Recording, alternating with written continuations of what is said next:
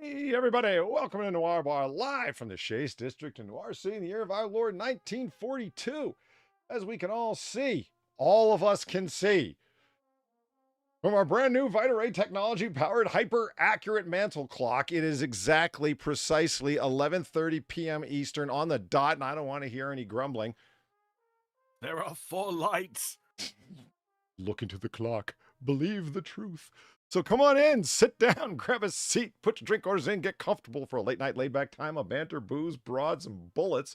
And joining me, bar tonight, are Far and Sam Far. How you doing? All right. Oh yeah? Oh, that came out like way more squeaky than I. Not really buying that, are you? I'm fine. I'm fine. That's good. I'm fine. But how you doing there, Sam? How's things? I'm extremely tired. How's yourself? Ah, it's been a hell of a week up till this point. Suffering along, getting along.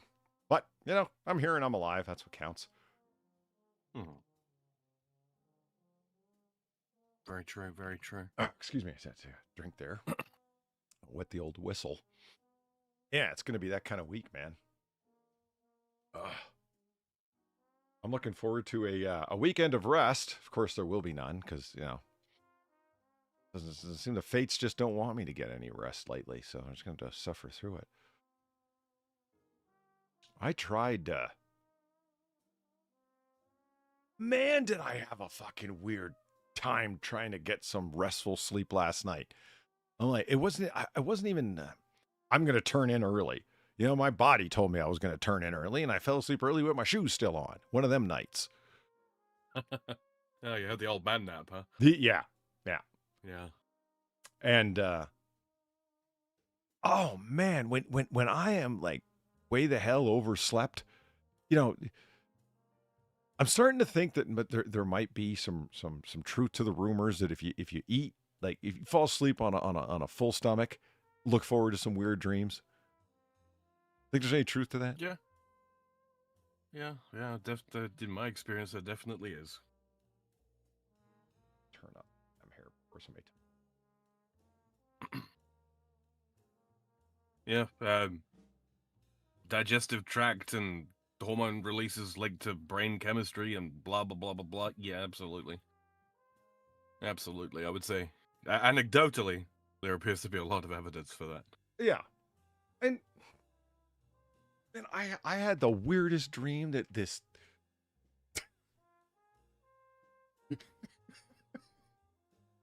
it was so related to something that was going on, right? It's hot as hell. It's like, you know, I got my AC on and it's blasting right in my face, you know.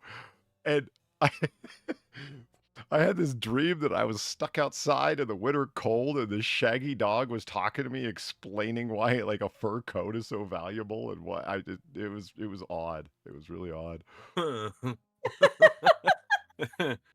That's some Donnie Darko bullshit right there. Yeah, the thing that kills me is the stuff that can be happening in the dreamscape that you just accept because you're there and it's happening and it's like, okay. Nothing seems weird about the shaggy dog talking to me, explaining why his big shaggy coat is so valuable and why, as a human, I'm like really, because like I'm wrapped in a blanket, right, freezing. Because I'm in the real world, I'm getting blasted by an AC unit while I'm sleeping. You know what I mean? And the dog's going, well, see, here's where you got a problem, human. And I'm like, you know, this is all perfectly normal. This dog is talking to me. It's fine. Inside did he have like a normal voice? Yes, he did. He or is totally. he just going like, yeah. He had like a radio announcer's voice explaining stuff. He had one of those pointers, you know, like the old school pointers you would point at like diagrams with and shit. He was talking. Oh, no way. What? Did he have like a diagram thing next to him? Yeah, he had one like you know, like the easel with the sheets of paper you fold over the back of the easel as you're talking, new diagrams as you, yeah. Oh my God, that is amazing. He had a full presentation. How's he holding the pointer? How's he holding the pointer? Is he like in his mouth or is he like No, in his hand, like with his Powerpuff paws? Girls style. Like the wand was just kind of in front of his hand. You know what I mean? Like Wait, was he wearing a hat? And he's like, yeah, right. That's the next question. Right? Was he wearing a hat? No, like, so was he sitting and just like holding his paw up and yes, he was sitting like a dog. And what killed me is I'm like, so naturally, okay, now this is, okay, I don't want to relate anymore because I'm sounding crazy, but okay, Yes, I talked to him. Like, I just didn't sit there and listen. I engaged in discussion with him. You can get hit with the fifth, twisted with the biscuit, blasted with the ratchet, jack with the mac, body with the shotty, dump with the pump, rock with the clock, sprayed with the K, dome with the chrome, down with the pound, tap with the strap, whack with the gat, duster with the musket, tag with the mag, wet with the Intratec, bled with the lead. Woo! I'm not forgetting about that dog. No, I can't no. forget now. I can't let it go. That is just too incredible. Connor Beside you, for there are two Dingle. dogs. Thank you very much for the $25. Hey, Polly, how's it going? Not too bad. Sleep? What's that? Yeah, I know. When I do catch sleep, it tends to be uncomfortable and weird. We can catch on some sleep when we die.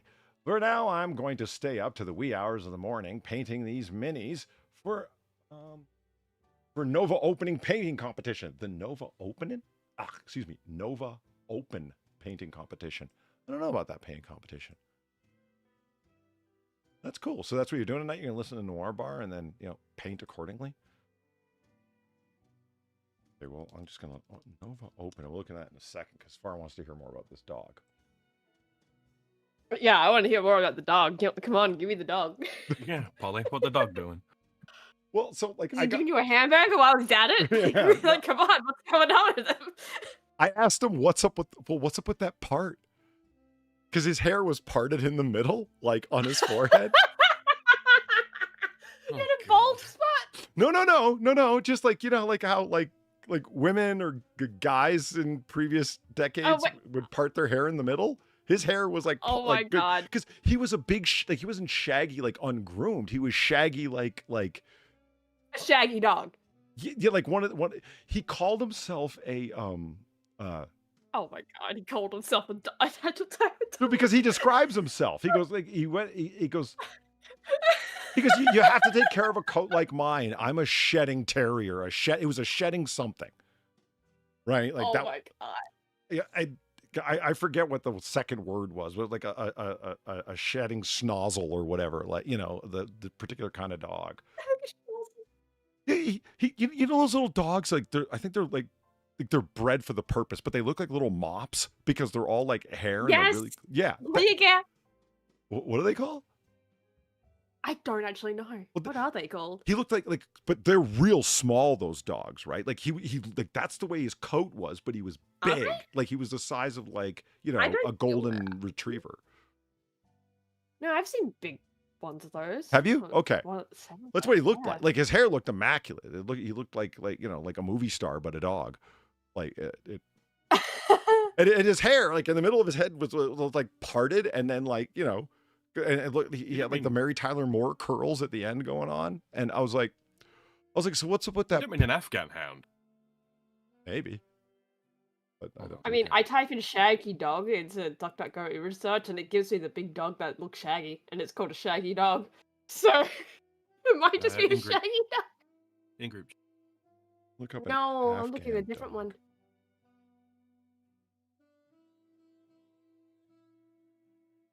He did. He kind of looked like an Afghan hound. He did. He had hair just like Sam. How did you? But not like this. Well, I don't know. I can't see what you're looking at. Well, I sent the image. Oh. No, he did. He did not look like that. He did look like this. Look. Oh. Here. I'm disappointed. I'm imagining that dog in my head.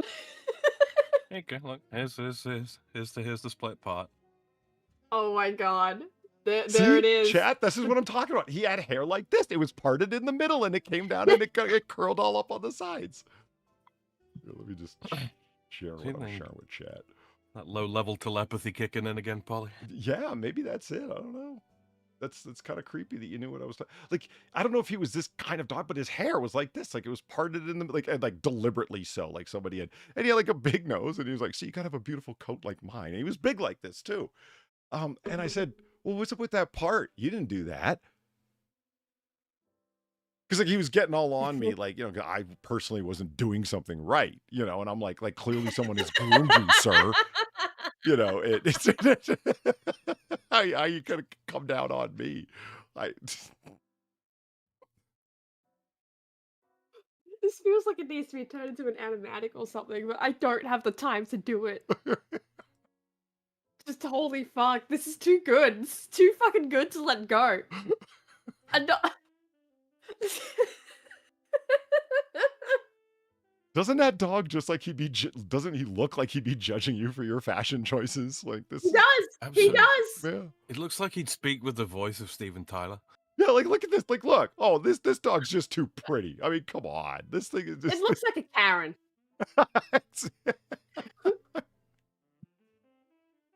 It does! See, all of them. They got. Only that dog They all does have not look like a Karen. hairdos. This isn't a coat. These are hairdos, man. Come on. Look at this one. Looks like it's got a blonde wig on. See underneath the part in the middle. That's why I said, like, what's up with the part to him? You know.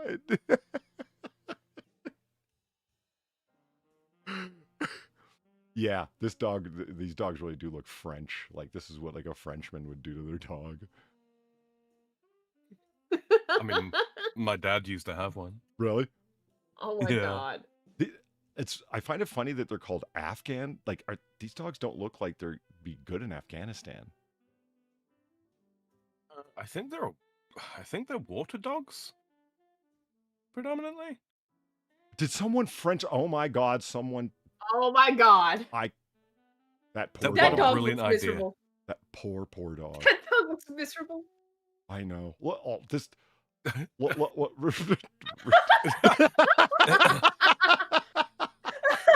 That actually kind of works. This is Hilda. Yeah, it's Hilda. She doesn't bark, she yodels. This is what I was thinking. This is Norway dog in the fjords or Viking dog. You know. Get her a little horned helmet, let's go. They have such tiny heads. I mean, not Well, really. they're built If you were to shave them, they they're built- wouldn't. But you know. They're built like a greyhound underneath all that fluff. Yeah, I was supposed to say. I mean, it's just the fur that makes their head look this ridiculously small. Oh my god. Whoa! Why did it? They have Just they change. have like Oh, they have like the same sort of head as like a dachshund. right. Yeah. They are to a dachshund what a giraffe is to a camel.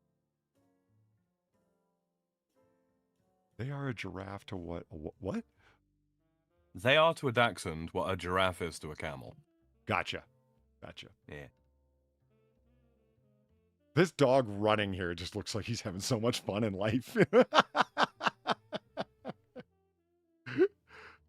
Oh, and there. Look at him. That dog's having fun. It's just... Mhm. They're pretty fast. They are pretty fucking fast. They're built like a greyhound. I'll bet they are. Wow. That one's getting the wind in a funny way.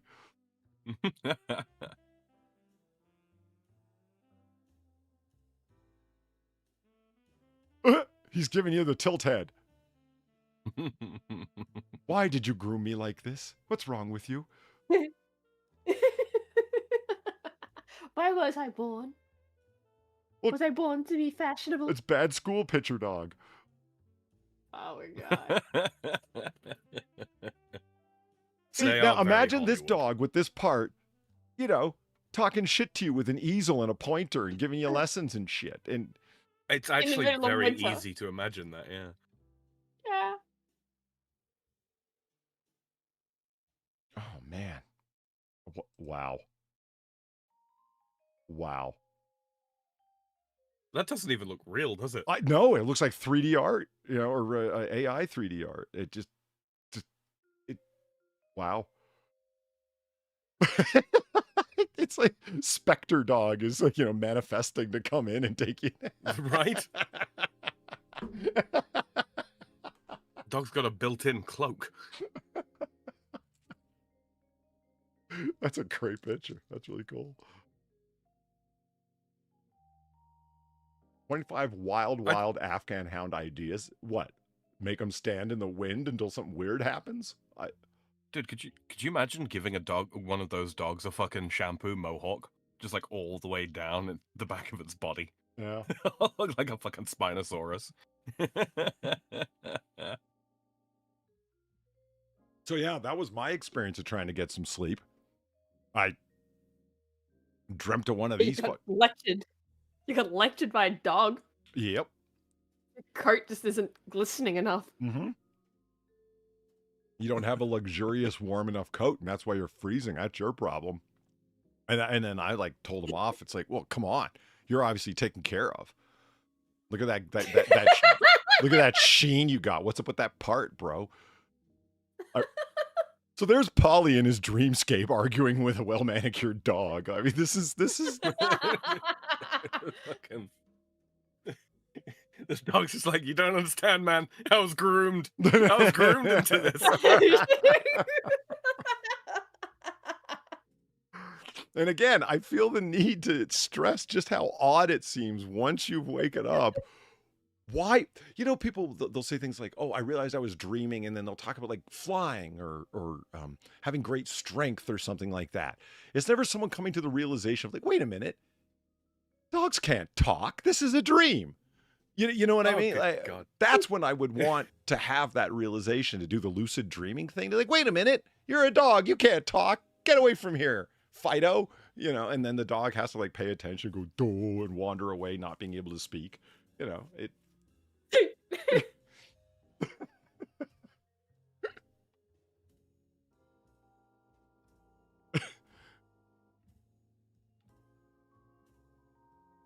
So yeah, I guess I'm the only one who has to share my sad, weird dreams. Fine. I see how it is. I'm like thinking about it. It's like, I don't think you want to hear about, you know, flapping arms to fly, and that's about it, and it barely works. That's sad. I don't even get to fly. I just get to glide. You got to glide? You got to arm glide? I mean, that's something. That's about it. It's arm gliding, and then it's like, why the fuck can't I fly? And I end up waking up, it's like, why the fuck am I, even in my dreams, am I not allowed to fly? That's a pretty big failure, Far. Yeah. Even in your own dreams. Why the fuck? Even in my own mind, I'm not allowed to fly. Yeah. And I have to flap my arms like an idiot. I mean, seriously, it's not a failure. Not I'd be okay with an arm glide. There's nothing wrong with that. That's just fine. So, I've been reading Raymond Chandler again. And you want to hear the quote of the week from me from Raymond Chandler? I thought it was pretty good. He's talking with this woman, Ann Ryder, who lives in Bay City. And after the detective of the series, Philip Marlowe, gets accosted by a couple of, who he believes to be a couple of Bay City cops. He said, well, that's the problem with a town like Bay City, is it you can get pretty crooked pretty quick. And Ann Ryder says, hey, this is a good place. There's nice people here. You can't judge this place. You can't stand in judgment of Bay City, because she lives there, right? So she doesn't want to hear this trash talked about it. And the line of the fucking week, he said, it's a nice city. Chicago's a nice city. I mean, you could live there for years and never see a Tommy gun. What's your point?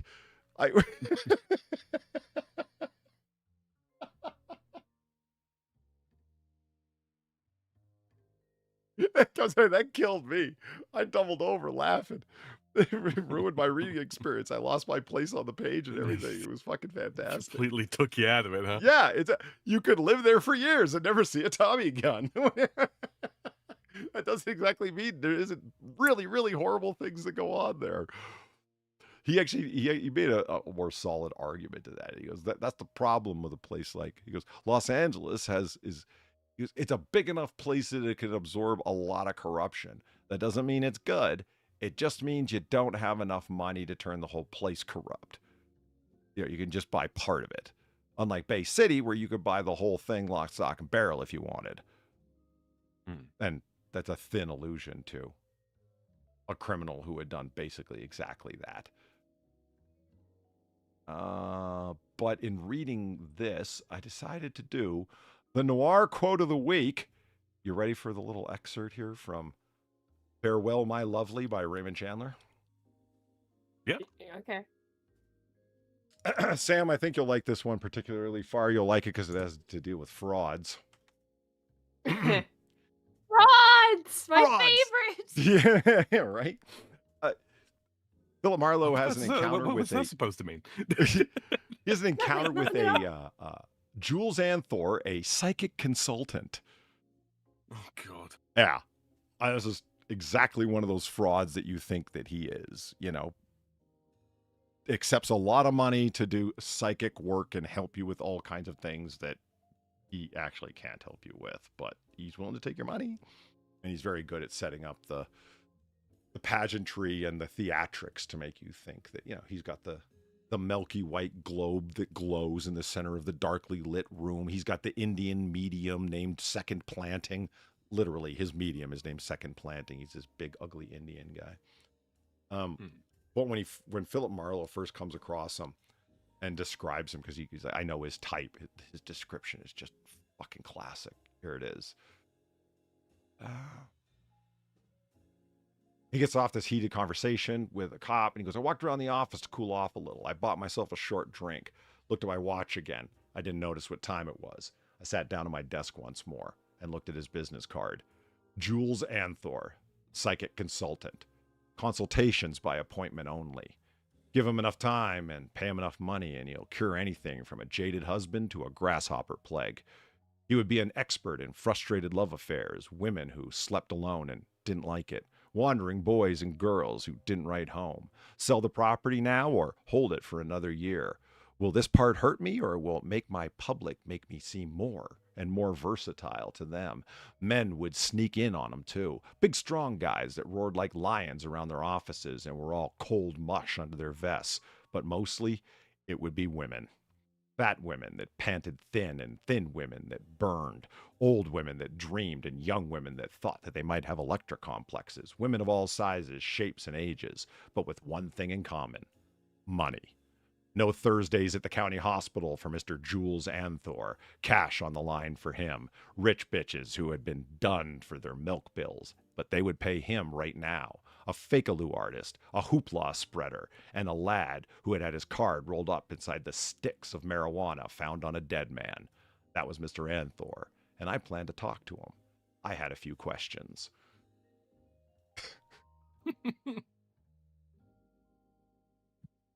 Love it.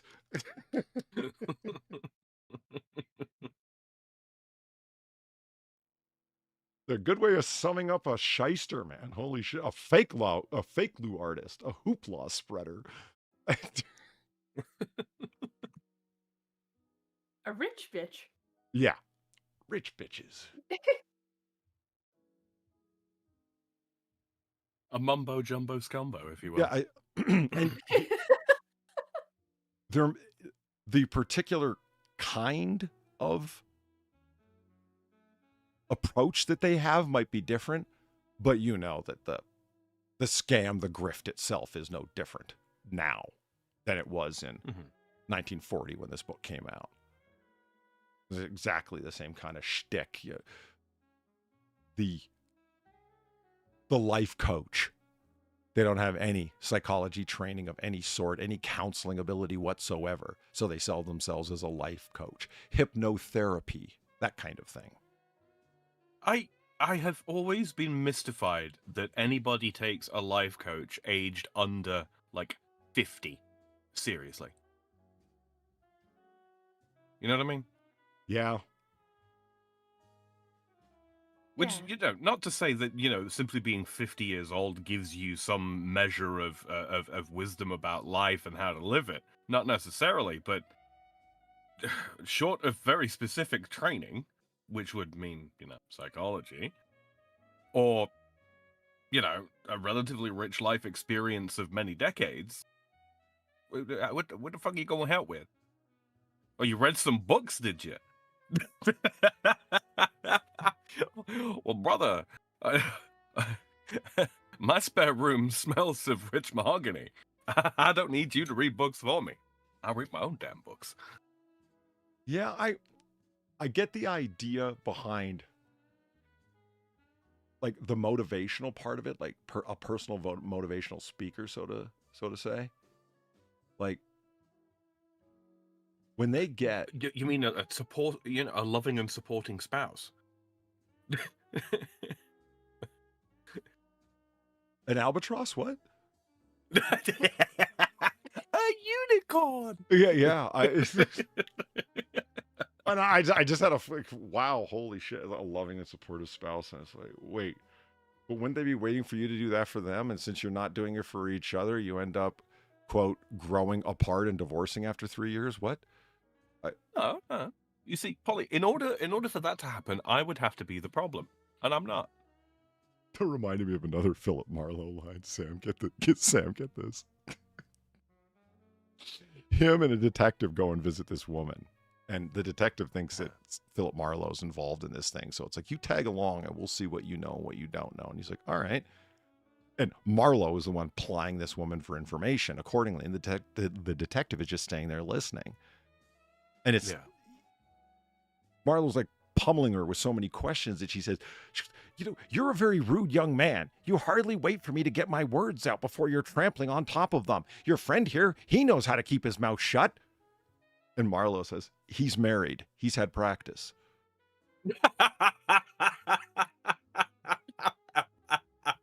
Ouch.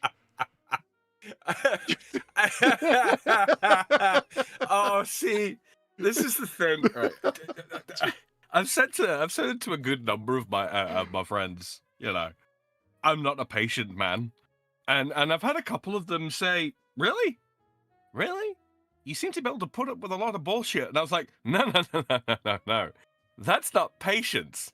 That's restraint. Don't mistake calm with composure. BG says, Sam could be worse listening to a single relationship expert. Amen, brother.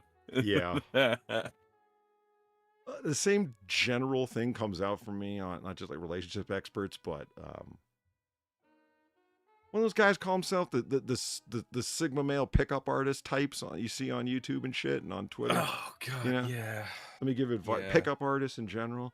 Like, man, like sometimes you will hear like very far and in between. I'm talking very far here, ladies and gentlemen, really good advice. Like, man, nothing is attractive as confidence, which is saying, easy to say, harder to do.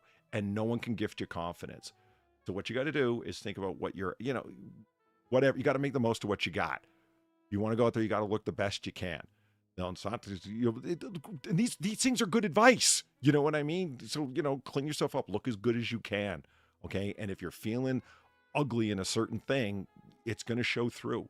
You can't think you look great while you're wearing something that makes you really uncomfortable. So you talk about like women. Yes. Like, women can't go out in mini skirts if they feel really uncomfortable in a mini skirt. They're not going to look sexy. They're going to look withdrawn and scared because they feel really exposed because they're not comfortable wearing a mini skirt. Because the same things you wearing tight clothes doesn't make you feel like you're not comfortable in them. Then don't wear that.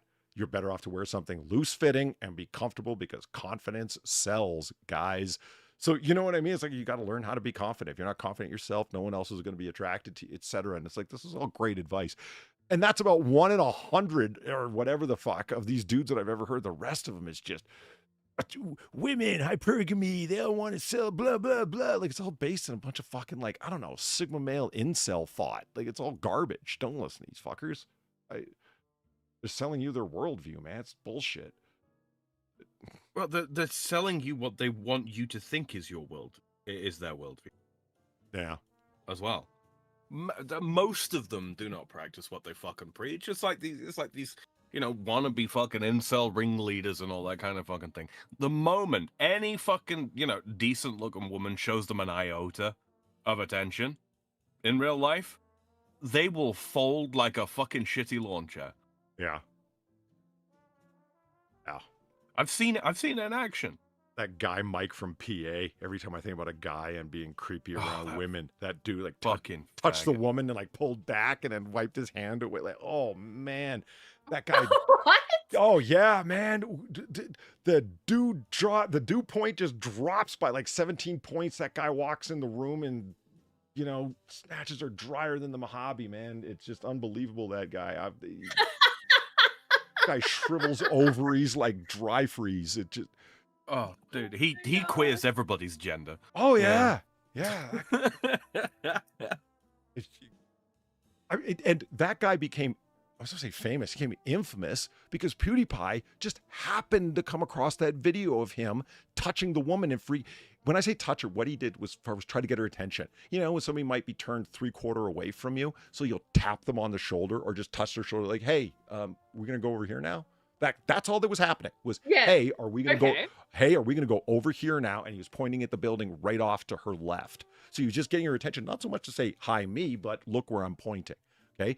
And she turned and looked like, what are you doing touching me? And any man of any kind of confidence would have went, we're supposed to go in here and you're standing here talking. Like, are we going to go in? Like me, just stand there and keep pointing and she'll get the picture. Yeah, there's a reason I had to interrupt what you were talking to a cameraman at the time, and I interrupted you. And it wasn't going to happen by me saying, unless I got right in your face and said, hey, listen to me, you know. So yeah, touching her wasn't all that weird. But he open palm on the shoulder kind of thing. Yep, exactly. But he pulled back far and like held onto his hand and went like a little creepy troll.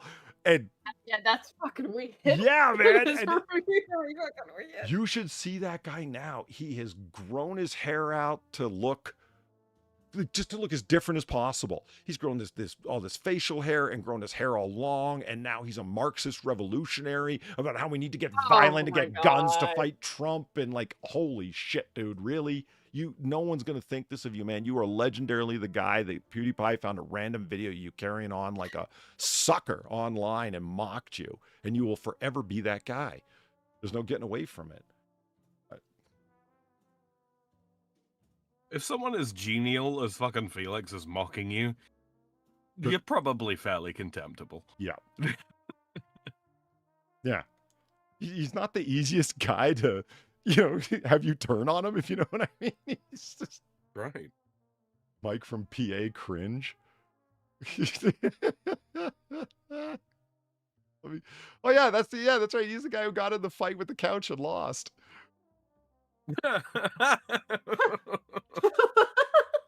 I'm not sure which of them I find more irritating, that one or fucking Lakota man, who's not Lakota at all. It's just insufferable. Insufferable. Oh, Far. You know who the woman he was touching was? Remember the Twitch streamer? $5. All it costs is $5. No way. Yep, that's who he was so creeped out by touching. Invader something or other, right? Invader V. That's right. Yeah. That's the one. Same bitch, huh? Yep. Holy shit. I remember seeing that fucking video and I just talk about being in a cold room. The guys in the chat know what I mean. Rotten Corpse, you're not wrong. And I would argue that is a small aspect of confidence that people wouldn't tell you about, not caring what others think about you. Yeah. I find being mildly irritable is also a very good substitute for confidence. Being the alpha male. So the guy pays for my tab. I'm not saying be a dick. I'm not saying be outwardly irritated, but mildly irritable. Very good substitute. Here is a guy who's busy thinking about things and doing things. He's pressed for time.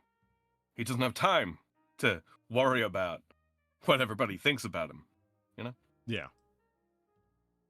Remember George Costanza on Seinfeld, writing out a list of things to remember to do to be a confident guy when talking to this woman. And it's like, Jerry was just shaking his head like, George, you made a list of things to remember to do to look confident. George's like, yeah, you want to hear? And Jerry just keeps staring at him, like waiting for him to figure out what's wrong with this. He doesn't though. There's nothing wrong with this at all. It's just, you're writing down a list of shit to do. It's a to-do list. Yeah. That's it. And Jerry, like, he's like, all right, George. Like, he just kind of shakes his head and gives up. Like, let me see the list. Grabs the spiral notebook out of his hand, looks at it, and he's like, wait, chew apple? What? He goes, yeah. When I'm talking with a woman on the phone, I like to chew an apple. It shows I don't care. I'm kind of lackadaisical. If I want to eat an apple, I'm going to eat an apple.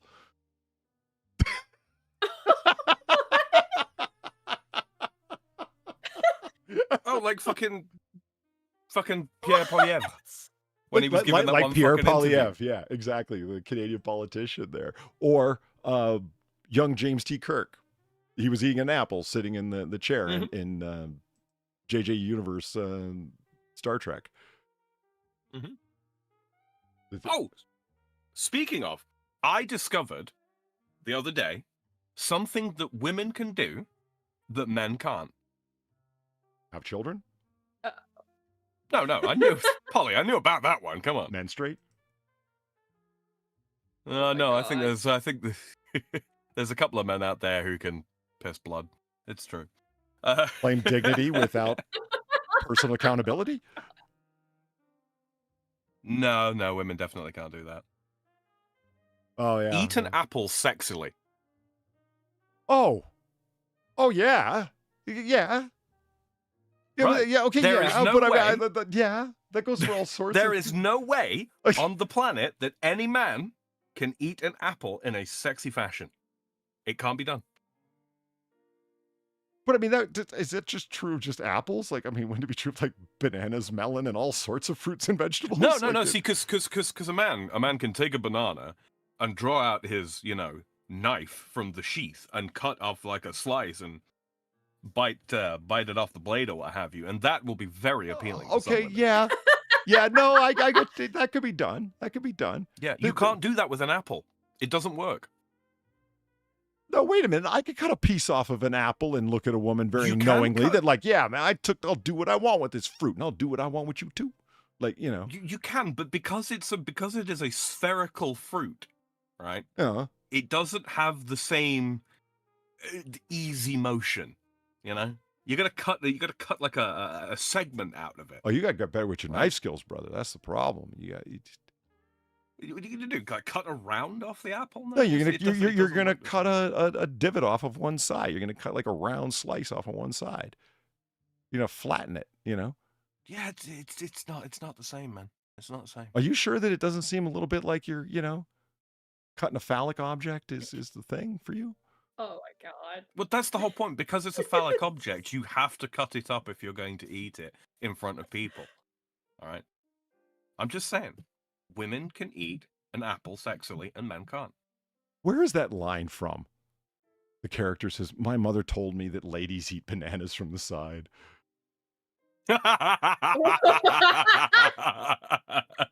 What fictional character said that? Where is that from? Yeah, and I laughed when I heard immediately- that. I'm immediately taking that to the sewers.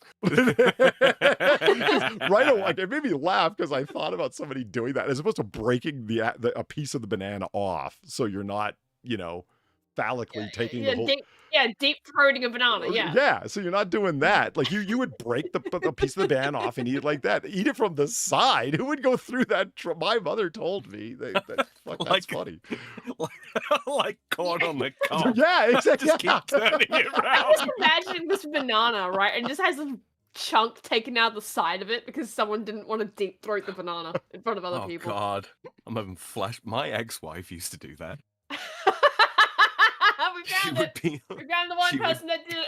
She would peel she used to do this with all kinds of things. Like open like a jar of like fucking open a jar of like chili pickles, right? And then take one out, take a bite out of it, and then put the half back in the jar. She did peel a banana, take a bite out, not the end, just the side And of then- one end. Oh my Then God. used to drive me fucking. It used to drive me nuts. Did she put the banana back in the fruit bowl? Sometimes Just- yes. What the I guess fuck? she thought she was being cute or something like that. Used to drive me fucking spare. Yeah, that's not being cute. That's just being really fucking weird and wasteful. What the fuck? I mean, she would eventually eat the whole thing, right? Just What, Ju- she'd leave just the to- banana there and then Oh, she'd God, like go yeah. how long between like her doing like the initial bite and then going back to the banana, specifically the banana. Well, this is the thing, right? This is the thing. She must have been squirting it with like lemon juice or something like that to prevent browning, because I swear to God, once I counted the bananas in the fruit bowl, right? Yeah. And it was one over the course of a Yeah. day, and yet towards the end of the day, the banana had not browned. It must have been the same banana. Yeah, Must okay, have yeah, been. that's why I was asking. Oh, like I say, That's what I was asking, because I can't imagine, like, leaving something like that in a fruit bowl for hours on fucking end. Right, and it not going some kind of right. off. Well, Right? apples is a different story, because in America they're genetically modified to not brown, unlike in the rest of the world, pretty well. It's like those I cosmic don't know crisp about apples, and I found out that's not even close to being true. Them things brown. Eventually, yeah. Well, no, Yeah, from but what not I read, it was quickly. like not anywhere within like a few minutes, and it's like no, it was within 30 seconds it started to brown. And all I did was take a bite out of one and just wait. And yeah, it was like Really? 30 seconds. It was already browning. So lie. That's a fucked up apple then, so that shouldn't be happening. Even if it's not genetically modified. Well, especially when it's an apple with a name as illustrious as Cosmic Crisp that's supposedly bred for specifically that purpose. I don't know. I was doing my old man thing of going shopping for produce early in the morning with the MILFs and the old timers, and Specifically I've done the that. milks. Yeah, I've done that. what, the apples or the MILFs? No comment. Yes. Yes. Yeah. Channel Zelthor. Yes. Look, sometimes you No, just I want a started to little do bit my- of variety, all right? It was his thing. I don't know. I got it in my head lately that it's like, I've been sleeping weird hours, so it's like I'm actually awake when the sun's up. So not wanting to be afraid of day moon, I'm going to go shopping I went shopping and I found out all of the produce in the produce section of the grocery store I usually go to is all full in the morning. Cause it's like, well, yeah, I'm cluing in when you don't go shopping at 9 p.m. at night, all the stuff hasn't been picked over yet. There's Yes, that is generally how that works, yes. well, Sam, for you daywalkers don't know how it is for us nocturnals. Daywalker, how long have you fucking known me? You fuzzy God. bastard. Since when have I ever been a fucking daywalker? Yeah, you fuzzy shitty coat bastard. The dog had some words for you. I go down and shopping and all the it's like, oh, I'm gonna get some peaches and some nectarines and some different apples, and I'm going through all the different varietals of apples that they have there. And yeah, all that's ever there in the morning are like old retirees and MILFs, because it's like 10 o'clock, 11 o'clock in the morning. I got a good coffee bar at the grocery store I go to. It's not a Starbucks. It's amazing. Well, you said it was a good coffee bar. So. Right, yeah, I sort of repeat myself there, but right. no, if you go inside like it's a Safeway, right? When you go inside of a lot of grocery stores, like name brand ones, there'll be they've got it's definitely a Starbucks they've got in there. This one isn't though, and so you can go in there and get a nice espresso or an Americano, and I walk around and take my time to thump the fruit, and then I pick some produce. Holly, leave the gays alone.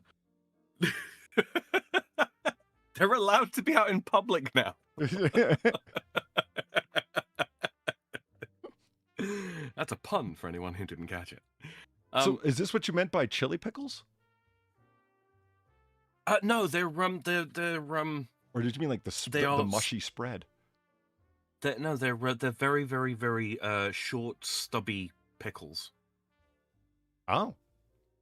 Yeah, you caught my interest when you said that, so I just looked up chili pickles, and no, I don't see any pictures of them. There are various kinds of pickled chilies here. The chili pickle's probably the wrong name for them, but they're like like a French cornichon pickle, the little ones. No. It's still my assertion that Far might like a sweet gherkin pickle. No. But you say you never had one. How do you know? I just don't want it. Polly, you're asking a woman. No offense, Far, but like, come on. She's capable of abstract thought. Yes, this is a save. Shut up.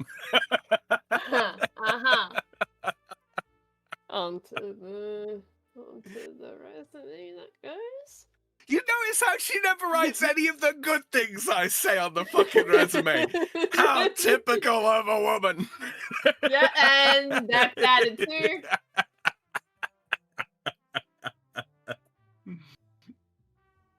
These carrots? What are carrots? Well, people are calling anything pickle nowadays, aren't they? Super easy. Carrot chili pickle. What? Yeah, fuck it, everything's a pickle. Throw some corn in there. Anything can be a pickle, apart from corn. Well, anything could be, if you want to use the verb version, anything can be pickled. Yeah. Yes, and something that has been pickled is a pickle. Maybe in your world. The real world. Hold on. You want to... Polly, do you really think that when people say, oh, I'm in such a pickle right now, do you think they mean that they've wrapped themselves in some carefully cut fucking gherkin? Is that what you believe? No, they're stuck in, like, they're cased in. They're pickled. They're in the brine. That's what I thought they meant. Right. Yeah. Right. Yeah. This hasn't helped you. What? Yes, it has. They're in a pickle because they're in the brine. Anything that goes into the vinegar brine, Polly, is pickle. No. It's been pickled. It doesn't mean it is a pickle.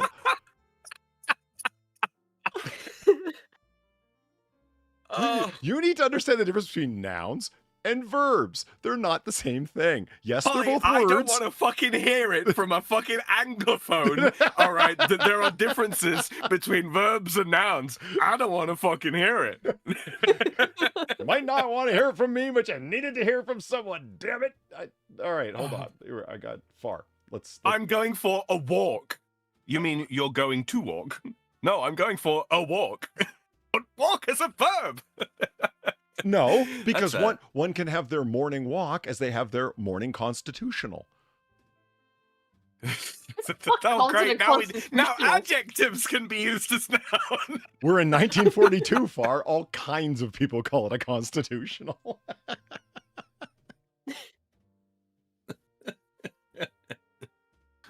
It sounds like something I threatened my ex-wife with. You don't keep the noise down in their love, I'm going to come and give you a constitutional. Mm-hmm. See, and Rotten Corpse is dead on right. A pickled egg is not a pickle. In your face, Sam. He's got a point. Yeah, it is. No, it ain't. Yeah, it is.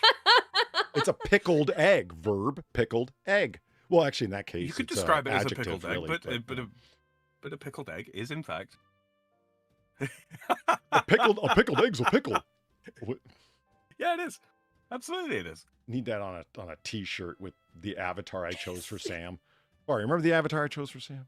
Yeah, Look, this is one of those things. It's just because you call it football, right, doesn't mean that the rest of the world is thinking of anything other than soccer. Chat, you want to see the avatar I picked for Sam? It's great. If it isn't Has Sam Jean-Luc seen it? Picard, you've done it wrong. Has Sam seen it? There we are. Yeah. Oh, that fucking thing, yeah. This is what an egg is a pickle. This is You are only jealous that you could not possibly pull this look off. All right. Your jaw is not that square. Sam, this guy isn't even pulling this look off. I don't think you really want to go there. It's the crushed velvet coat that sells me in. It's like, wow. It's like, Really? Not the blue nail polish? oh yeah, I don't even notice that.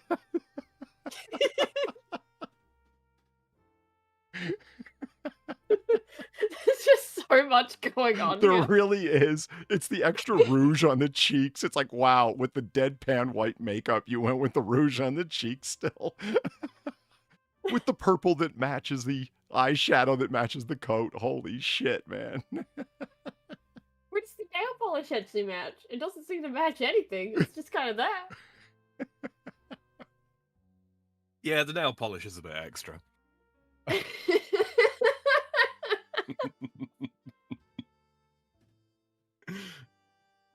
Yeah, and Does it how match the far would flowers he on have the- to be into the on what wrong, the fuck is on the Valine, card? before such few money guy is able to dominate you verbally? I mean, it just... You can state it as many times as you like, Polly. That doesn't make it true.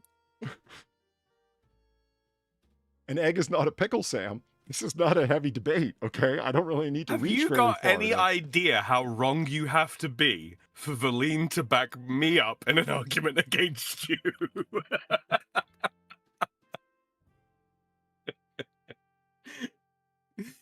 Oh, It's not rouge, it's contouring? Oh, oh Valine. God. Have you gone to this place for your actualing now? Let's just... Go on, correct the woman on makeup, Polly. I dare you. No, you got a point. I'm just going to back off of that one. I'm not going to... The woman nor the sprightly mime homo am I going to correct here. I don't know what to call this guy. What is he?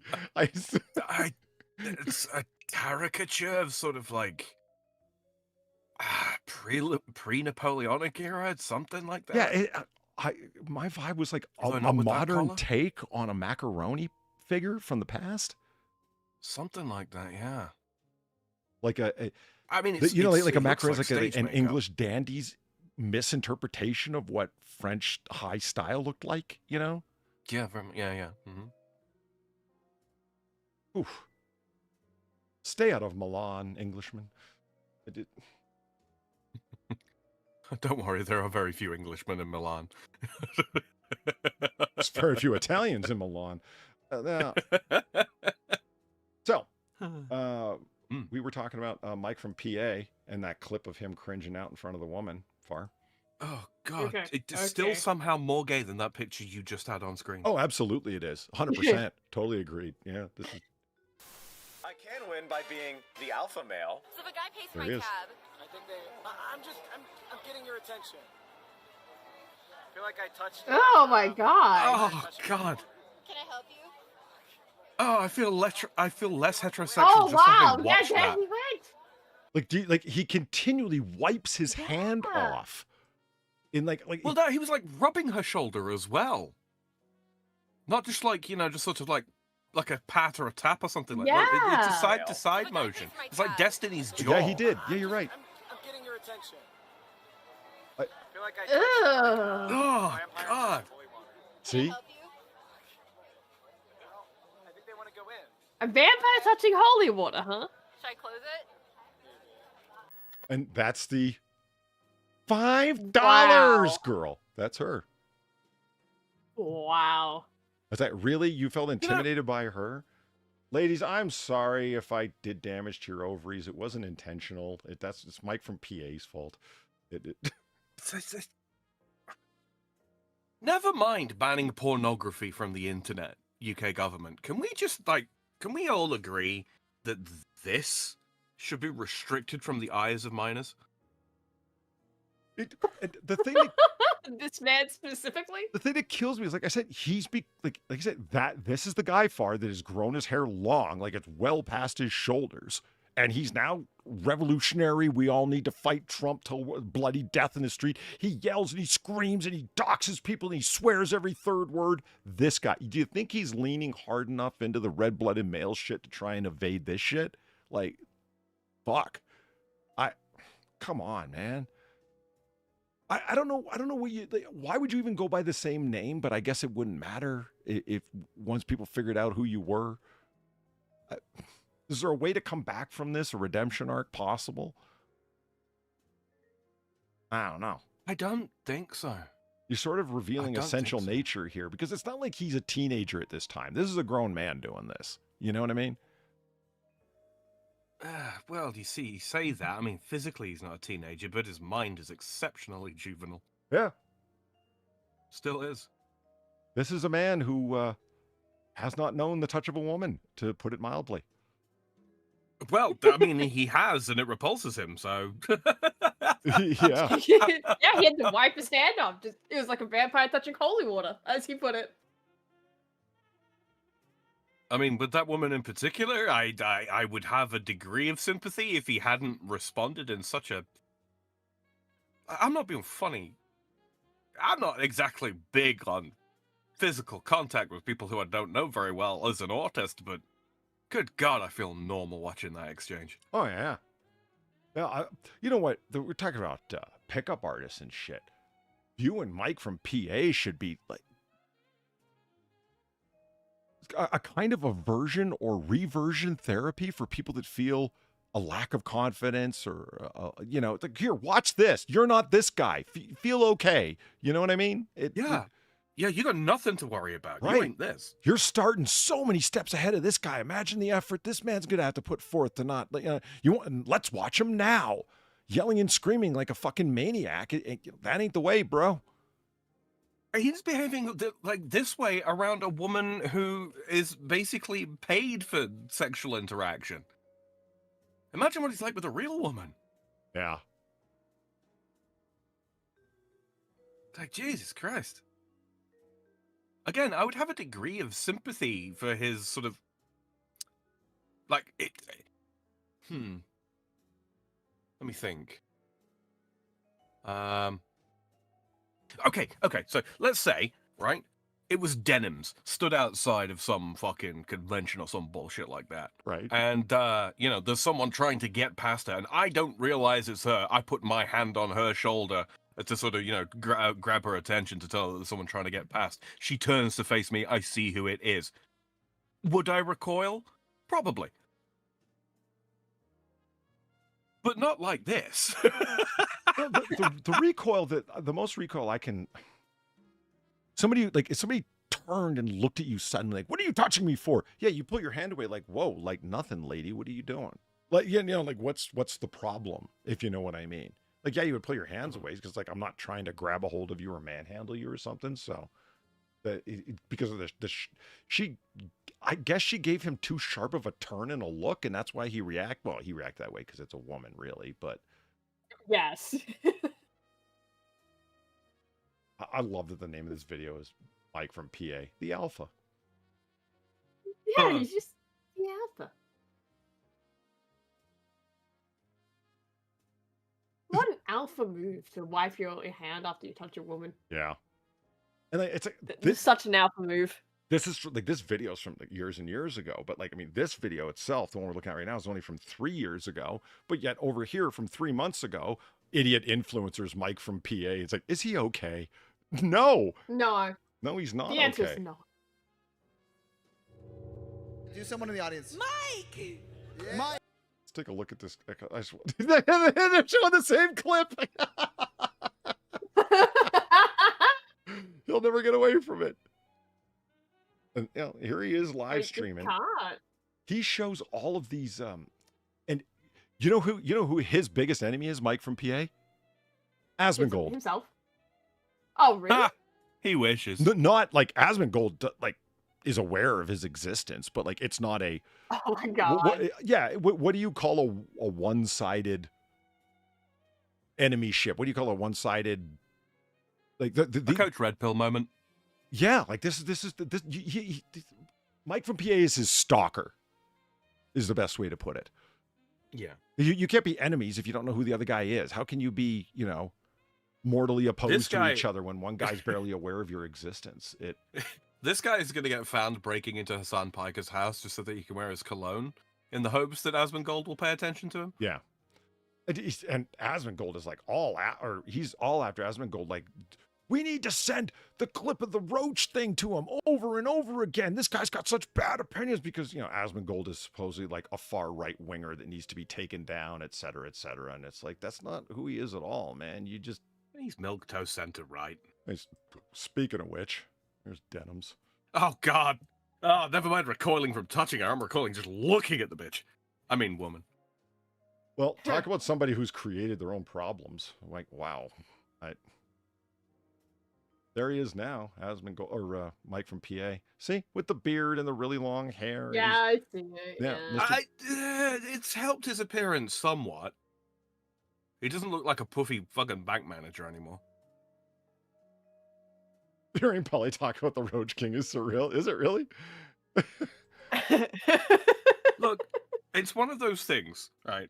And Oh, he I should think Colin own will it, agree like with me on Asmongold this. with the clean up where you live at. But Oh, like, he does. and it's like he does own it. You're right, because he's that kind of guy. That's why Asmongold is fundamentally different than you dudes, and why when I'm watching Asmongold, I've heard him in the short time I listened to him say, "No, I was wrong about that. My opinion's changed on it. Here's what I still believe. Here's what I don't." Like, he's fundamentally different from you guys who say, "I've always maintained that." Well, they go on to describe a position that they just made up 5 seconds ago. Yeah, no, you guys strike me as dishonest frauds, and he strikes me as somebody just saying what he genuinely thinks. That's the difference.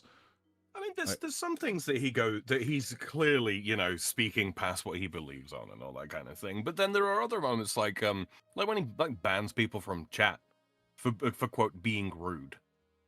Like, do I think that that's an ideal position to take? No, but he's consistent with it. He's like, look, I don't want to hear what you have to say. This is my chat. Fuck off. That's basically what it boils down to. And I have developed a degree of begrudging respect for that, because at least he is fucking consistent. It's not just a case of he's up in his feels, therefore is just banning anyone who disagrees with him. No.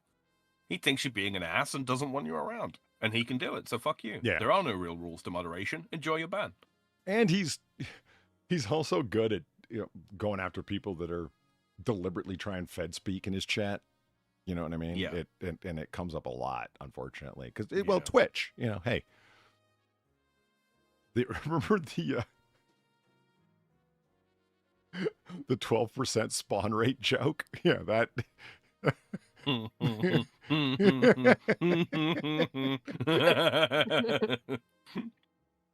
The most frustrating thing that I find about Asmongold is that I agree with him on so many things. It fucking annoys me because I don't want to.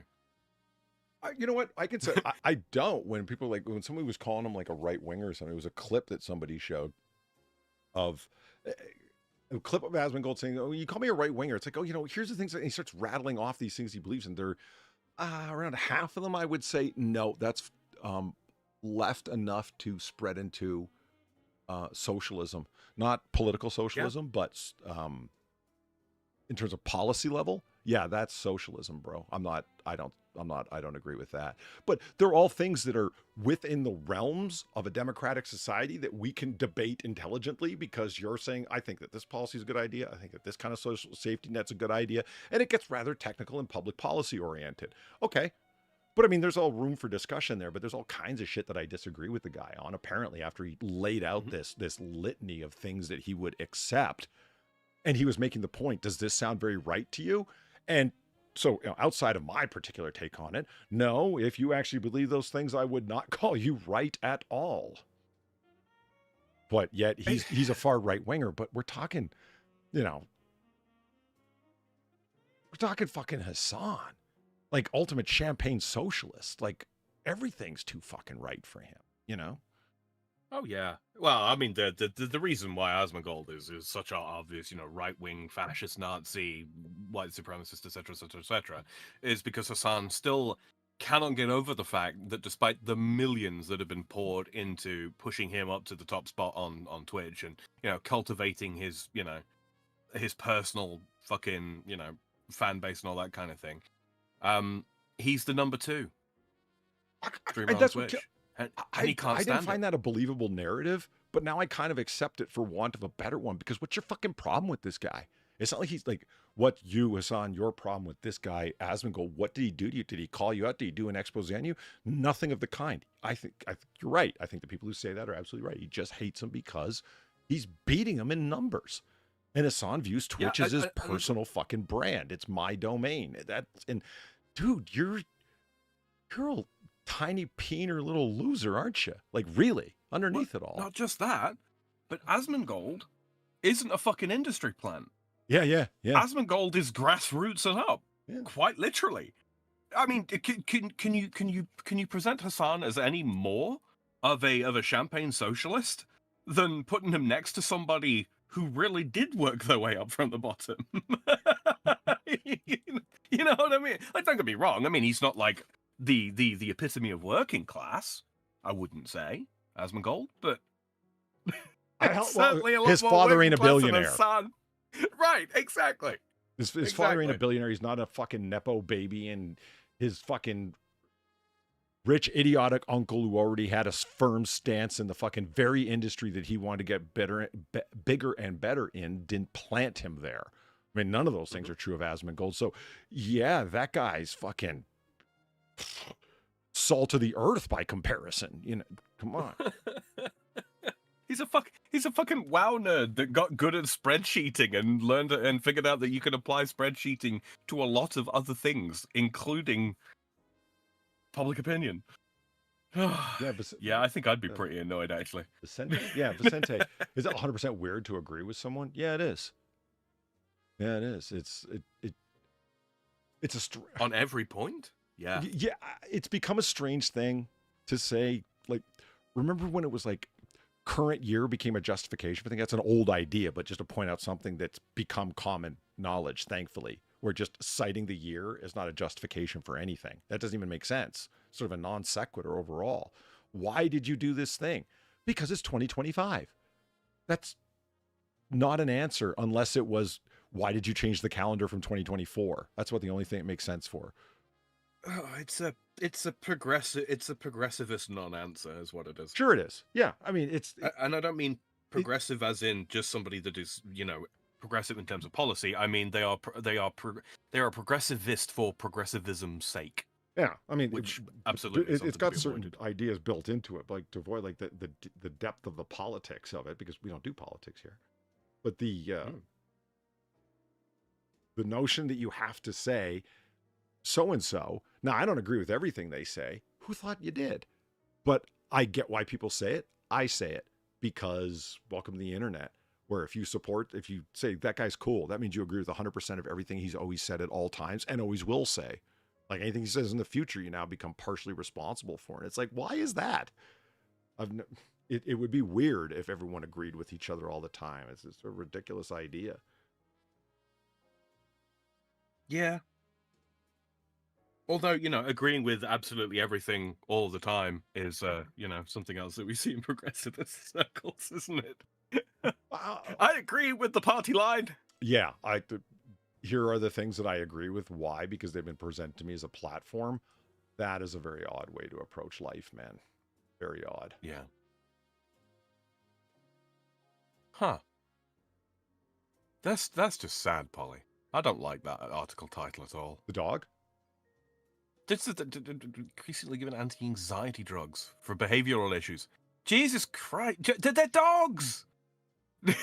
Dogs are increasingly given Insulted. anti-anxiety Used to drugs be, for behavioral issues. But do they need them? And so you got the dog No. that perpetually looks sad for your Getty dog. Really?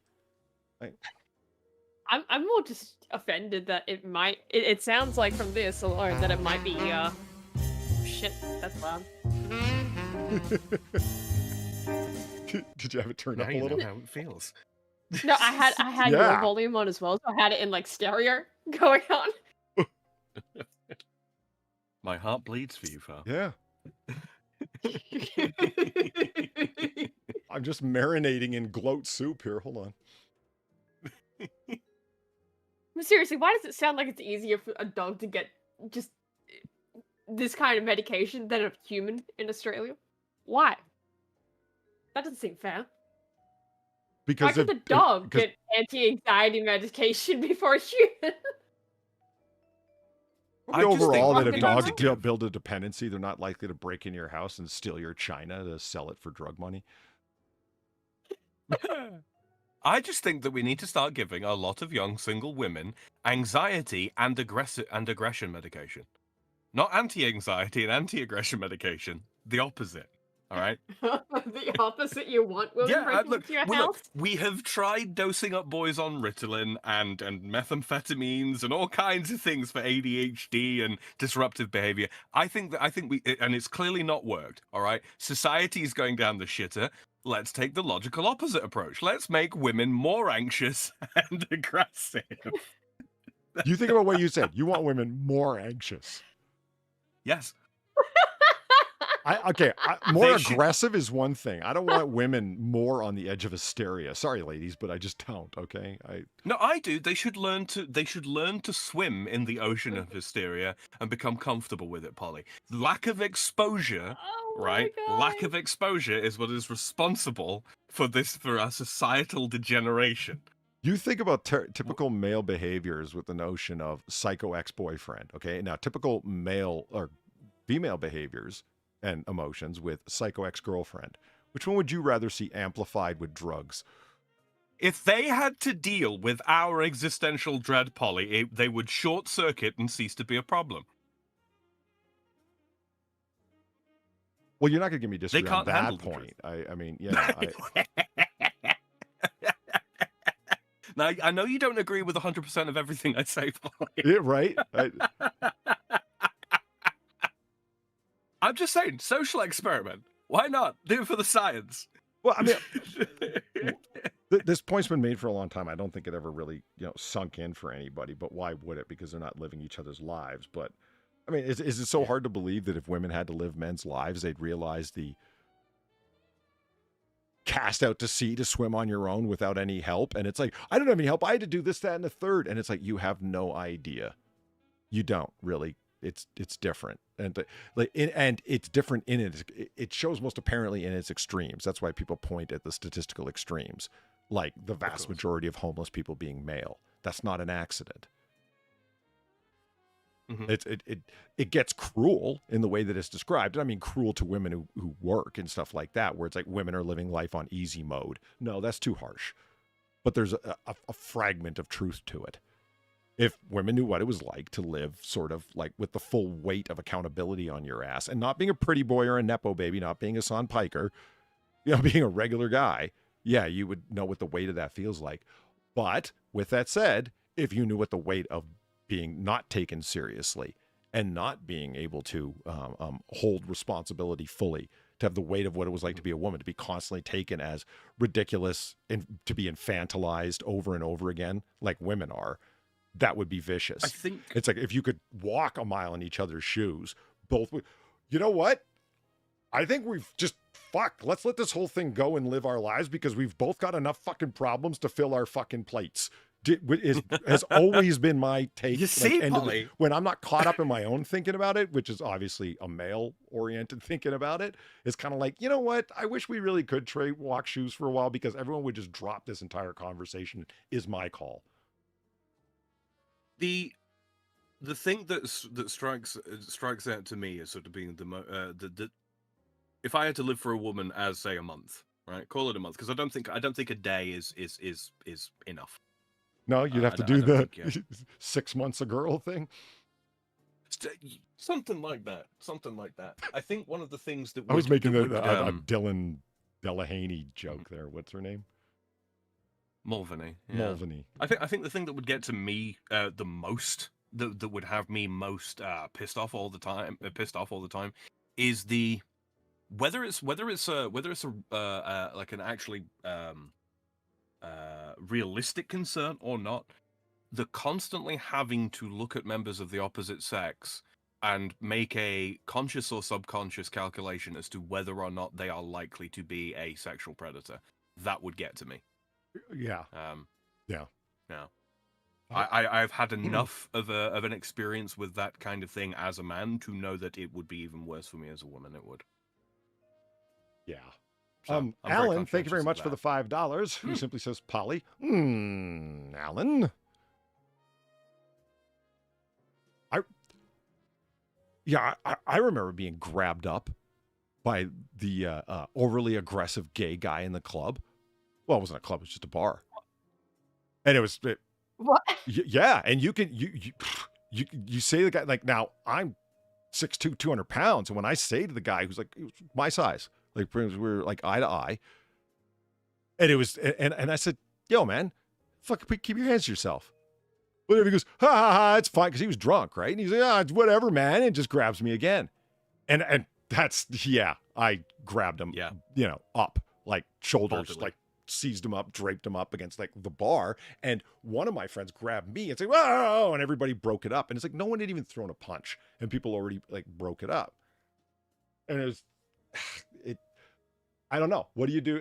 I hear you there, because you think like, what do you do when you're a woman and you're like significantly smaller than that fucking person? Hey, he didn't even remotely take me seriously when I said, "Hey man, keep your fucking hands to yourself." You'd think that would be enough.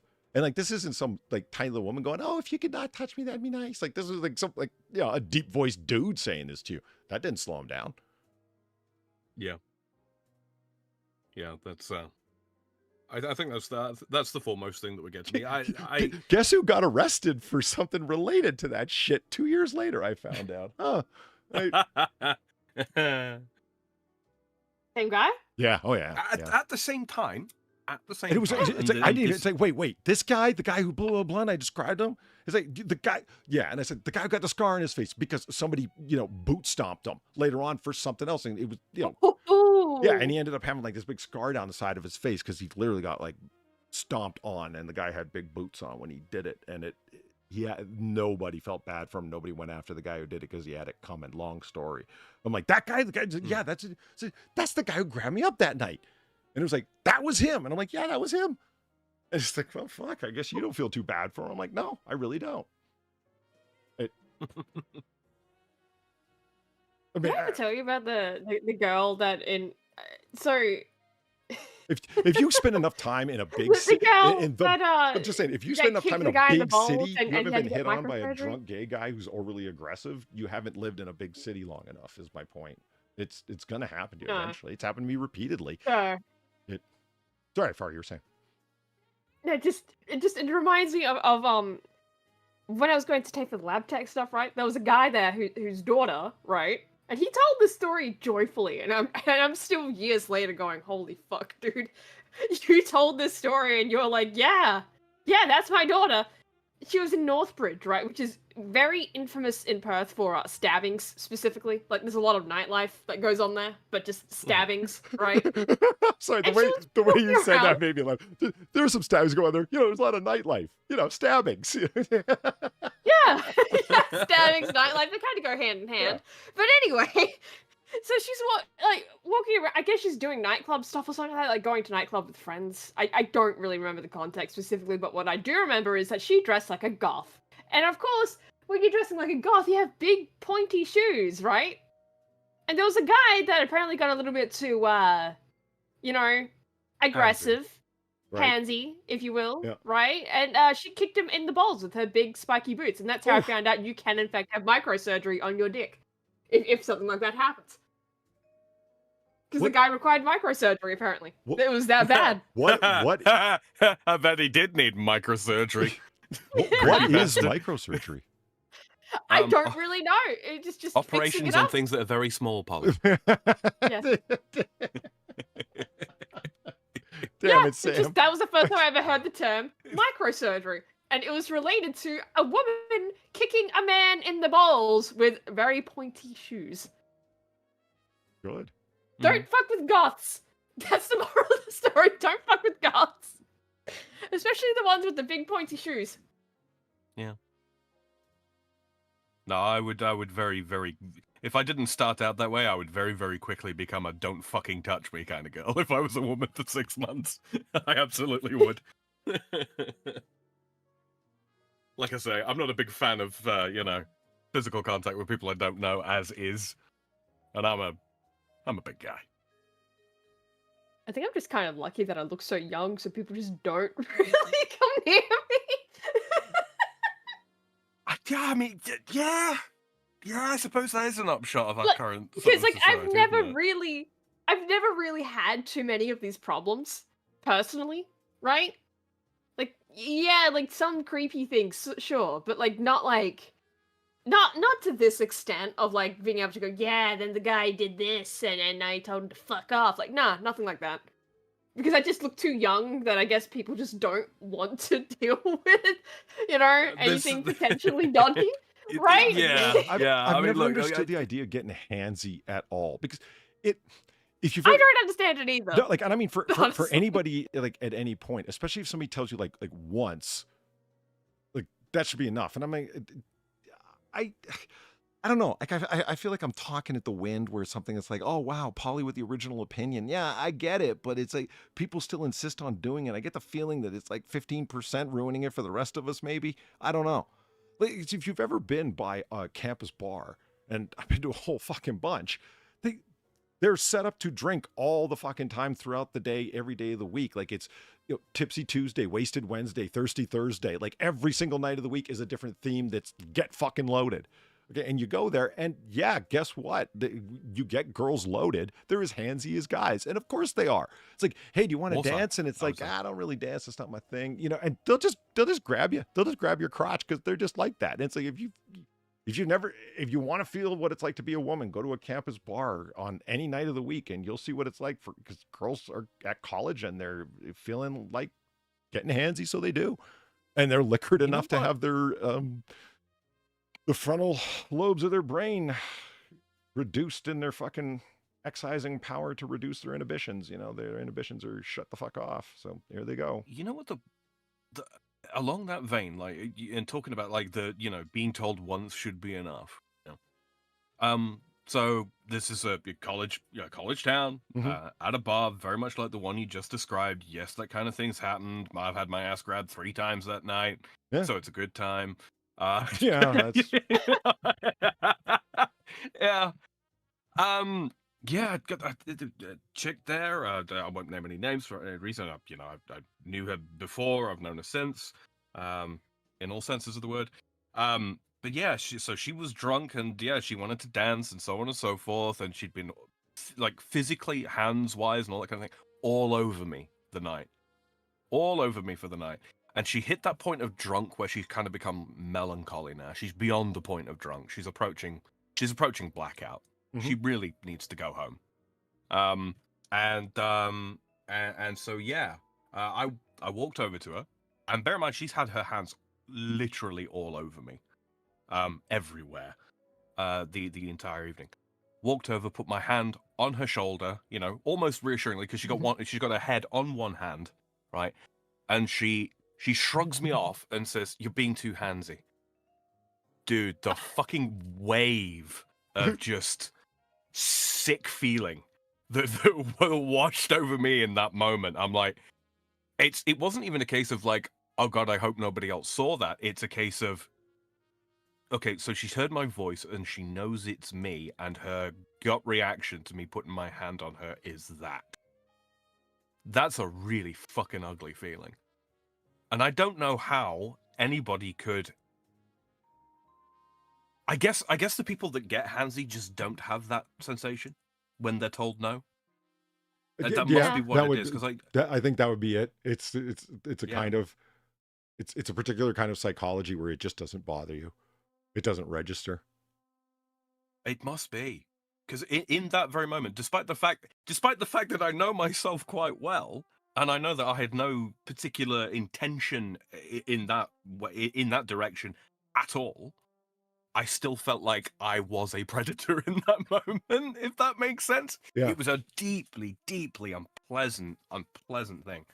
Stopped me dead in my tracks. But see, there's the thing. It's just like, it doesn't take much for a woman to, no. And you're like, okay. That's what, like, why don't you feel that you just got shot down? Because that's just what you did. You just get shot down. And you might not have been, crash and burn shot down. Just like, too soon, not the right time. She's not in the mood, whatever the particular thing is. One way or another, the answer was no. And so, like, don't you feel that vibe of being shot down? Like, meaning go try somewhere else or with her and stop trying entirely, or you just got friend zoned and you need to accept it, or whatever it might be. I just don't understand why you would take that as a this is this is playing hard to get. Like, why do you take that as an enticement? It seems like to try harder now. It's like, what? I don't get that. It's such a weird thing as well, because it's like it wasn't like a moment of underconfidence or anything along those lines either. It was just this really sickening sensation. I've never really known anything quite like it before or after, come think of it. I mean, I'd had a couple of drinks in me as well. It's a bar, of course I did. But yeah, just it strikes me as like if someone did feel that and they somehow managed to move through it and persist in being a handsy motherfucker, I, not human. Not human. I don't think you can really be human at that point. Yeah, it was a very, very strange situation. I mean, yeah, I spoke to her about it after the fact, and she only half remembered the night. As I say, she was approaching blackout drunk, and she apologized for her behavior, which frankly did not make me feel any better about it. There are some apologies from women that just don't make you feel any better, and that's one of them. Reminds me that the lyric by the immortal Marvin Gaye. I've been really vibing off my Marvin Gaye lately. It's I want you the right way because I want you to want me too. Yeah, that's kind of the whole point. That line that It's that line that fucking Jason Derulo stole and made into a whole song. Yeah, exactly that one. Mhm. A one-way love affair just doesn't make sense. No, that's called a sick obsession, Marvin. You're right. And by the way, tonight's stream is named after a Marvin Gaye line from my very favorite song from my very favorite album of his, Trouble Man. I come apart, baby, but that's okay. Because Trouble Man don't get in my way. There's only 3 things that I know. That taxes, death, and trouble will follow a man till he's no mo.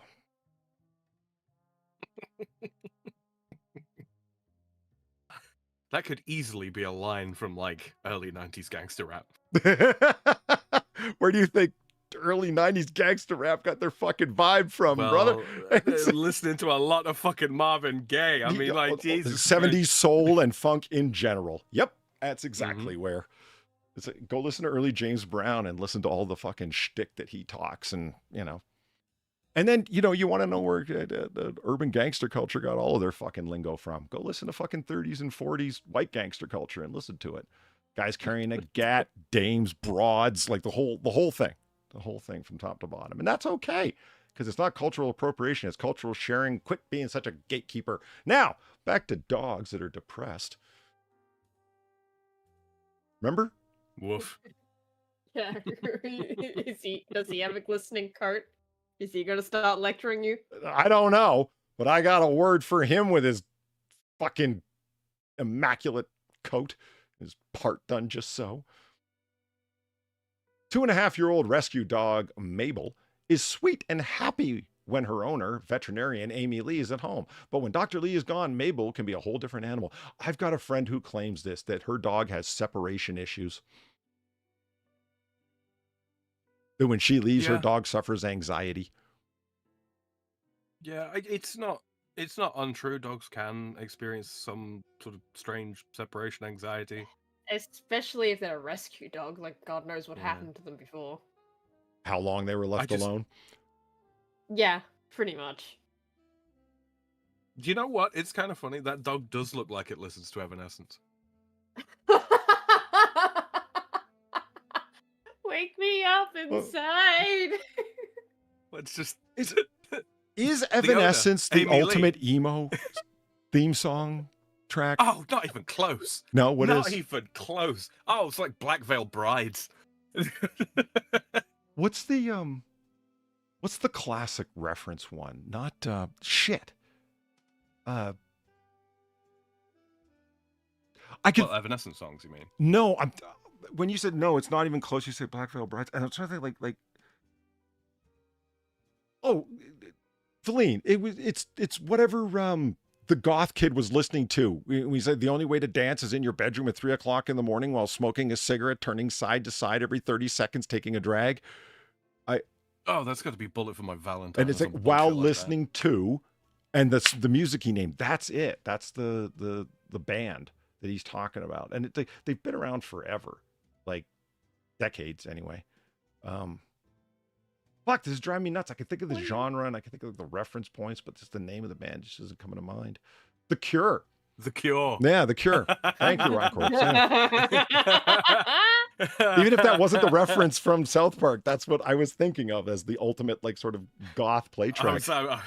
I was sitting here with both sets of fingers crossed, Polly, going, "Don't say typo negative. Don't say typo negative. Don't say typo negative." Kevki loves Personally, I was typo thinking of, negative, and I kind of do too.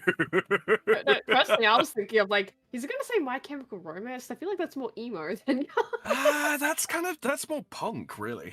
I had to go listen to My Chemical Romance just to hear it from the references from My Immortal. I wanted to hear what it sounded like. It's fine. Yeah, I was like, why this? What an awful association for this band, man. I had to, like, in my opinion, My Chemical Romance, when I finally listened to it, sounded very generic. Sorry for anyone who likes them, but that was my take. It sounded. No, they I mean, were. I kind of like them, but like at the same time, I completely understand. It sounded generic, because They were kind of like a slightly darker Green Day with more range, I would say. Sorry, Far. If Green Day could sing more than 2 songs. I went to a hole. She fucking Green Day. Fucking Green Day. What justice is there in the world when Ozzy is dead and Green Day persists?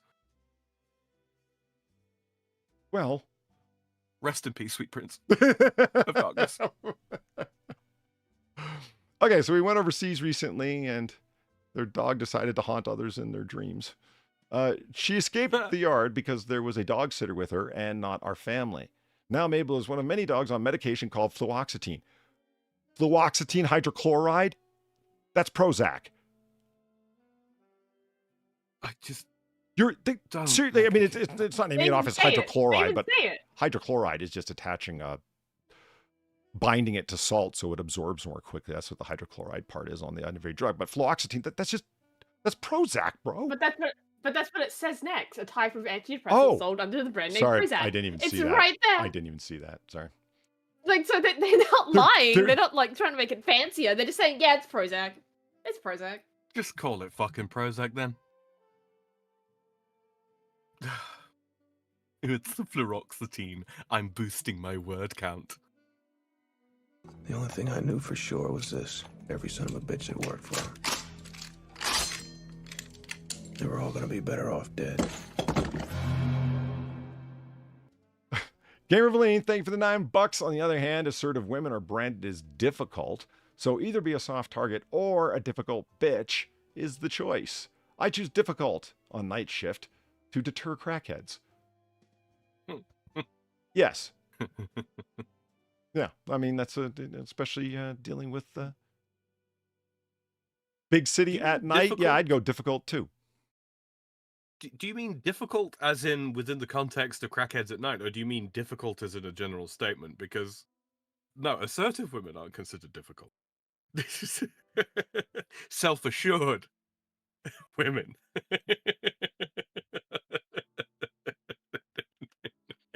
While Dr. Lee is comfortable with providing anxiety medications to dogs like Mabel at her clinic in New South Wales, she said it wasn't suitable for every animal. We have to take them in and do an intake with talk therapy and ask them about their mothers and their family history. Dr. Lee takes dog owners through a 1-hour-long consultation about their pet's history and behaviors before deciding whether to prescribe medication. We have to take notes on their short, shaggy dog stories.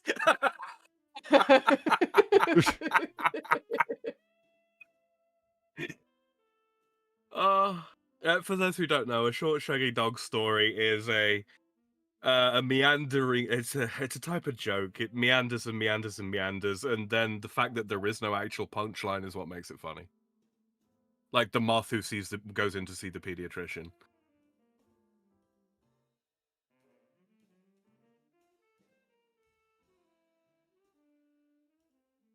I never heard it as a pediatrician. Yeah. I just heard the moth was no, he went to see a psychologist. No, he didn't go in to see a psychologist. That's the point. He goes in to see the pediatrician. And oh, right, right. Because why did you come to see me? Because he's talking about all of his problems, right? Yeah. It doesn't. There's no connection there except for why he actually showed up, right? Okay. Yeah. Why'd you come and see me? It sounds like more like you need a psychologist. Well, the light was on. Although I don't know if that one really qualifies, because I suppose that actually is a punchline, isn't it? Oh yeah, yeah. It's an incredibly long setup for a very, forgive the use of the phrase, punchy delivery. But this isn't standard across the veterinary sector. Some vets are only giving 15-minute appointments to make the decision. 15 minutes for 15 minutes for your dog to get antidepressants.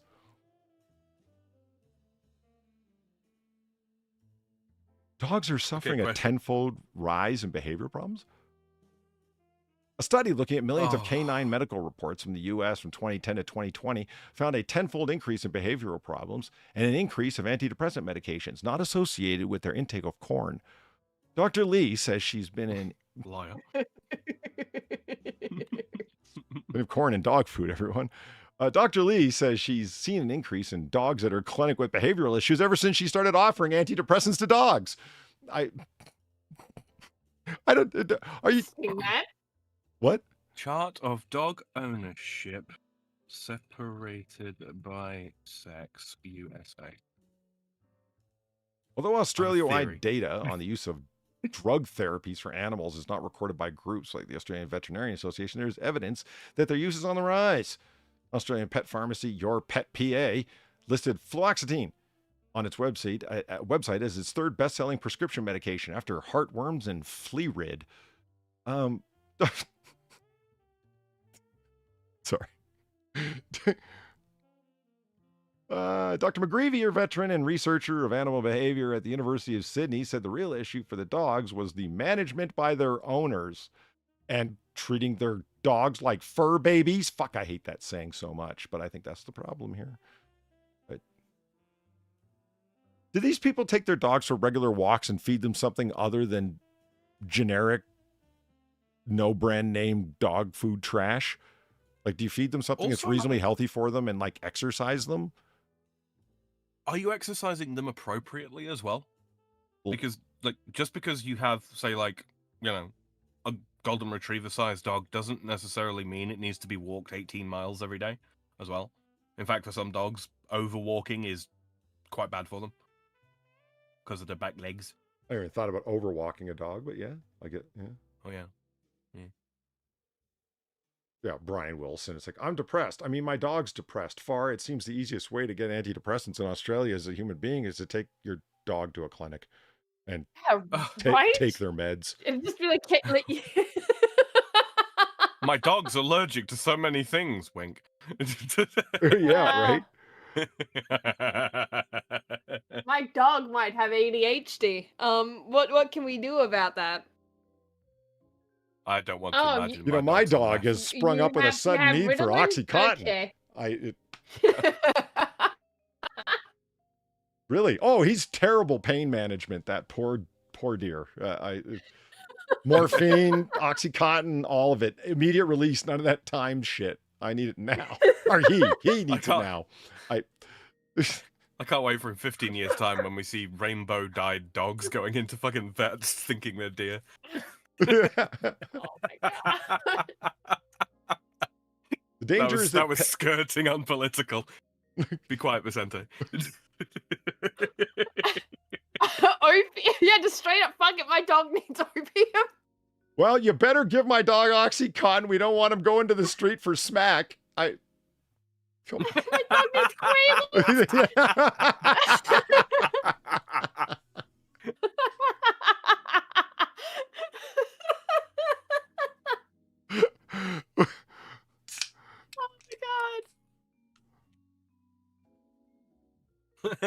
Platty says, my dog has autism. I'm fairly sure she's not all wrong. dogs have That autism. dog does. No, she's not wrong. That dog does have fucking autism. That is an autistic dog.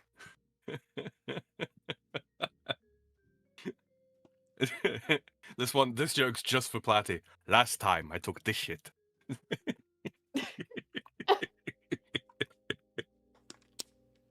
The danger is that pet owners demand a medication to resolve a problem when the problem is actually them.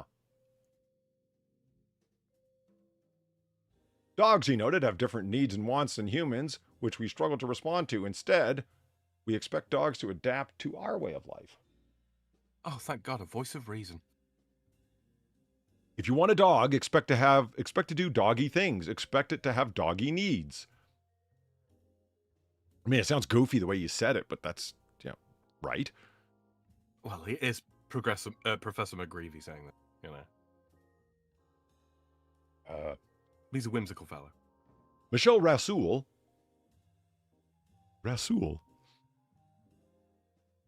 That is the simultaneously best and worst way I think I've ever seen that name written. What's the worst? I mean that, but it's also the best. Oh. It's written right, all the way right. back from worst to best. Well, I mean, I understand you meant saying written. the same thing simultaneously, but I don't understand. What's the worst? What's the worst about it? I don't. Because it's written exactly how you're supposed to say it. How else have you ever seen it written? Raszoul.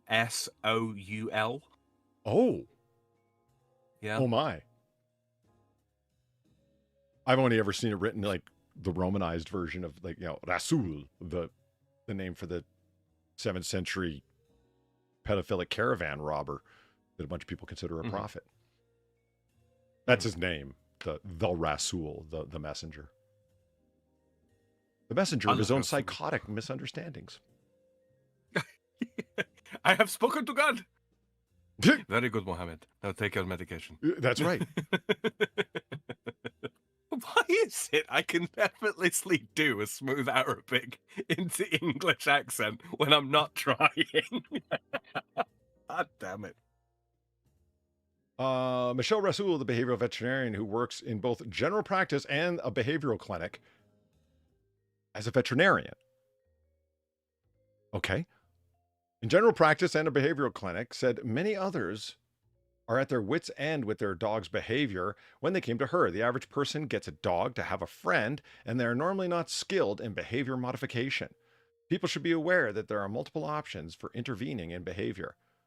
In my hands, medication is rarely the first intervention, and it should never be prescribed on its own. A stun gun can do wonders. Oh. Oh, I remember someone making the suggestion to me for because Gunner, my dog, he's unruly. He is. He's a soft and squishy shithead, but he can be unruly. Look at this. This is the kind of dog that shows up in your dreams and tells you things. Look at that part. Look at him. What his smart ass. I mean, But I remember someone making the recommendation that asked me, basically, have you ever considered a shock collar? Never have I wanted to put a shock collar on a human being so much in my life. Yeah, holy fuck. I'm aware in absolutely dire circumstances, if there is an excessively aggressive dog that just hasn't bitten anybody yet or something like that, okay, maybe. Yeah, maybe. Maybe. But that's a maybe still. That's like a shock collar when they run out of bounds, or you mean where you push a button and it shocks them? If they run out of bounds, like chasing a child or something like that, and there's a chance they're going to make it over the fence or something. Frankly, if you're that concerned that your dog's going to bite somebody, you shouldn't have that dog. So are you opposed to, shock collars are, okay, are you opposed to shock collars that there's a boundary around a property where it's not shocking the dog, oh my God, and the dog goes into death throes or whatever. It's an uncomfortable buzzing that increases the further that they transgress the border, the boundary. I'm opposed to them on across the board on principle. Okay. Yeah, okay. Just across the board. Okay. I think if your dog can't be made to stop doing whatever it is doing that you deem inappropriate, you need to put him down. Slap. Well, not put him down. No. I'm kidding. Unless you've picked him up in the first place. No, if a quick slap to the haunches can't stop him, you've trained the dog wrong. The problem's you, not them. That's my feeling on the matter. And as boisterous as my boy is, I go out there, I point at him, he stops. Whatever the fuck it is he's doing, he stops, he sits, he waits. And then promptly licks his own balls, but that's neither here nor there. Yeah. No. Did I ever tell you about the dog that was because Brian Wilson says that shock collars are for to train dogs to stop barking. Did I ever tell you about the dog collar that the person put on the little yapper that they had that I knew that it would put out a spray of citronella whenever the dog barked? Oh, I'm less opposed to that.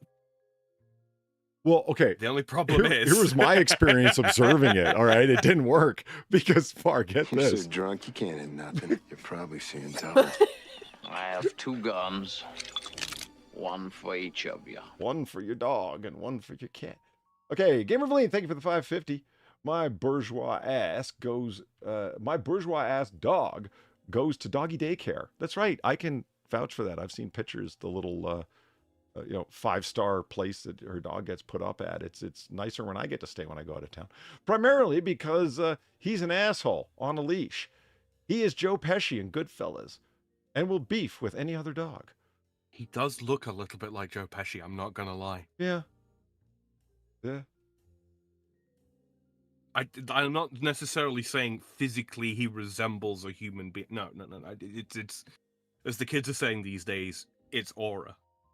Yeah, it's He has a the Joe way he Pesci sits in his aura. doggy blanket with this what look is just it's Yes. yeah.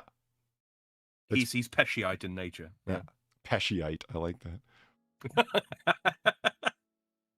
So apparently Yeah, this it's not bad than Pescirin. dogs don't like the smell of citronella, and it's like, okay.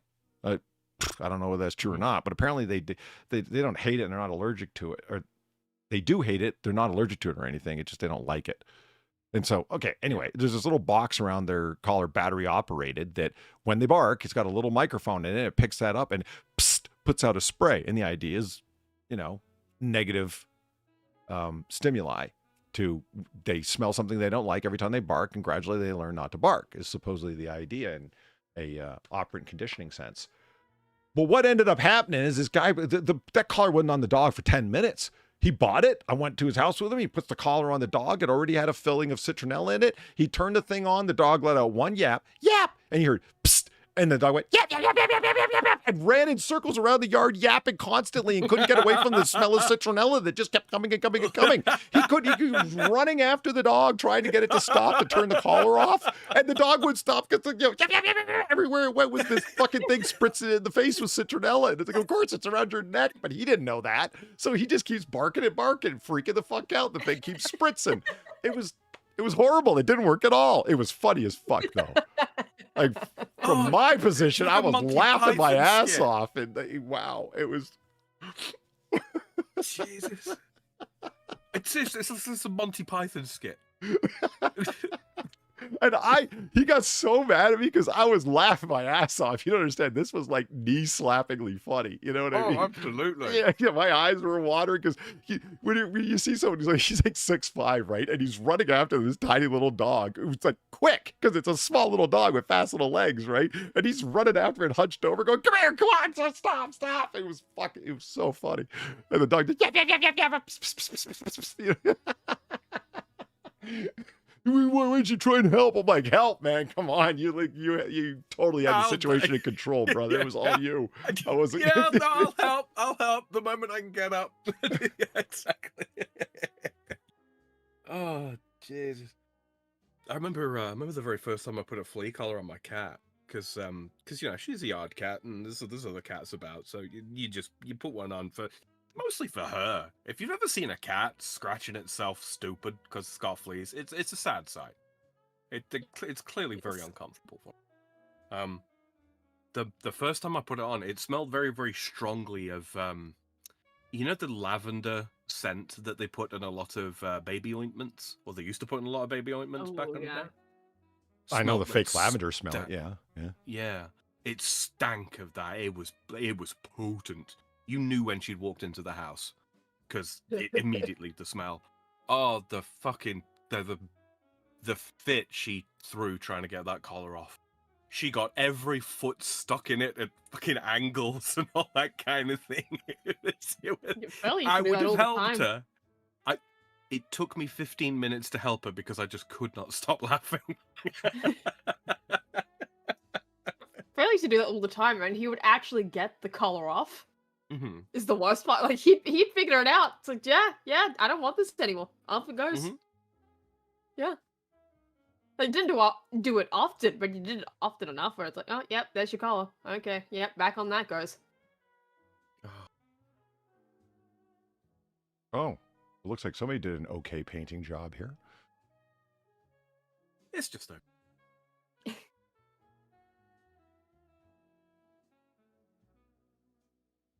Sorry, Garber Dingle was mentioned the Nova Open, and I just remembered that because Misfit said just finished painting one of my Battlesuit minis, and I was like, oh yeah, I looked up this Nova Open. This is the competition that Garber Dingle, I guess, is getting ready for, and it for the premier event in tabletop gaming. Shows what I know. I wasn't even aware this existed. That's how out of it I am, man.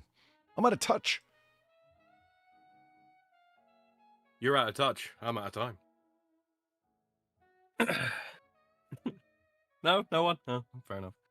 Nova Open Recap, 40K Narrative Event Organizer. I didn't know they had giant cannon in 40K and tanks. It makes complete sense. They have like tanks with treads in 40K? Yeah. I mean, Well, I thought maybe the everybody- orcs would not have everybody can tanks do that are moving. really like a Toyota truck that they just imagine as a tank, so therefore it is, but Well, you got to remember the Imperium of Man is, stretches very wide, Polly. They got all kinds of hardware, yeah. all kinds of sub-civilizations.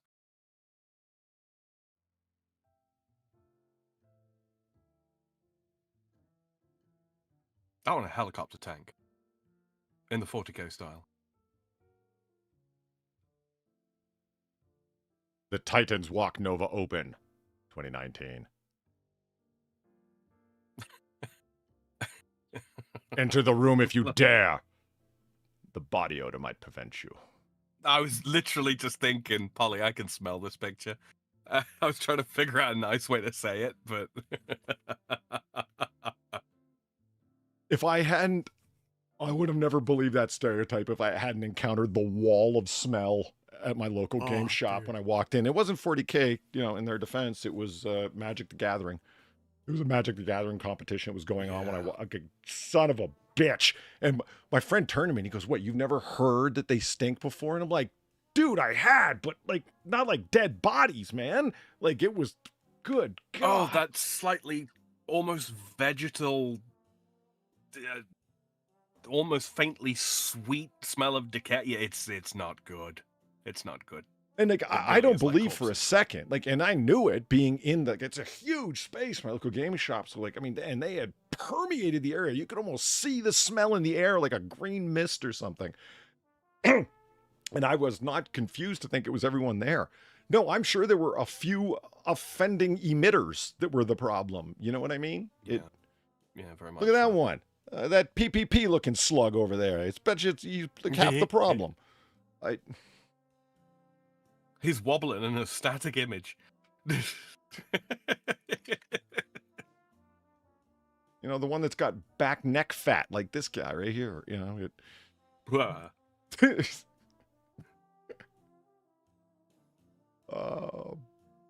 Oh yeah, I love this picture so much.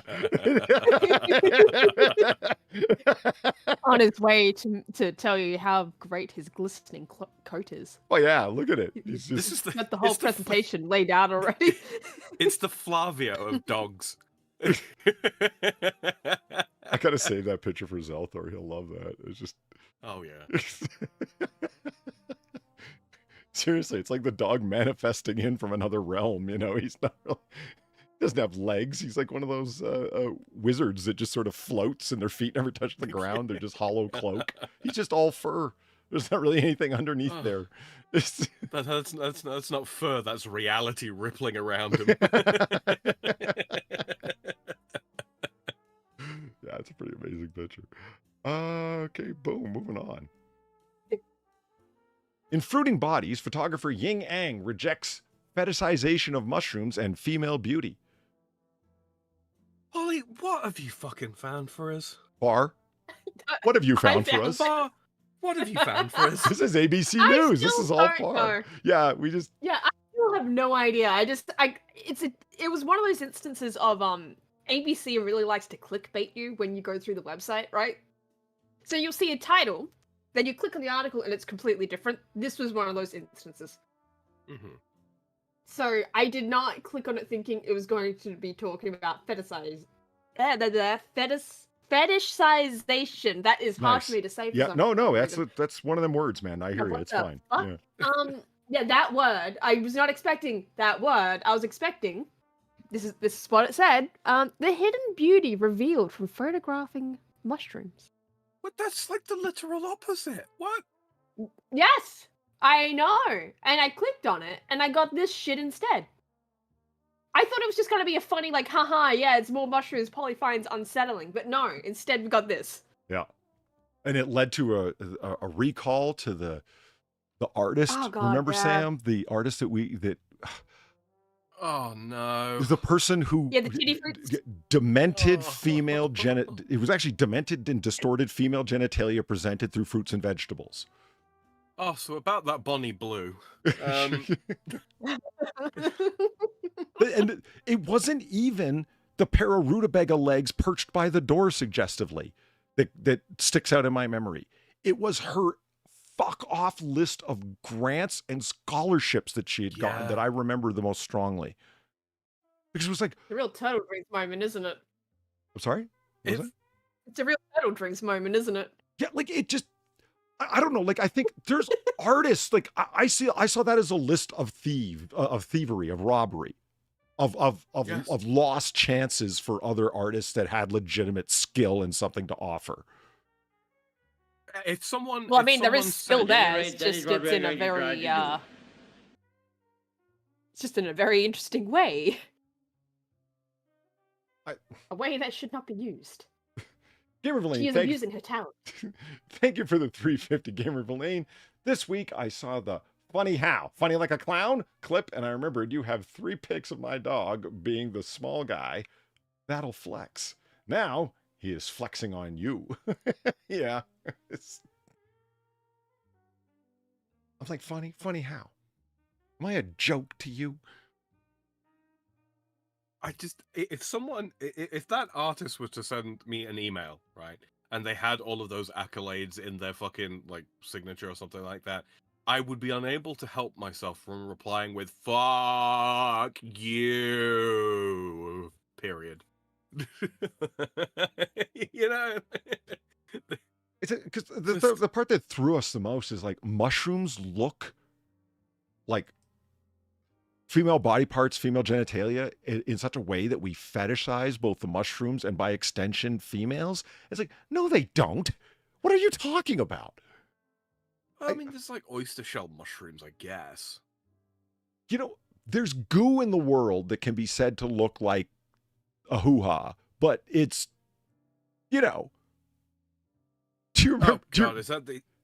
Do you remember the That's the YouTube channel photographer's that was like molesting fruit or whatever? And it was like a tomato cut in half, and then it was being touched suggestively because it looks vaguely like, you know. I saw one fairly recently of someone had cut off they'd cut off a frond of aloe vera. Right. You ever right. seen aloe vera when it's freshly cut? Yeah. And they were molesting that frond. Yeah. Is what they would, and it's like, To me, that does strike me as funny. It's like, you know, all they're doing is touching, you know, vegetative matter, right? But it's like, yeah, this is going to get you banned. Why? Because of how suggestive it is. But it's really what they're doing is completely harmless. So there's something extremely subversive and funny about that to me. have you ever seen that one, Polly, where it's a guy who's like butterflied a chicken breast and then he's molesting it, and there's like, you know, it's like it's being shown to various women on webcam, and like, you know, he's like molesting it, and then slaps it real fucking hard, and every single one of the women that are watching gives a little jump and a pained expression. I fucking, that tickled me. Something rotten that one did. You ever seen that one, Far? I don't think so. It's funny as fuck. I'll have to dig it out. That just looks like a little tree. A happy little tree. Yeah, it's a Fruiting happy little bodies. tree. She invites her readers to explore the hidden stories that shape lives. The hidden stories of fungus? Well, they are among us. Hold on. They certainly are. This photographer named Ang, last name Ang, says there is a, quote, connection with lessons in the environment and lessons in feminism, a school of thinking known as ecofeminism. Yeah. No, ecofeminism is right. This is the kind of thing that leads to papers being written in feminist glaciology. Isn't that just an argument for frigid bitches? I printed that paper off. I've got a copy of it. I keep it in my desk at work. Because I like to pull it out every now and then. Just to show you how far, as I've used it in all kinds of things, like just conversations about stupid shit that people get published. I'll pull it out when somebody says that it's overstated how far these things go. These Trump supporters act like blah, blah, blah, blah, blah. And I'm like, feminist glaciology. Defend that. And I haven't seen anybody try and defend it. The anti-intellectualism on the right, feminist glaciology. It's the same kind of thing that I know my reaction to it is it's coming from the same place with me, because it's the exact same feeling I had looking at that artist's lists of accolades and grants. Robbery. That somebody got this published means that somebody else lost a chance at getting published because you took their spot with feminist glaciology when they very possibly had something legitimate to contribute to the body of knowledge instead of this made up bullshit. We could have flying cars. No. Using these notions as a foundation, a terrible foundation for publishing a book of photography, she highlights the transient beauty of mushrooms. Using them as metaphors for complex ideas around feminine beauty. Female beauty is often considered fragile and something that diminishes with aging, Ang says. All beauty diminishes with aging. It's one of the tragedies and beauties of the brevity of life. You need to clue into that. That's ancient. What the fuck? She writes of fruiting bodies. A haiku? What? Don't be too harsh on her, Polly. She's from Melbourne. Oh. She writes in Fruiting Bodies, here is how the world will try and make you small. Here is how to stop it. Here is what you do. Here is what you do not to have to endure. Here's what you do not have to endure. You don't have to endure being a mushroom. What the fuck does that mean? Hold on, is that the foreword of her book? Because I think she's telling on herself here. Here is what you do not have to endure. Right, well, okay. Guess I won't read the rest. Fair enough. Ang finds a common point between women's experiences and the vast underground mitocidal network that supports mushrooms and the unseen world. There, she says, there is hidden strength and resilience. She finds a common point between women and fungus. Oh God, I don't think. I just find this interesting that this is around the same time as the mushroom trial is happening. When the woman fed her family poisonous mushrooms and just went, "Oh yeah, I totally." Oh wow, really? Did not do that. I mean, I remember that crime, but that's going on right now. That's wow. Or at least around when this article came out, yeah. Drawing comparisons between the feminine experience and the perception of mushroom. This might be the most misogynistic thing I think I've heard all year, including all the things I've said. I mean, yeah, I've had a rough week and I can't talk today nor read, but this is also a tough read in my own defense. The unseen world, semicolon, there, comma, she says, comma, there is. Like, Sam, look at this. Following the semicolon. There, location, there is. Yeah. Like, I mean, it grammatically, it makes sense. Reading, Okay, there's this idea that we have pressed upon us, right for clarity, and so many people fall short of it. There's a reason that it's continually impressed upon people because it's one of the most difficult things that you can learn. And if you get really good at it, you're awesome. It's a tough goal to exceed too. It's like, I don't know, if you're being like a fiction author to emote well, to show, don't tell in writing, it's a challenge, an ongoing thing you try and always get better at, right? But in academic writing, it's clarity, clarity, clarity. This is such a violation of that idea. It doesn't matter if it's grammatically correct. Nobody knows what you're saying. Just there's a simple 2-word combination that means what it is that she's trying to say. Therein lies. Yeah. Probably sounded a little too poncy for her or something. Well, oh yeah, and the use of semicolons and superfluous commas isn't poncy at all. Beyond the women in her life, who are her, quote, key inspiration, Aang is inspired by authors such as Deborah Levy, Rachel Krusk, and other WNBA season ticket holders. As a woman and a mother, Aang felt a deep curiosity about the stories of her... That's cutting.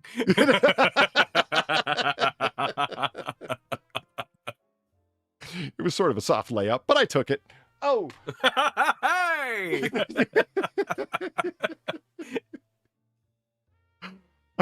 I understood that reference.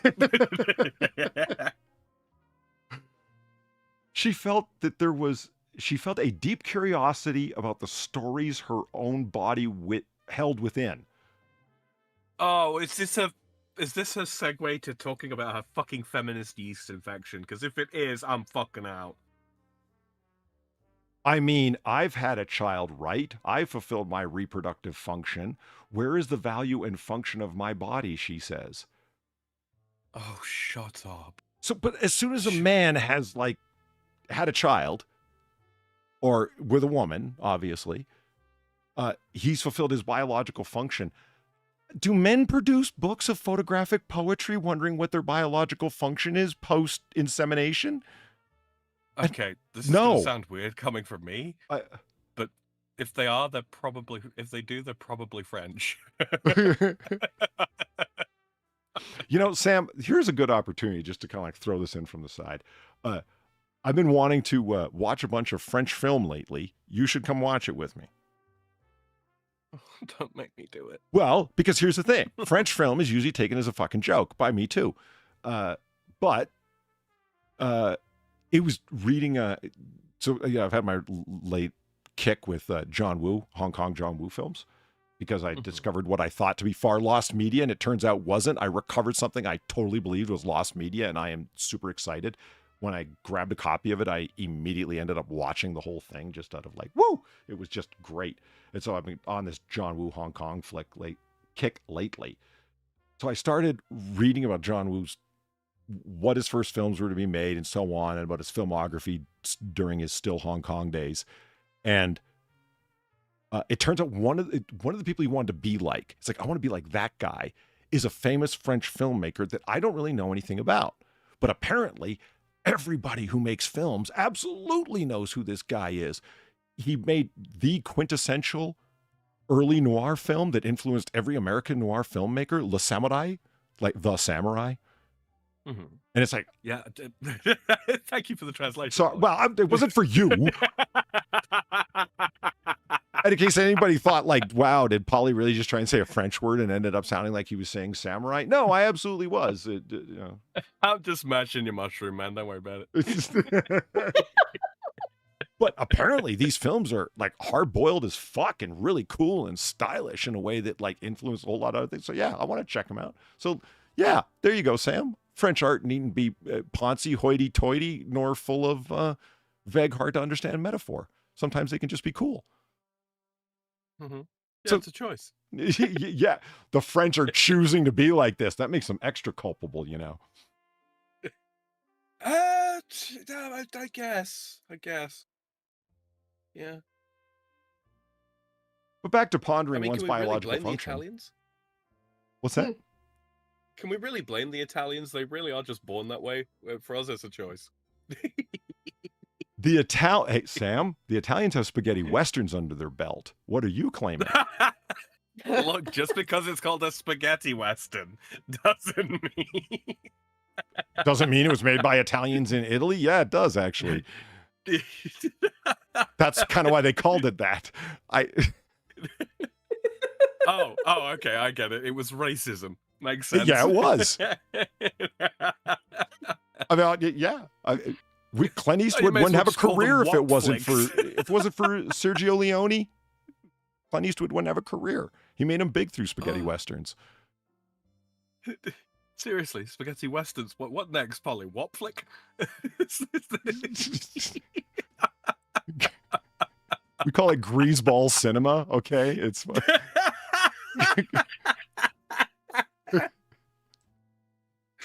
Oh Jesus!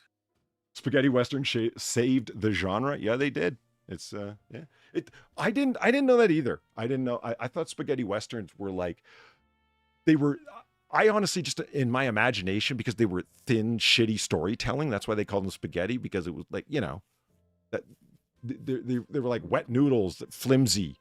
That's what I figured. It's like no, it's really because they were made by Italians who loved the genre and decided to make their own relatively low budget but highly creative artistic films that ended up reigniting interest in the genre, and boom, westerns are back, baby. So good for the Italians. Westerns are back, bitches.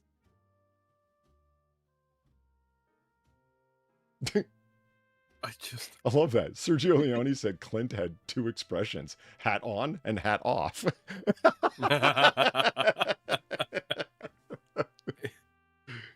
I feel like that could be incorporated very, very easily into like urban slang.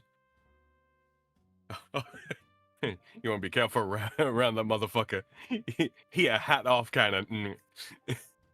Justin Wilson, your cred just went up a whole bunch. Yeah, A Better Tomorrow and Hard Boiled are two peak John Woo films.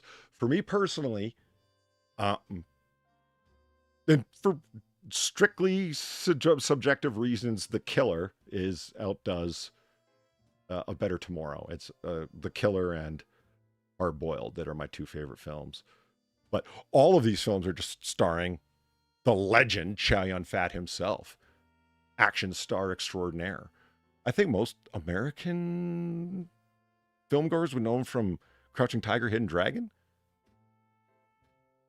Probably. I'm just thinking, like, where would they know Chow Yun-fat from the most? Maybe the film The Corruptor with Marky Mark.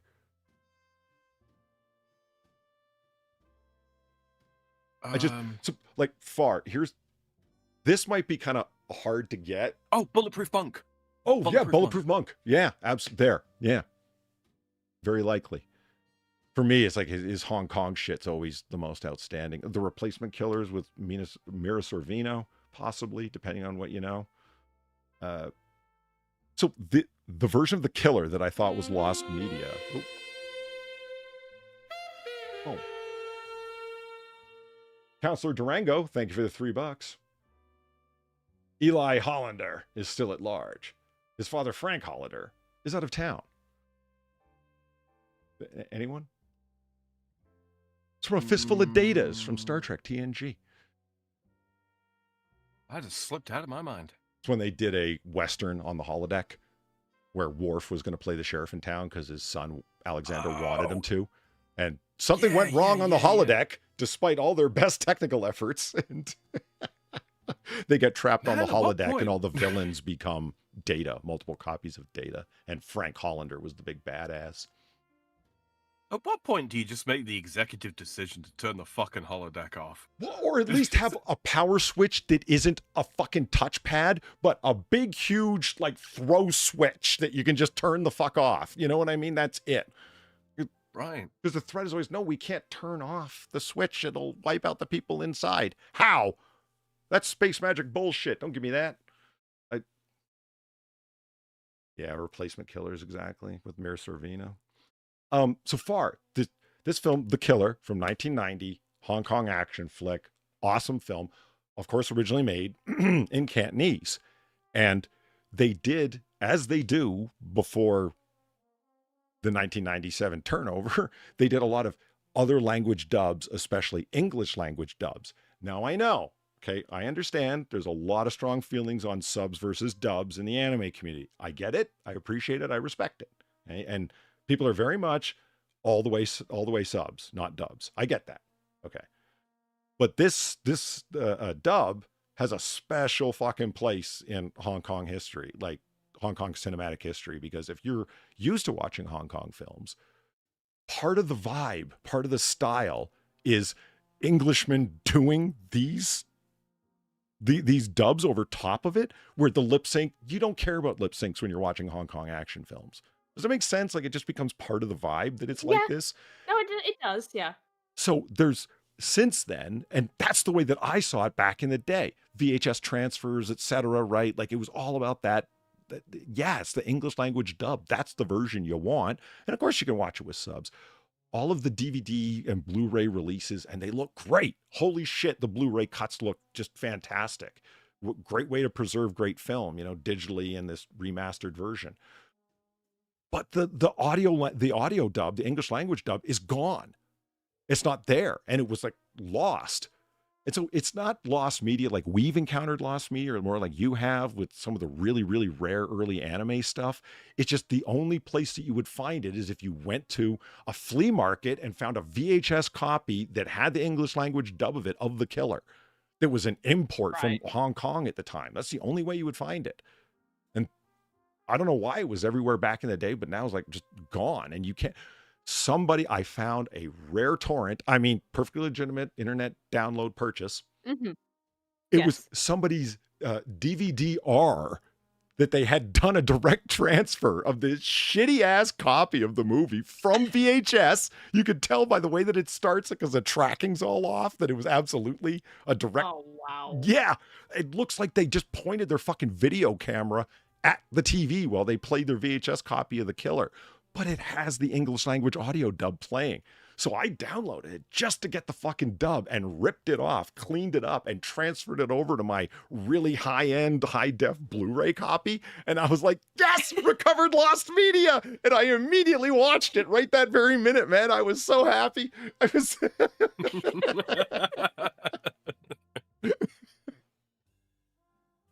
Woo! Yeah, that was awesome. And if we weren't on YouTube, I could play you a sample. But in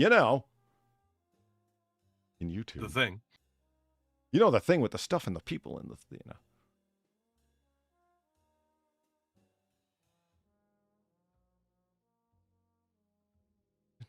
Understand where we are. And one of the really sad things is that I remember that there was a DVD release. It was a crappy one, and all of the it was all Cantonese on the front and back of the DVD. You just knew it was The Killer because it had Chow Yun-fat posing and the poster on the front of it.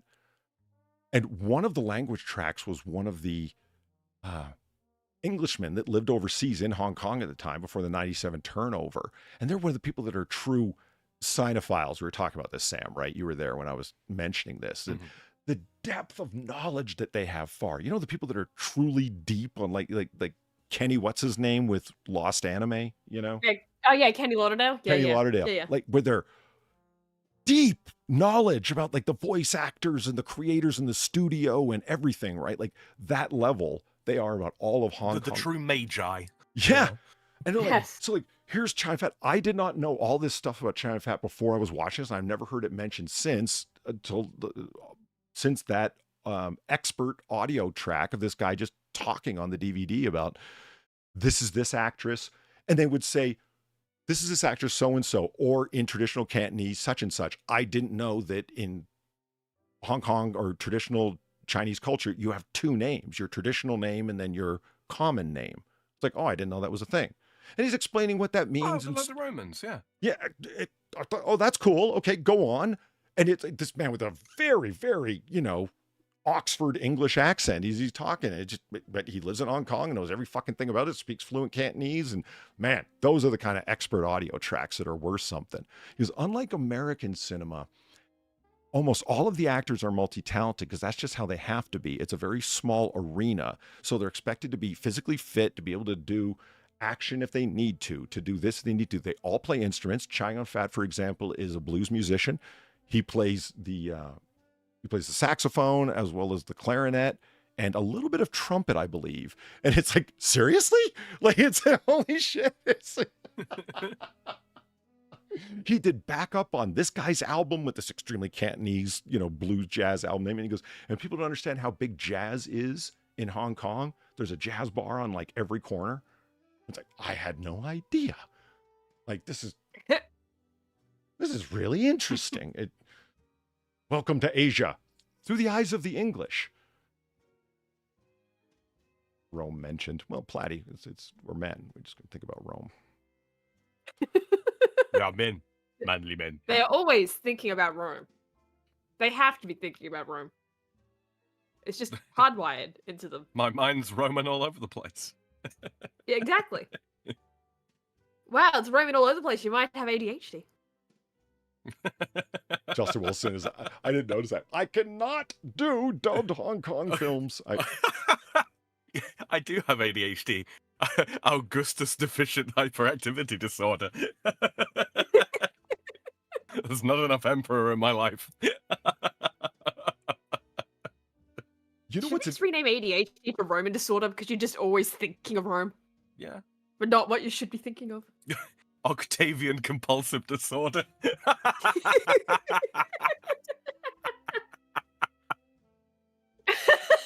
Holly, that's what you've got. Octavian compulsive disorder? Yeah. Yeah. How?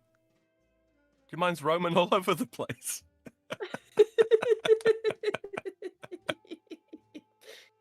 Okay, I hate you for that, but I'm also pocketing it. That is by no means should be construed as any kind of approval, but I'm putting it away for later. I'll take it. Yeah, there it is. No, Vicente, Rome is not gay. It's not. Okay, they were perfectly. They were perfectly okay with the notion of having sex with women. They just realized that there's nothing like the real thing. Baby. Oh my god. I've heard my interpretation though, just still very bisexual. Mm-hmm. The one time the buys were in charge. In Rome? Yeah. What about Greece? No, that was just gay. Oh. I didn't realize. That was a joke. What do you mean they were just gay? That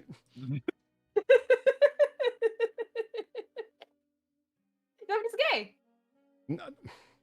No, Far. That's just bigoted. Look, when you put 1,000 men in a training camp on an island all by themselves, shit's gonna get pretty gay.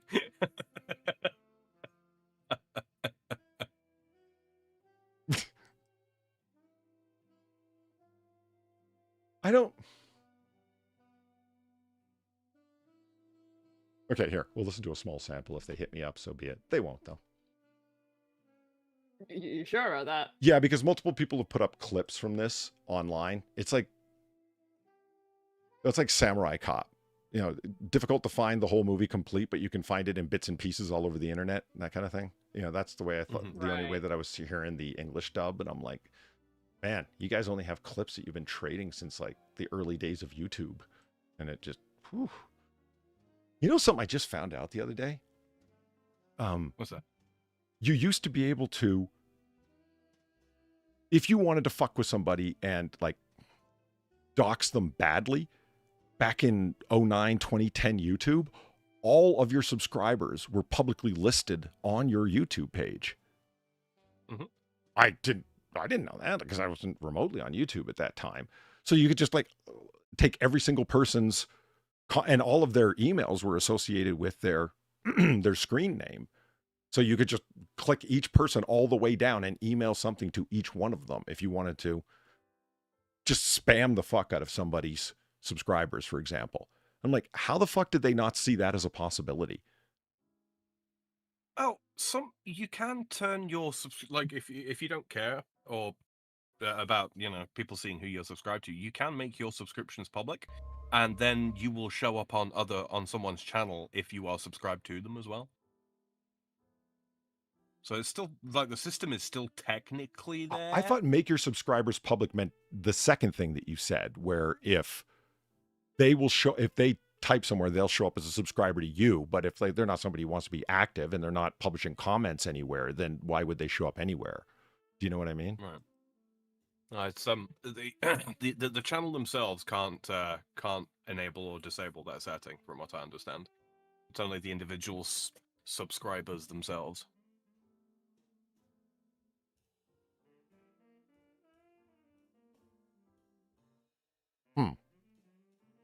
I didn't know you could make that kind of. Far, you were on YouTube a million years ago, right? Yeah. Yeah. Do you remember those days? Not really, because I was a child, so I wasn't like that deep into it. I didn't exactly I'm trying to remember like when I actually set up a proper account. Because it's not the one I use now. Right. It's definitely not. It's completely different. It's gone. It is lost to the DMCA of time, if you will. Yeah. Which is for the best. But I think I think when that was around, when I was actually fucking around making AMVs, it was early days, yes. But I think it was around the time where they stopped letting you do custom backgrounds, I think. This is me like trying to place it, like when exactly that happened. Because yeah, that was the thing you could do too. You could do custom backgrounds like it was fucking MySpace. Have fun imagining the hell site YouTube was back then. How is that not just like vaginas on every single person's page, if you know what I mean? Like what?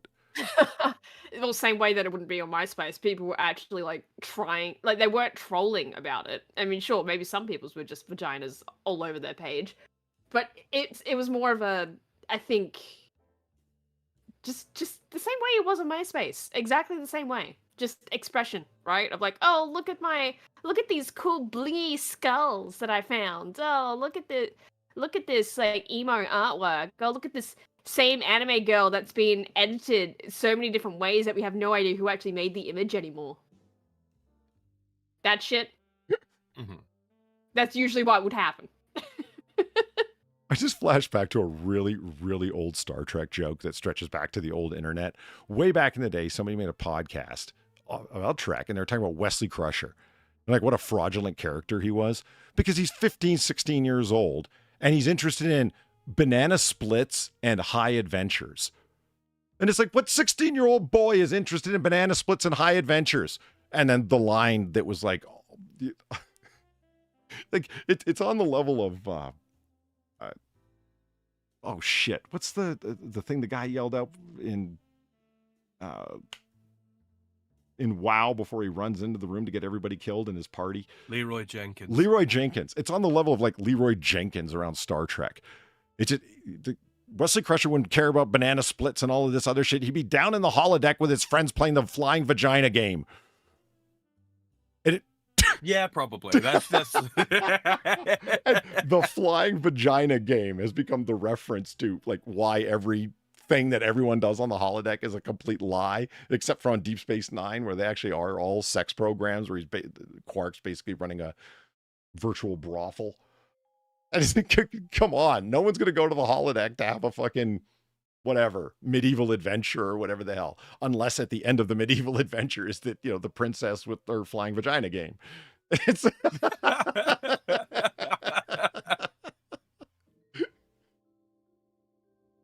well, no, because in that kind of society, the feminism will have extended to the point where you can't go to the holodeck and have blah blah blah blah blah. It's a fetishization and sexualization of blah.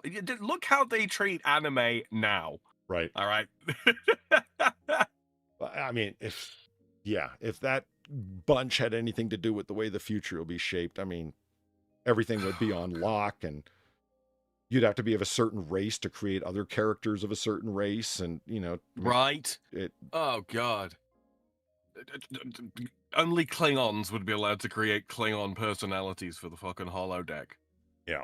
And we know what Klingons are like. And the very last thing you would be able to do is live out a Klingon adventure as a human, because that would be cultural appropriation, right? Yeah. Never mind what the Klingons did with Shakespeare. No, that's fine. They're an oppressed Xeno of color. Actually, you know what's funny about that? That very conversation has like tinges of that. That's what? No, don't tell me that's a thing. Well, not in that way, but I mean that general language comes up in that discussion that they're having at the grand banquet table, not in a cringy current year sense, but in what's going on in the context of the time. He goes, "Your federation is nothing but a Homo sapiens only club." And then he actually looks over at Spock and says, "Present company accepted." The reason why they're afraid that the Klingon Empire is going to be destroyed, right? Because they're showing up, extending an olive branch of peace with the Federation because they're in a negative position, and they think they're going to get fucked over. Alpha Betty Spaghetti! What a strange compliment. Yeah, I mean, that whole thing is responded to because Chekhov says, that's not true, though, because we believe everybody has inalienable human rights. And it's like inalienable human, if you could only hear yourself. That's a poor choice of words. Yeah, Chekhov, well done. Shut up, Rusky. Well, I mean, to be honest with you, did the Klingons popularize them? No? Then they're human. But it leads to some great shit. Like that banquet conversation's worth it because Gorkon, the leader, the Klingon, holds up the glass and says, "To the undiscovered country." And Spock says, "Hamlet, Act 5." And he goes, "The undiscovered country, mean the future, to the future, right?" And Hamlet, Act 1, Scene 5, or whatever it was. And they're talking, they're having the conversation like 5 minutes later, and one of them, the General Chang says, "We're not looking to control anything. We just need breathing room." And Kirk goes, "Earth, Hitler, 1935.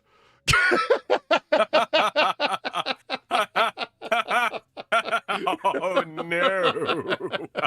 Based Kirk. Sorry, Farah. Go ahead and read that, please. Oh, thank you, Coins in the Vagina game for the $2, and that's it. That's it. That is just that name. Oh,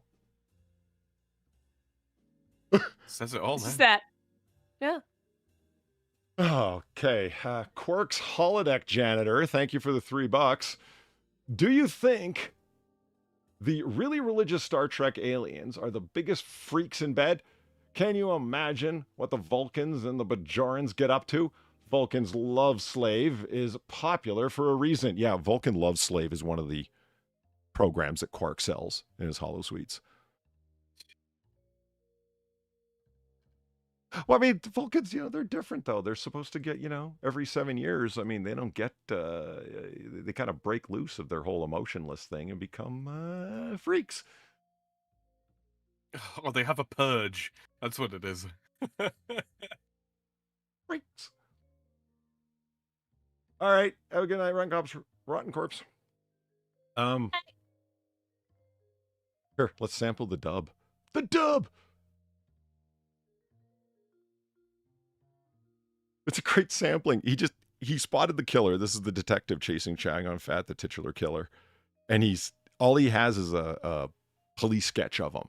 And he went to the police sketch artist and he hands him a picture. He says, "Can you bring this to life? This is all I have of him. Like, make it more 3D, make it more realistic."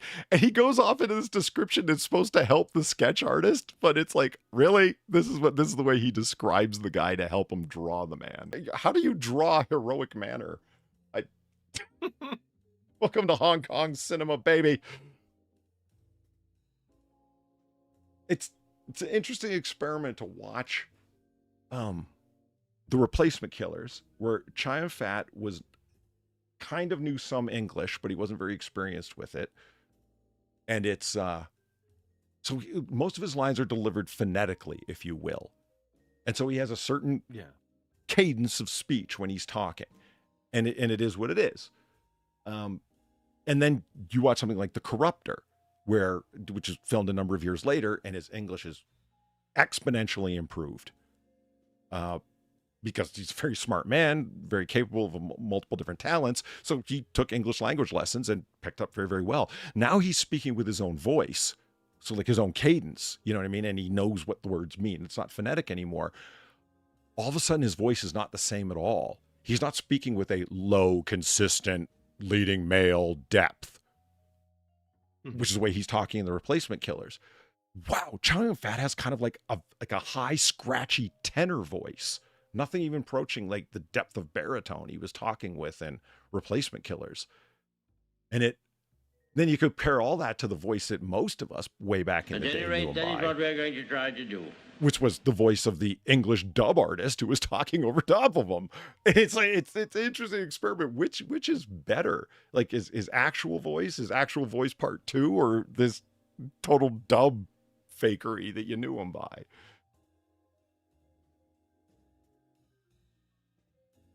Vulcan Love Slave, Volume 69. Thank you for the 350. The viewers are weird. I don't think chat's weird. I mean, they're a little eccentric, but that's why we like them. Whimsical. Yeah. You guys heard enough about female mushroom sex or whatever the hell she's talking about? You know, I've heard way too much about female mushroom sex. Okay. I feel like we've heard an awful lot without hearing much of anything at all. Yeah. What the fuck does this say? She's also pushing back against the trend of fetishizing mushrooms in artistic imagery, a common practice she's encountered in researching her book. It's this full phallic pulsing at the peak of its reproductive state. Okay, some mushrooms look like dicks, lady. They just do. Yeah. Okay? Get the fuck over yourself. This screams penis envy. It screams something. Yeah, no shit. We get it, lady. You saw your father coming out of the shower once. You've never done the same since. Christ alive. And a story that was off to the side here that I just noticed, like, Valine, check this out. Australian Defence Force rolling out variant of handgun with history of accidental discharge allegations.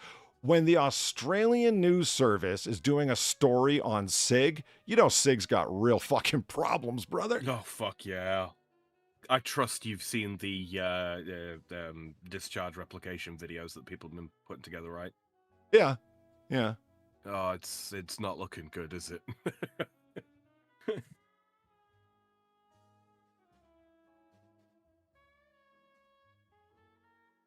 I mean, I guess not.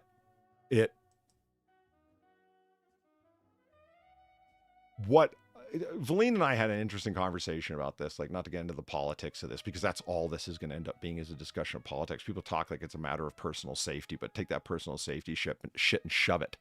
Because none of these people, none of them that I'm aware of, had anything to say about the 100% recall of all 4th generation Glocks. I am drunk. So Remember drunk, that was the thing. I cannot get up. I was like, yeah, but they recalled them and they took responsibility. No, they didn't. It wasn't a recall. It was because a recall has specific meanings legally. It was like a voluntary return option, you know, that kind of thing, whatever. Yeah. Where it's you could send them back if you suspected you had an issue. Yeah, the kind of thing where it wasn't, we will offer to fix it for free while making no admission that there was anything wrong with the initial product you had, that whatever legal isms are around that. I don't know the details of it. I'm more interested not so much in like coming out where SIG's responsible and they have to take responsibility and where's the accountability and blah, blah, blah. Okay, you know what? There's more than 1 billion people out there to do that. You don't need to hear it from me. What holds my interest is what I'm going to basically say, the politics around it, and the chum in the water has brought the sharks, hasn't it? Mm-hmm. Why in this case, but not in this case? Like, people want to put together accidental discharge compilation videos. Really? People didn't put their Glock Kaboom compilations together. when Glock 40 calibers were blowing out the top of them. And immediately, the Glock tards come out of the woodwork. Oh, that was because of ammunition. That was an ammunition issue. That wasn't the guns. That wasn't the guns. And it's like, really? It wasn't because of the fully throated barrels with an extremely liberal wrapping around the outside, that it wasn't a fully supported barrel, and that it still continued to happen even after the barrel was fully supported, but to a much lesser degree, which makes it sound like it was part of the problem that was partially affected by a halfway solution, that kind of thing. You know, and were people having Glock KBs with aftermarket barrels that were fully supported and did have tight tolerances that every other 40 cal had? No, they weren't. So doesn't that mean it was really the Glock barrel that was really, you know, at the core of the issue, etc.? But nobody fucking brought this out as a huge thing. I'm not trying to defend SIG. Like I said, I'm trying to understand overall, or I'm contemplating overall why in one case but not in the other. It's like, are people really that fucking salty that Glock didn't win the military contract? I think, Polly, maybe I've got a partway explanation. I mean, certainly. I am drunk, so drunk, I cannot get up. Partly from sort of my perspective, I expect SIG to make a well-tested quality product. I'm not surprised if Glock puts together a pile of shit. Does that make sense? So you're holding SIG to a higher standard? Well, yeah. Yeah, But then again, I would argue, like, especially, I mean, not the 320, but every other SIG is like, with the money you ask for them and it discharges accidentally. You know, I make crack jokes about the SIG tax, but I just see it as being like the point I made to Valine, where she raised a couple of interesting points that, like, really, it was an actually useful conversation. It was probably the most intelligent discussion that has been had over the internet about SIGs in a good while. I saw a video, what caught my interest about this is I saw a video just today, Steven Crowder on his channel saying, SIG is cooked, a history of the SIG reliability or SIG malfunctioning problem. And I'm like, when Steven Crowder starts fucking nipping at the heels of this thing, you know, the bottom feeders have really come the fuck out. Yeah. And which spells big fucking trouble for Sig Sauer. I mean, these guys are, you know, in line for a fucking one of them old school Manhattan ass fuckings. Isn't that the way Pacino put it? Yeah, it looks like something like that. Thank you, Anal Mozzarella, for the $2. Okay, thanks, Retracted. Go sit in the corner. You know what you've done. What is the name? I don't think I want to know. I'm okay. I'm okay not knowing. Fixes your prolapses with one stick as a treat. What the fuck, man? What's going on out there?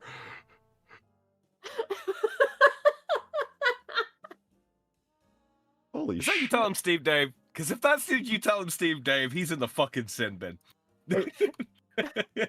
And thank you for the $2. Sig 320 contracts. Unlike the guns themselves, these bad boys can be dropped without a discharge. That was funny.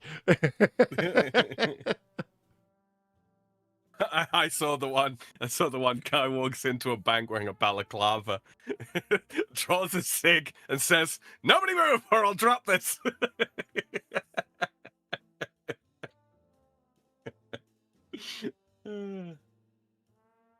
Yeah, I mean, okay, this is but they keep denying that there was anything wrong.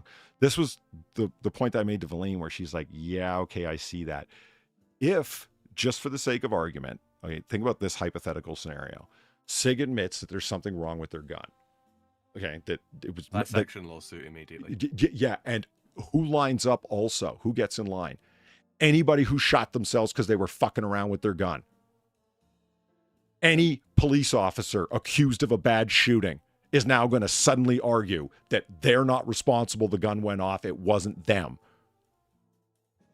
Yep. For the next God knows how long, any police officer accused of or security personnel or individual citizen who does something really stupid and has a SIG 320 can be absolved of it, or at least argued to be absolved of it, by saying, look, SIG already admitted this. For sure was this. Every son of a bitch that worked for him. They were all going to be better off dead. But more than anything, it would mean the end of Sig Sauer permanently to admit that something's wrong. And it's like, well, they just don't want to take responsibility. In a litigious society, which we live in, all of the grifters would show up and claim that something had happened, regardless of whether it had or not. Are there legitimate claimants in that bunch? I'm not even making a suggestion that there are or are not legitimate claimants. I'm saying without a doubt, I think we can all agree that there will be a bunch of illegitimate claimants showing up to get on board. And there will be so many of them that SIG will go bankrupt just trying to pay a third of them off. Yeah. It'll mean the end of them. That's why they don't admit that anything's wrong. It's got nothing to do with them not being grown up enough to accept responsibility. It's got a sense of self-preservation is what's causing them to do it. And it's like, well, you're defending an evil corporation. No, I'm talking about the practical reality of the situation and why you can understand their actions. Whether or not you thoroughly disagree with them, you can still understand why they're doing what they're doing for something other than flouting responsibility.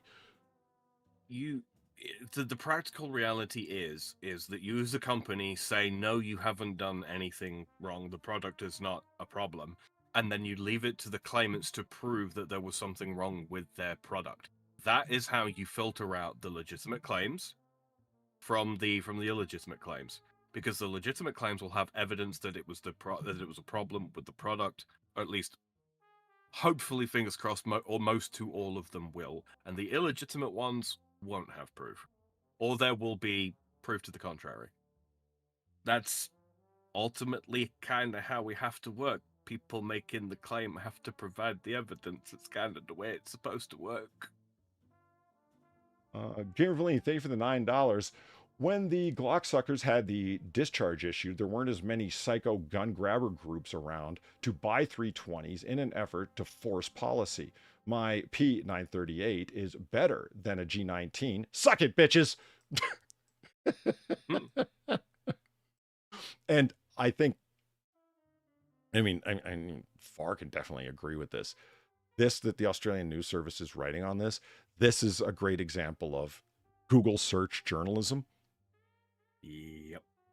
We're going to write. This is going on. This is a story that's all over American news media right now. Did the Australian military and a couple security forces, a couple police forces in Australia picked up this, what we're going to try to do. picked up this gun too, and they were not immediately available for comment or did not respond immediately for comment. So they got ChatGPT to write up a story for them about what's going on, and made it an Australian thing because Australia picked it up and, ooh, look. It's a little graphic that shows. Bang, bang, bang, bang. Yeah. The firearm is known as what is striker fired. The striker, like a firing pin in a rifle. The striker is like a firing pin? No. The striker's the thing on the back. The firing pin is still the firing pin. Fuck you, suck. I'm done with this article. And FAR doesn't want to hear this, but no one, Jesus. I did. Like a firing pin in a rifle. You realize that most rifles are striker fired, right? No, the Australian author has no idea at all. It just... SIG's PR department, thank you for the 350. Oh no. If it weren't for the airmen, we'd rather sink to the deepest part of denial before admitting fault. The pirate software or Hassan defense for you youngsters. What's the Hassan defense? You'd bring this up while there's a genocide going on? That kind of thing, by the sounds of it. And that's the primary defense that I hear him bring up. I can't believe you guys are talking about this while there's a genocide happening. It's like, what's that got to do with what? That ain't got to do with shit about fuck. Yeah. Yeah.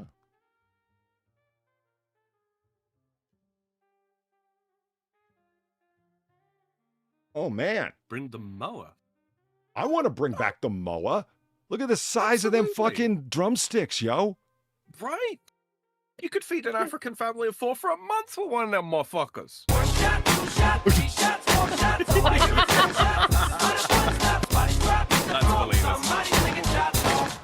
Yeah, it's Valine, of course it is. Yeah. Gunshots to scare the hell out of me in mid-morning. Gamer Valine, thank you for the $18. You're defending an evil corporation. Damn it. I knew it. Wait. Oh, wait. Carrying water. That's the expression that fucking Hassan likes to use. Carrying water? Really? Yeah. She got on the Muhammad Ajab apple polisher. An ultra-crepidarian apple polisher, he kept calling her. I can never say her name. Ayan Hirsi Ali? Thank you, sir. It's what's the middle name? Hershey? Hirsi. Hirsi. Hirsi. Okay. Hershey. Okay. Yeah, bold lady. Bold lady. Yes, especially when you hear about the shit she's been through. Yeah, Fuck. 100%. Gamer Lane, thank you for the $18. You're defending an evil corporation. Wait, what handgun brand pops up in crime the most? Oh yeah, the pumpkin spice of handguns. Get off Glock's dicks. They prefer horses. And people will immediately point out, well, why is it the most common gun in crime? Because it's a really common gun that's rarely available. It's been bought for a long time, so of course a bunch of them seeped into the market. It's like, so you're making a frequency argument in the statistical probability of something occurring, like popping up in crime? You don't think that tens of thousands of these guns are being produced and then being operated by people that aren't used to them is going to produce misfirings, do you? Especially in holsters that weren't made for them. And wait, hold on. But that would imply that they understand per capita. But that does... Yeah. I missed your $2 donation, did I? Did you?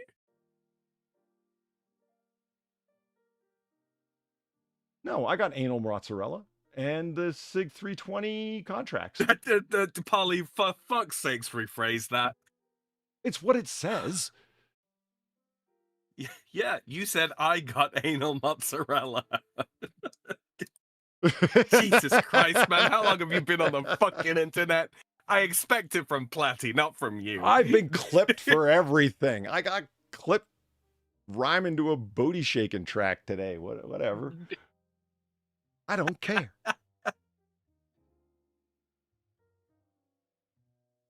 Sam, we're about 6 months away from people being able to clone all our voices perfectly and make us all saying whatever they want us to. So, whatever. Well, they could just pay $10 if they want that. Good point. I think I read the P320 contracts and Sam's anal mozzarella. Yeah. Sam's anal mozzarella. That's really funny because, the acronym for that is just Sam. Good point. New law, question mark? Yeah. I am drunk, so drunk, I cannot get up. Kid, you're wearing a shirt that says Fly Emirates. That's like try 9/11 today. What are you? Come on. It's a football shirt.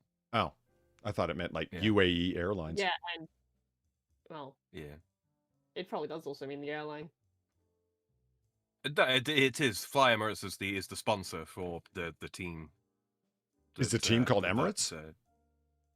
No. It will be a club or a national team jersey, basically. Shirt. And Fly Emirates is one of the sponsors for them. Quite sure. I can't quite see what emblem that is on the chest there. You mean we could have? You see how it's got Adidas. See how it's got the Adidas logo on the top left. I think that's the Adidas logo. Anyway. No, I see Adidas up there. Is that what you're talking about? Yeah, Adidas. I see Adidas up there. Is that what you're talking about? Yeah, Adidas, yeah. I am drunk, so drunk, I cannot get up. Or how do you say it there in Australia? Adidas or Adidas? Adidas? No, you don't. Do you? 2-1, get fucked. Do you really? Honestly, the first time I ever heard someone say Adidas, You realized that you've been saying it wrong this whole time? It definitely made me think.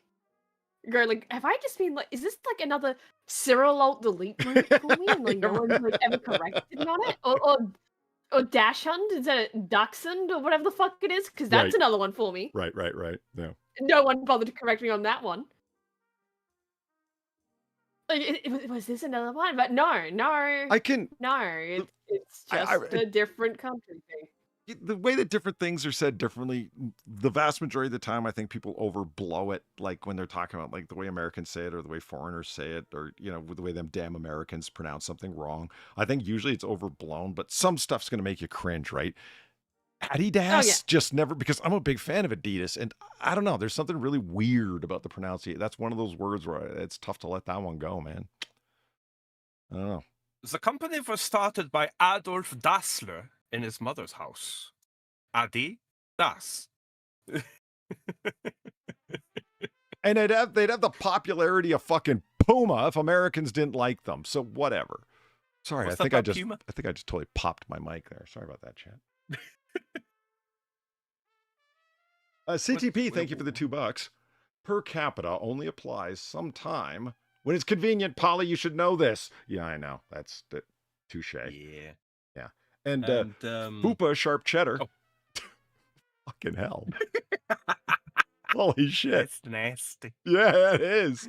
Thank you for the $2. Spread me for a more cultured lifestyle. Yeah.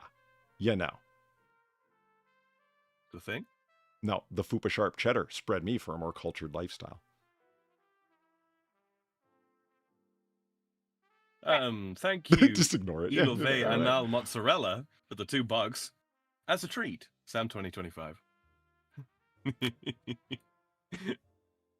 Now you can't complain because you put it with Polly's mispronunciations all the time.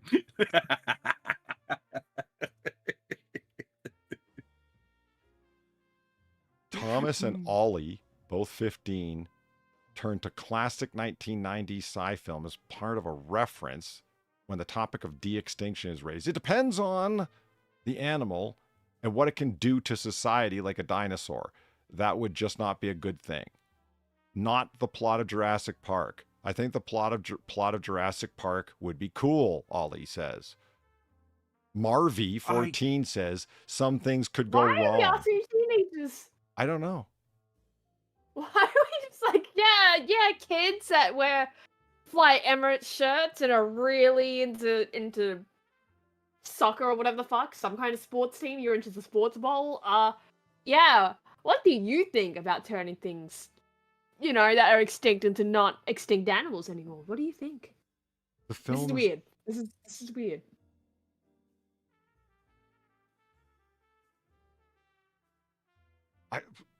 I think they just use it as an introduction to the subject. And Peter Jackson's the guy who invested all the money into the biodiversity project, biogenetics diversity project.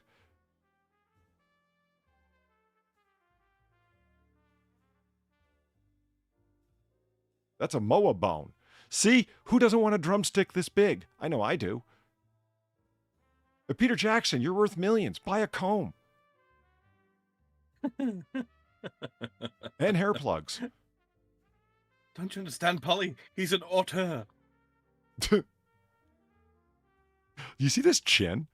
Like he's got a like a turkey gobbler, Yeah. Like an old lady who has no chin, Do you know what the plastic surgery is to fix that? It's horrifying. Oh, it's not just like a skin stapling then or something, no? I thought it would be like, if it was loose enough, it would be like a cut to like a hemming of your skin, as it were. Mm-hmm. A nip and tuck. I like cuffs. and maybe a stapling up with a stapling after like the nip and tuck would be up by the jowls, and then the stapling would happen up there. Yeah, that's what I thought. And it's like, no, apparently those aren't options for some reason. Dude, it's Chat, is this Prime Minister serious? Which one did you get, Far? Alphabeti spaghetti? Did you? I got Chad. Is this Prime Minister serious? That's what made me laugh. I got This Is Democracy Manifest. Nice. It was a triple. Cool.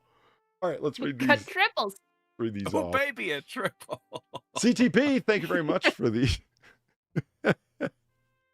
I haven't seen that donation in a while. Thank you very much for the $6.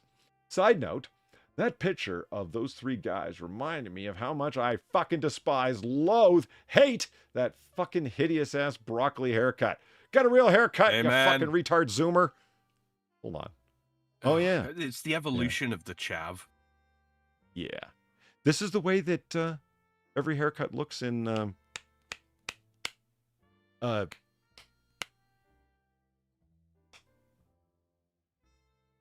Vulcan Society? No, I'll remember the comic book artist. Fuck, his name just slipped my mind. Go ahead, read your donations, damn it. All right. Thank you, Fupa Sharp Cheddar, for the $2. Don't be shy and scoop me with that unwashed claw and enjoy. I enrich the people around me, you know. Fupa Sharp Cheddar. It's grated. This is just this is just really fucking weird. I'm not gonna lie.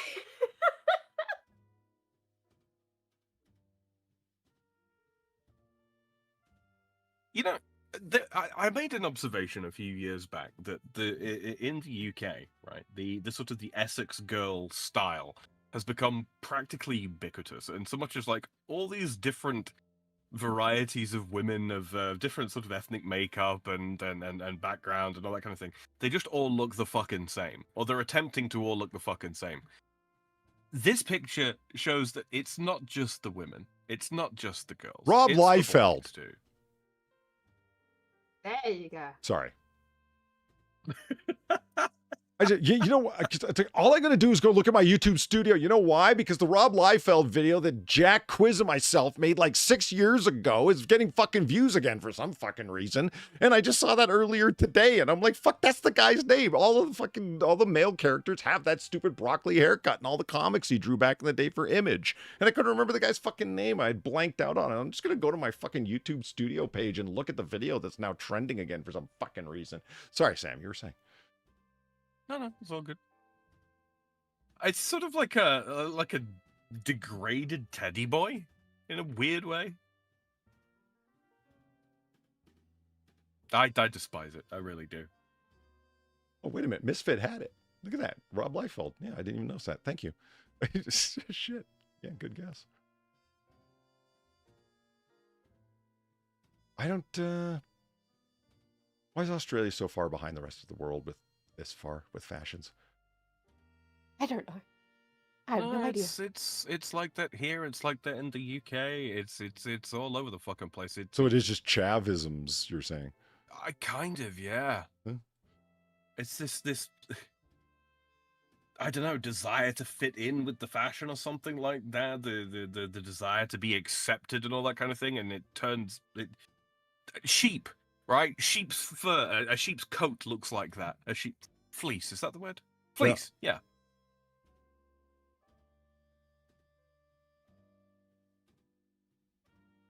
So they're yeah, bring back the mower.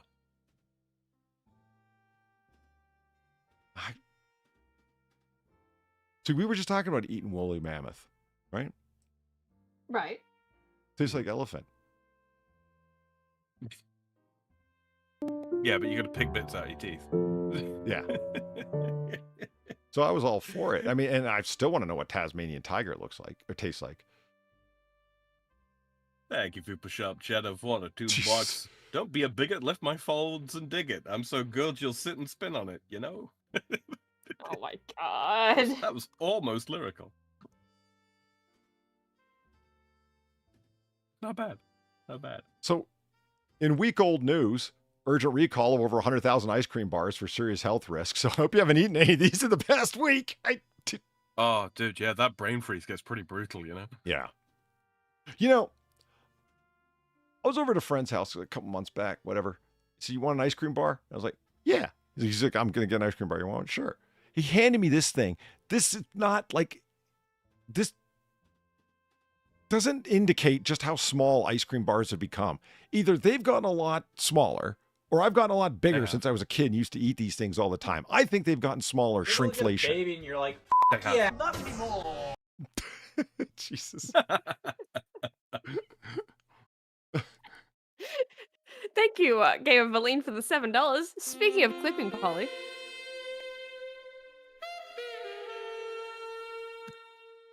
Speaking... Okay. Speaking of clipping, Polly, did you get the song clip? It's operatic La Resistance.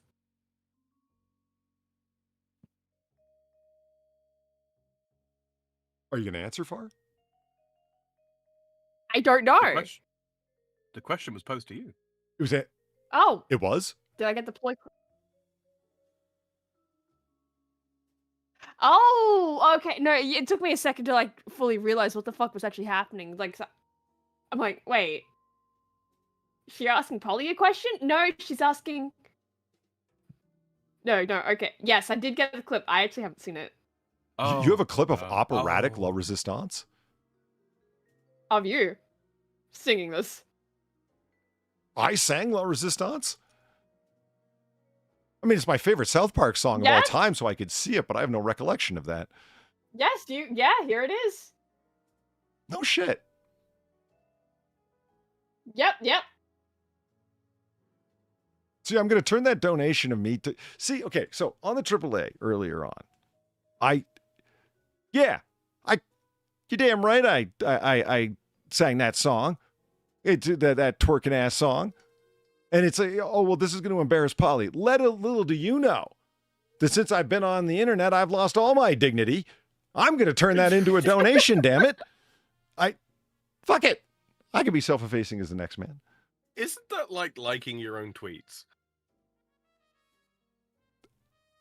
It's turning it into a joke before Sinatra has a chance to. Okay? There it is. That's it. There are 10 things I was going to say, but I better not. It's diffusing the bomb before it goes off in your face is what it is. Richie April's... What? Oh, it's uploading. I'm uploading the clip. Oh, okay. To the chat. So, yeah, as proof of... Yes. Here you go. The fate of a nation in your hands. Yeah, it's a great track. Richie April's Ramps Are Us. Thank you for the $3. When Junior came home one day to watch TV, he saw an infamous beer keg-chested Captain America drawn by Liefeld on TV and asked, "What the hell kind of likeness is that?" I remember that. Good lord. Yeah. Yeah, we had some good... That was not Liefeld at his best, was it? No. No, it wasn't. It's pretty rough. No, Polly will not be singing Barbie Girl. Okay, user unknown 87. This is for you, buddy. God has smiled upon you this day, the fate of a nation in your hands, and blessed be the children who fight with all our bravery till only the righteous stand. You see the distant flames, they bellow in the night. You fight in all our names for what we know is right. And when you all get shot and cannot carry on, though you die, La Resistance lives on. Woo! You may get stabbed in the head with a dagger or a sword. You may be burned to death or skinned alive or worse. But when they torture you, you are not the need to run, for though you die, La Resistance lives on. Woo! Yeah! All right. Nicely done, Polly, of the past. I have no recollection of doing that whatsoever. Well done, Dub. Yeah. That's the funny thing about time machines. That's the what? That's the funny thing about time machines.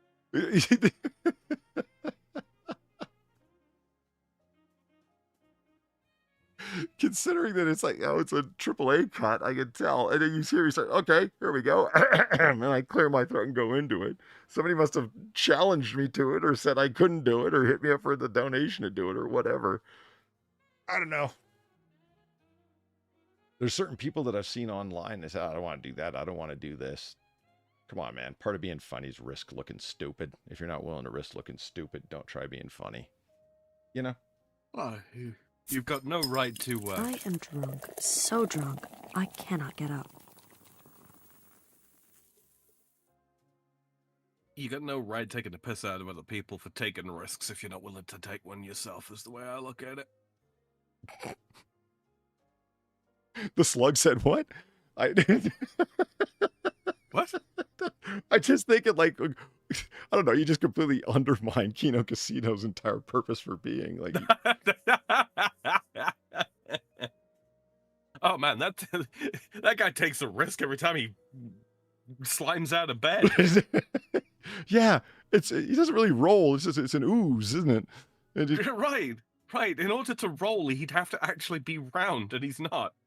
He's kind of a blade. This is Polly's dignity. Thanks for the $2. Just like anal mozzarella, I disappeared. I'm not reading that. What the hell, man? Jesus, it's just oh, fuck. They're self-effacing, and then it's just creepy. So let's see what happened in these ice cream bars. Oh, that's it. Short story. More than 100,000 ice cream bars across the U.S. are recalled over fears of the contamination with what? Listeria monocytogens. Cycloglines.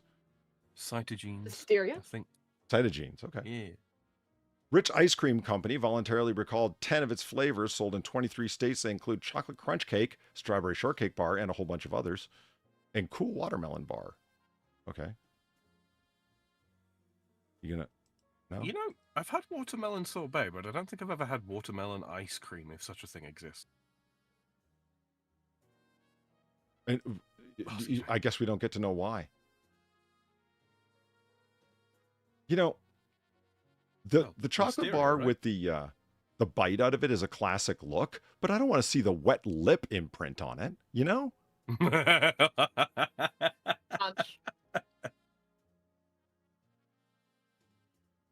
mean, like the bite out of it's like, yeah, I want to take a bite of that too, but not when you see the wet lip shit on it. It's like the Steve Shives imprint left. No. Why are you gonna bring that motherfucker up? God damn it. Shives was here. Oh. It's First it's the chick with a penile mushroom inferiority complex. Now Steve Shives.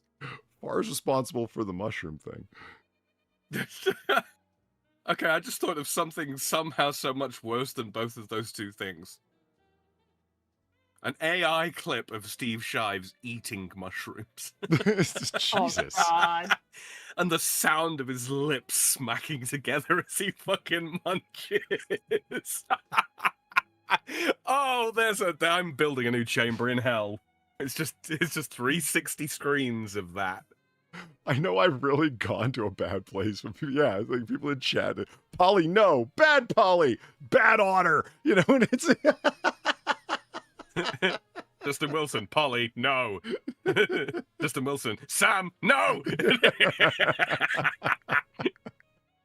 I am evil. Oh, Far. I saw this last week. James Webb Hubble Telescope joined forces to explore a cosmic nursery. Photo of the week. It's a hub photo, man. Oh, nice. Yeah. Nice. Boom. They Look at join that. forces. Oh, wow. Oh, wow. Cosmic nursery. Like all sorts of gaseous clouds and early formation of stars and stuff. Look at the fucking depth. Yeah, that's wow. It looks like That's one of a my lot. fucking. It looks like one of my kindergarten fucking teabag paintings.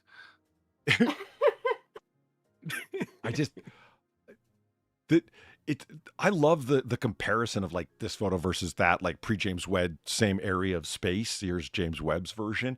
And you see such an increase in the depth of the photograph, showing like the relative magnitude of the stars, the ones that are closer, brighter, or larger, brighter, you know, that kind of thing. And the amount of galaxies that you can see because they have the lenticular shape or they've got the disc shape, or you know what I mean? Man, space is big, yo, is my point. I don't really have a deep point here. It's just impressive photography to be able to capture it. It's great.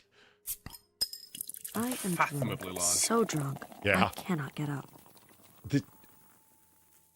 Inconceivable. You know, there's the famous word that you keep using but don't know what it means, right? That's the Princess Bride word. You know the line, right? For the Mhm. you keep using that word, Yeah. but it doesn't mean what I think you think it means. Yeah. Yeah, You for the visit longest what- time, I had I no don't think idea that what it that is. word was. I never even thought about it till I was watching The Princess Bride. I found out the word was inconceivable. That killed me. I was like, it's like, wait, people misuse that word all the time. That's a really good line. Yeah, The Princess Bride was really fun. It was a good watch when I finally saw it. I just thought about it, and it's inconceivable. You're right, yeah, but this space, like you said, it's unbelievably, inconceivably large. That's a time when the word absolutely fits. Like, yeah, you cannot actually hold a thought in your mind to how large it is. It's that big, which is really cool. Yeah, I mean, you can't even picture in your mind all the stars that exist in relatively local space. Yeah, in galaxy. It's just. Because you can also go microcosm for the same kind of impressiveness if you let your mind go there. Sure. Or all the cells in your body as a simple reference. You know what I mean? Whiskey. Good luck. And whiskey. Son of a bitch. Fuck, I love the Judgy Pacino. It's one of my favorite noir barisms. The Wet Lit Imprint. Thank you for the $2.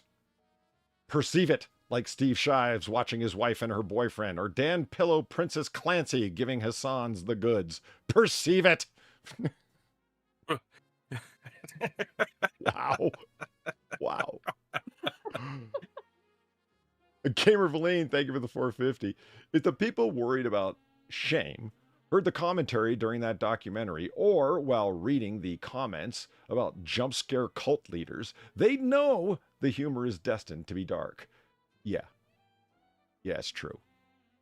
We were watching Atrocity Guide's newest video, which is just an outstanding documentary on Parsons, Jack Parsons, a figure that I was not even aware existed until that documentary. And guys, strongly recommend it. Atrocity Guide's channel overall, but that newest documentary, man, the quality is still fucking there. Holy shit. It's just... It has a surprise guest in it too. Yes, it does. Story. There's the jump scare that Valine references there. No spoilers, because you should enjoy it on your own. It was just... You really should. I'm so tempted to say it, but it's better if you watch it and you have no idea. Yeah, I mean, they don't need the help, but the chat's awesome and they enjoy good material. So if you're listening in the future, Far, if you could post the Atrocity Guide link, that'd be cool. If they want to go... I can find it. Yeah, if they want to go check that documentary out about basically, he was a guy in the United States that got together with another team of guys, a self-trained chemist, and they were very interested in rocketry, backyard rocketry. I'm sorry?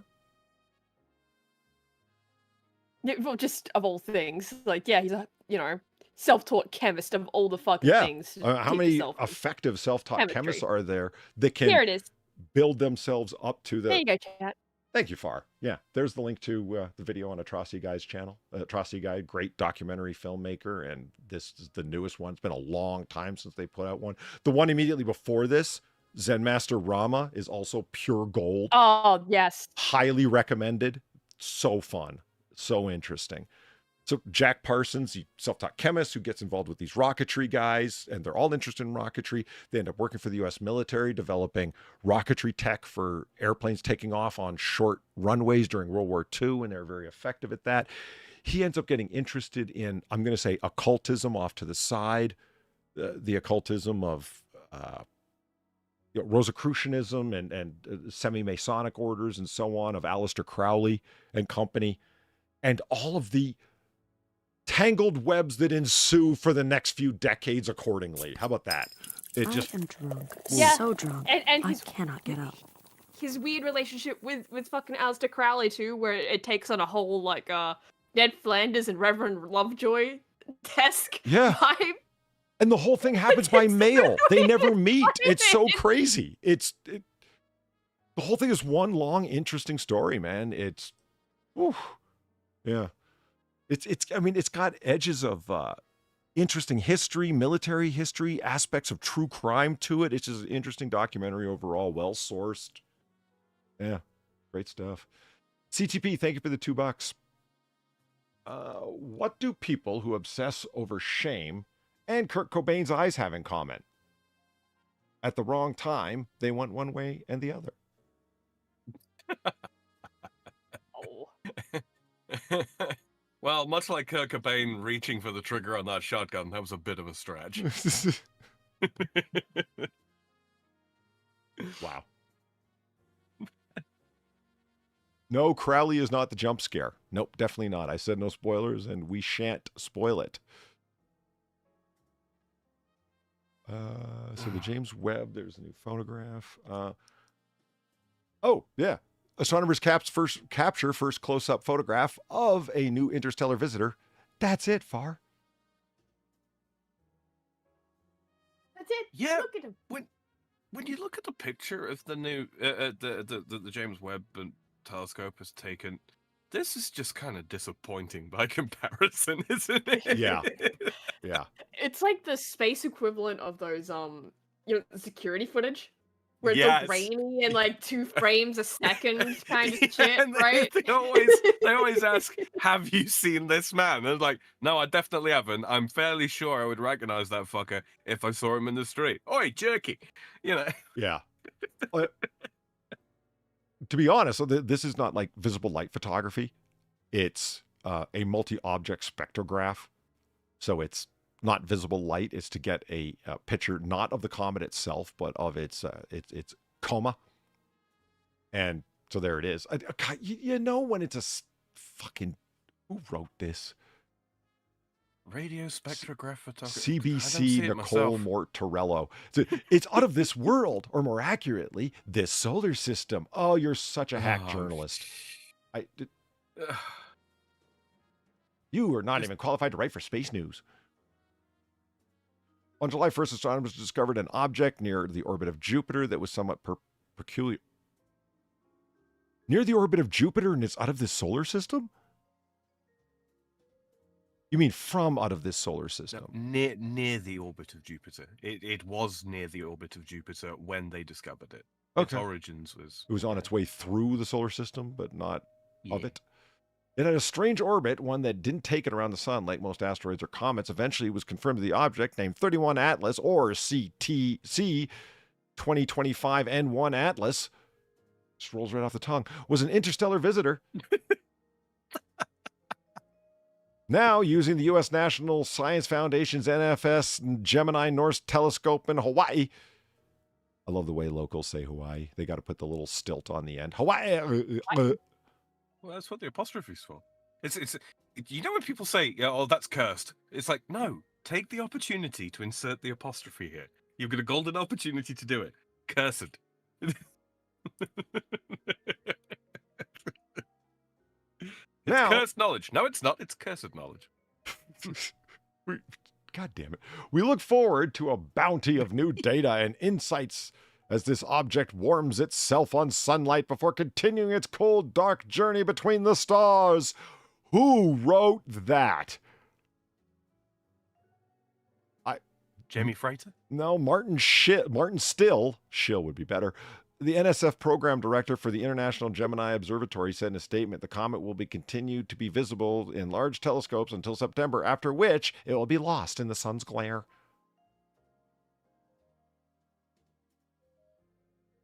The quantum comet. It can appear in all these large telescopes at the same time. The shine off Prince William's head is nearly as bright. Oh, he is not taking to baldness well. So he looks sad. Yeah. There is a man who should have kept his hair longer, if there was any justice. I have no sympathy for him. Because he doesn't need any. At least he didn't marry Meghan Markle. Lucky bastard. Yeah. Think how his brother made out. That guy's got his hair. Yeah. And he's also got that Yeah, well, fucking he's albatross hanging on him. So, you know. Yeah, well, you know, he's a ginger. Let's wake up with a black woman. He heard they've got extra soul. So why'd he get with Meghan Markle? Well, he heard rumors, but clearly he was misinformed. Yeah, misinformed that she was African American? Yeah. I don't even know what the fuck she is. Apart from annoying. Yeah. It's like, I get it. She has this heritage or that, and black folks do come in all kinds of shades. No, I get that too. But I'm tired of hearing about her oppression when at an even slight distance, you could easily be mistaken for a white woman, possibly Latinx. Oh, Possibly. I've seen 100% like ethnic Spaniards that look more black than she does. I'm not gonna lie. Yeah, it's got nothing to do with ethnicity. It's got to do with her claims that I find that make her laughable. Are interstellar objects proof of alien life? This could finally end the debate. Far, it could end the debate. I saw this and thought of you. God damn it. You're not going to confirm your alien fish woman. It's not happening. What fucking interstellar objects? Well, but technically we're between at least 2 stars. They're talking about machinery inside of asteroids, like crashing on Earth, and then we find the machinery, therefore we know. They know. And it's like, yeah, if there was a fucking spatula or a fucking radio inside of an asteroid that crashed and it wasn't of earthly origin, yeah, we would know. But did you really need to write an article about that? And who designed this building?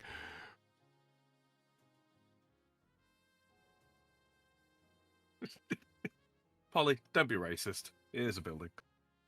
It is. It's like a far more horizontal,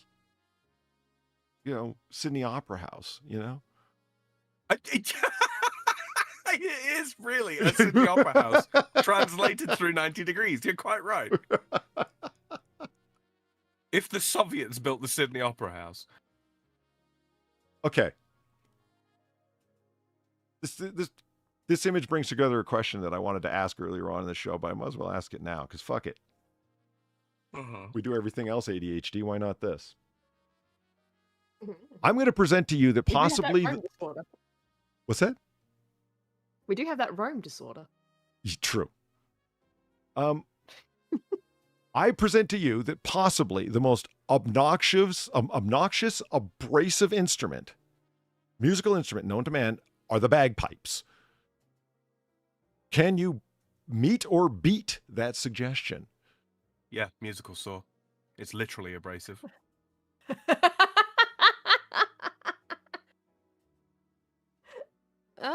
Using abrasive humor to reference something figurative in nature is kind of rough, isn't it? It's a little cutting.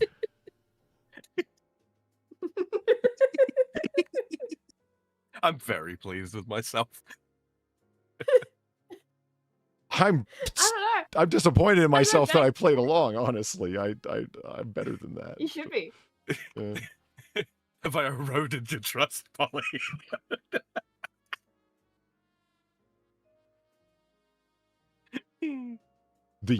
Seriously though, we had two back-to-back suggestions for the ukulele. Oh, you know what? It's not so much that it's abrasive. It's more the people that play it that I hate. What did Tiny Tim do to you? It's more the fact that he exists, really. Yeah, it's his existence, not anything he did. It's the bedroom feminists. They really have killed the ukulele. You know what? That's pretty solid, actually. Yeah. Just learn to play literally any other instrument, and I will have slightly less disrespect for you. You know, I told my friend that about, like, man, it's not the bands you like that I hate. It's the people that like the bands that you like that I hate. And therefore, it's colored my opinion irrationally against them, because I've never heard any of that music, but I hate them because the people that love them. Just saying. So far, what instrument would you say not calling on the automaton? Yeah, I don't know. That was my answer. Like, I don't know. I don't think there is. You might be onto something. As much as I feel like, countering it with like, no, it's not the worst. So, I can't really think of anything right now. Maybe the recorder? Ooh, a badly played recorder is pretty fucking abrasive, man. Yeah, like that. I mean, that's the closest I can get, though. It's not quite. Like tube and throat singing is pretty level? bad, but that's not really an instrument. I mean, tooth and throat singing done well is... Yeah. pretty good. But I didn't realize that badly played could be a... No, it can't. That's acceptable some of my modifier point. Like badly played, it's pretty bad, but like well played, it sounds like a different woodwind instrument, you know. And I mean, the didgeridoo came to mind, but that's not exactly abrasive. It's just sort of like vaguely No, that's obnoxious. I think the Wimmera fucking beats the didgeridoo for in that quality. Because at least with the didgeridoo, you can get like different rhythms out of it, and it has like a vaguely ethnic quality. The fucking Wimmera is just annoying. What is it? The Wimmeret? I think it's called a Wimmera. It's kind of like a shaped piece of wood that's attached to a rope, which is then slung around one's head in a similar fashion to a bull roarer.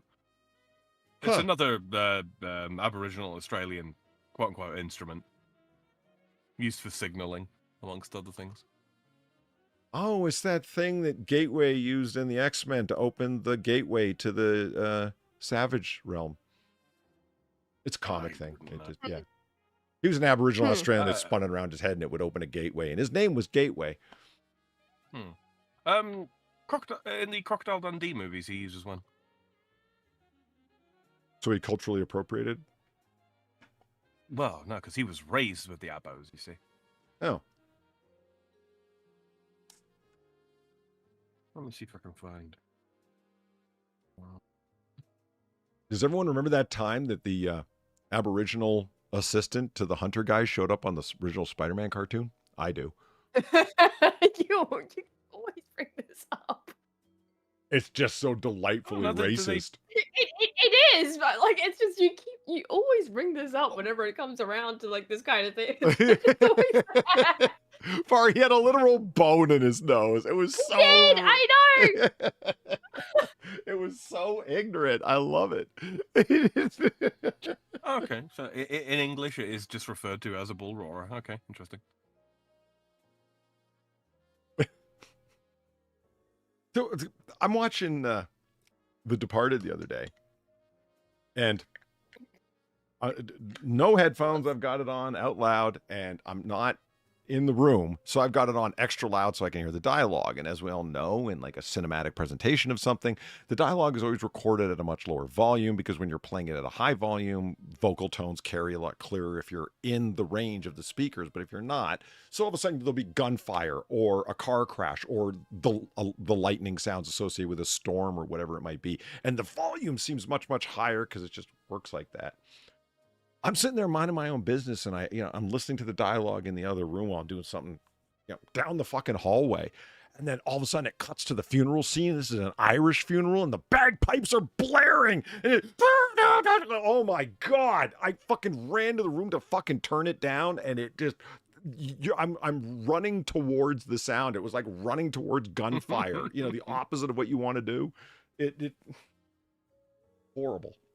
And it made me think, I think the most abrasive instrument ever created might be the fucking bagpipes, man. Holy shit. How the hell do you practice those things? How do you ever get good at the bagpipes? I mean, you must go practice in a fucking valley or a soundproof room or something. There's different varieties of bagpipe, I am right way drunk, across Europe. so drunk, I cannot get up. Like right across Europe and out into Persia as well. Different varieties thereof, and I think it's the contrast between how low the drone is versus how high the whatever the other fuckers are called. Right, the tutors, yeah. I don't know that they're not called that, but I feel like they are. Only in the Scottish ones, yeah. The tutor tubes. Cougar Knife, thank you for the $2. Cougar Knife admits to being the Fupa Cheddar. I was Fupa Cheddar.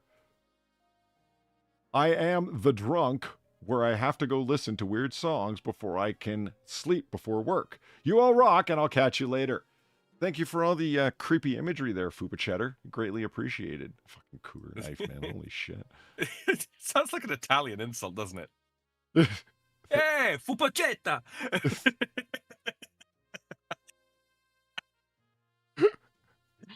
I love that Writing line. that one Once you've down, heard the actually. one bagpipe song, you've heard them both. Yeah. The theremin is worse. The theremin, I don't know. It's possible to practice a theremin without, like, turning the whole neighborhood against you, though. Far, you seem like somebody that would get good at the theremin. Why? Why would I be getting good at that? You seem eccentric enough. Then again, you left your automaton there to rot, so, you know. Far, if I were you, I would be insulted. I do feel a little insulted. Why? It's a legitimate musical instrument. What? The automaton might be, but the theremin is not. Why not the... If the triangle is a legitimate musical instrument, surely the theremin is. No, it's not. I happen to be an expert at the triangle, Far. You make it an instrument, makes it a triangle. Have you ever played a riff on an electric triangle, Polly? Because if not, I don't really know if we can call you an expert. Electric triangle is like fucking so normie, man. You got to play acoustic triangle to know the real pleasures of that instrument. You ever seen Eric Clapton's Triangle Unplugged? It's legendary. Yeah. Yeah, really gives a very, very different rendition of Layla, doesn't it? Yeah. What about that? What about that rolling pin with the beads on it that gives you that swisha noise? Is that an instrument, Far? Oh, fuck. No. No. No. You can't get that swisha noise out of a cello.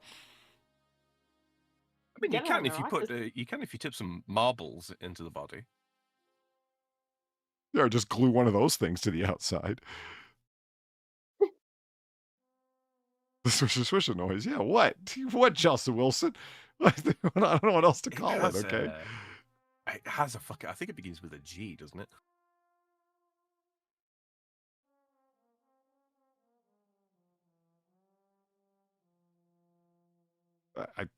You got me.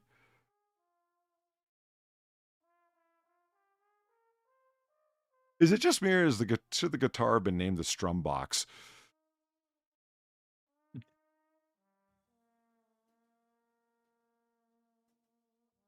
Fucking Americans, always wanting to boil everything down to its most simplest fucking...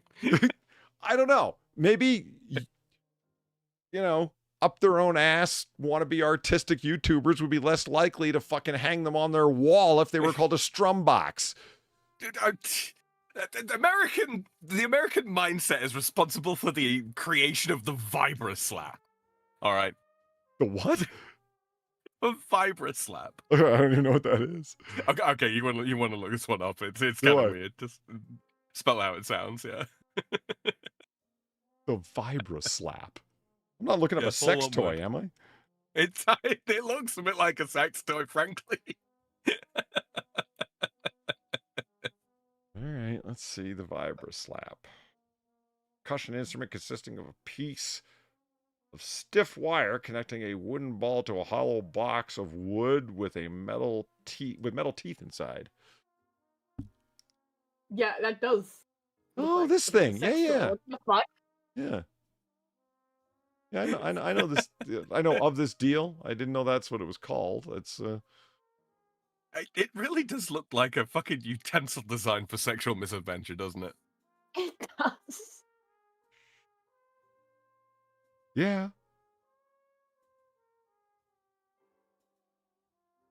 Look at this. It looks like it's shooting the logo across the room. It's See, this guy, I thought this was the way that you play it. And then I saw the lady down here with or fella down here with the hambone technique. I feel like the spoons whatever are way works best. I feel like the spoons are a more legitimate musical instrument than this fucking Are thing. the spoons a legitimate musical instrument, Far? No. Okay, all of Irish folk music disagrees with you. What do you think? Disgraced. How do you define musical instruments, Far? I don't know. I just vibe with it. Oh, you have no Holy idea. shit. You have no idea the Holy rage shit. coursing through me right now. I'm really just fucking with you. You know that, You know right? what, Far? You know what, Far? Not only are spoons a musical instrument, but they have to be a particular shape. And I'm going to rant for the next 25 minutes about that.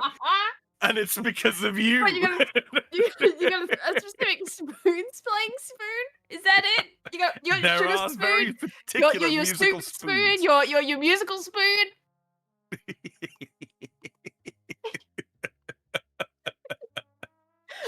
Oh, shit. Or just burns you at your own game, brother. You need to just live with it, okay? It's you got bested on your own field of battle, sir.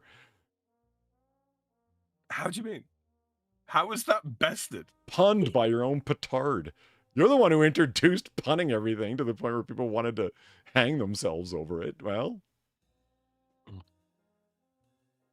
No. no. Denial. No, I reject your reality and substitute it with my own.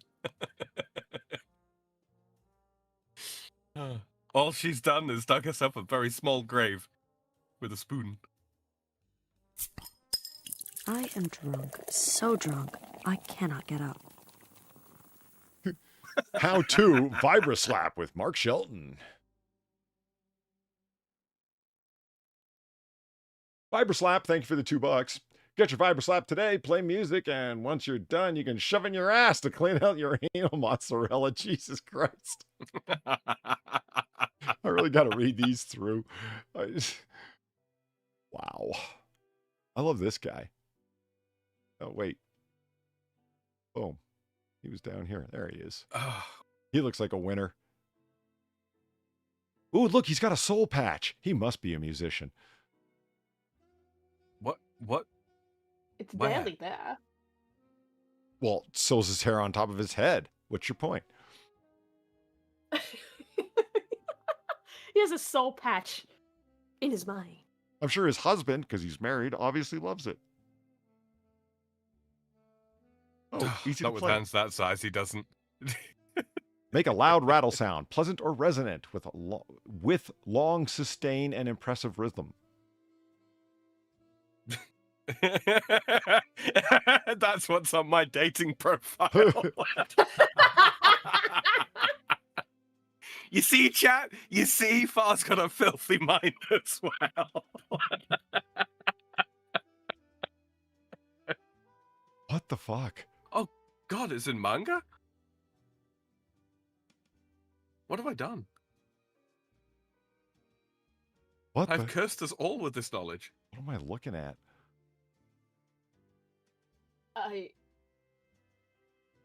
It's in Jujutsu Kaisen? Is it? That's what it says. Curse of Tools.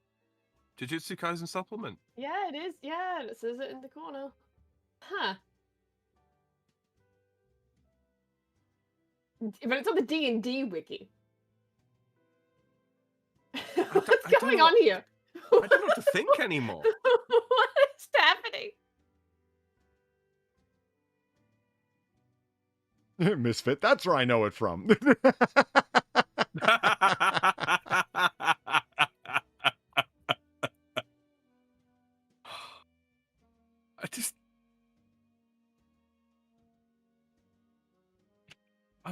I'm at a loss. What? Oh dear me. 4 different skin tones to show you playing the Vibra-Slap.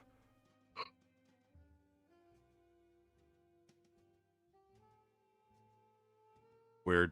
All right. Oh dear me. Well, I'm sorry to bail on you guys early, but I'm gonna have to get out of here because I am whiskey. Son of a bitch. Oops. No, there's a bass drum. Yeah, no shit. That's a bass drop of quality proportions. Gamer Valine, thank you for the 450. I just found a unicorn of online lists. Somehow Vice managed to have someone legitimately funny slip through the cracks. And their humor is actually right up your alley. Vice managed to... Really?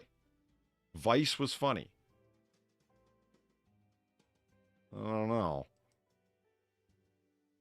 That's like saying Vox was interesting. It's like, Or representative in any which way of the voice of the people. So you're going to get going, Sam? Yeah, I'm going to have to. Yeah, I'm falling asleep here. All right. Yeah. Before I go, though, I do have a joke to share with you. It's really bad. You can't throw a groan grenade in the room and then run, man. Watch me. What did the egg say when it got to the party? What? Omelette! God. There's your punishment, Far. Enjoy. Fuck you. Sleep, fuck. I'm gonna go the fuck to sleep if that's alright with you, Far. Alright, ladies and gentlemen, I will see you all in the next one, or on, well, tomorrow evening, if you join me over on my channel. But, yes. Enjoy the rest of the stream. I shall catch you all later. Bye. Goodbye. Later. Goodbye. Omelette!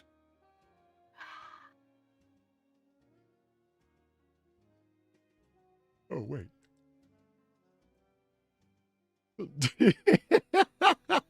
Sorry, I just keep looking at this picture. Still. Yeah. Still.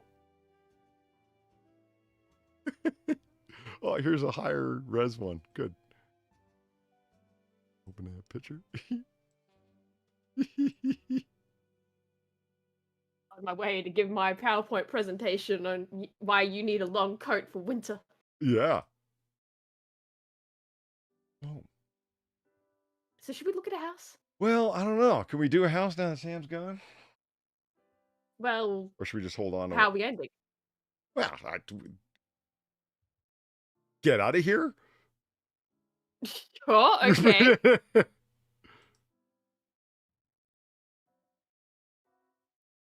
I can stop looking at these dogs, man. It's getting Yeah. it's getting insulting all over again.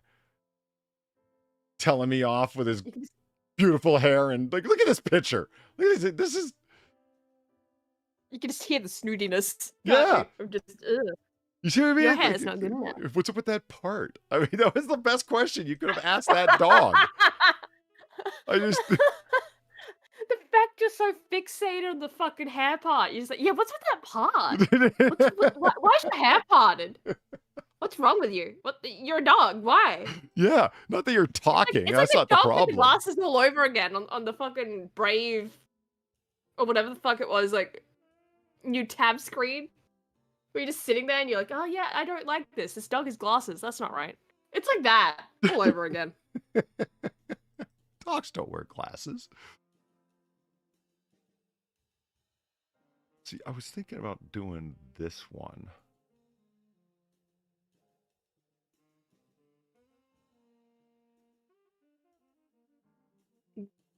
Yeah? This is the goth house. Oh, I see. Thinking about that, but I don't know. I was just yawning. I don't know if that's because of a fucking post-hypnotic suggestion by Sam or what. I know we can't do this one because it's got the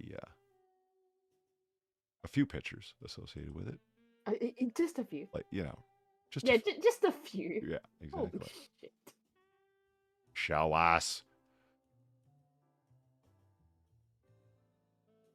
Oh God, remember this gem? Yeah, this one. There, this. Why is it 11 a tab? Yeah, well, just because it just. Oh my God, someone bought it for $100 grand. No way. Yeah, Someone bought this shit shack? yeah.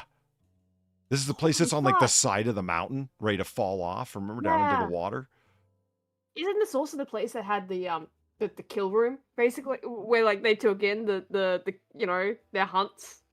No, And it was just so obvious to you guys. no. That was the No? the outdoor hunting lodge. That was. Okay, yeah, I'm thinking of two different places then. This yeah. is the one that had the wasp's nest in the vent. Oh, fuck. Yeah, I was confusing them. Oh my god. Oh my god. Yep, the wasp nest. Good luck. I was Good so luck with the offended by wasp that. nest, It sir. just, yeah. Yeah, Evelyn, I think it is the I mean, because I found a goth one, and then there's also one that you sent. Whoa, its value went down and then back up. That must have been it. Oh no, man! They dropped the price to $100,000 just to have it sell. What the fuck was it at? Oh, so they dropped it by 10,000 to sell it, and it sold. Okay. Jesus, that's amazing that sold. Yeah, holy crap. It must have been for the property, and they're thinking of tearing it down. It had to be. Was it the interior? 'Cause Of that this... whole place was pretty. Oh yeah. It was all pretty crap, wasn't it? Like, it was just. Oh, absolutely, so... it was, because like this part of this part of the structure down here, like, was ready to fall over. It was being propped up by 2x4s and shit. And the house had been repeatedly busted into. That's why there was the private property signs everywhere. All the windows were broken, and kids had come in there. There was shattered wine bottles everywhere. It's like that was the place to go smoke weed and drink with your parents not knowing in the local county. Oof.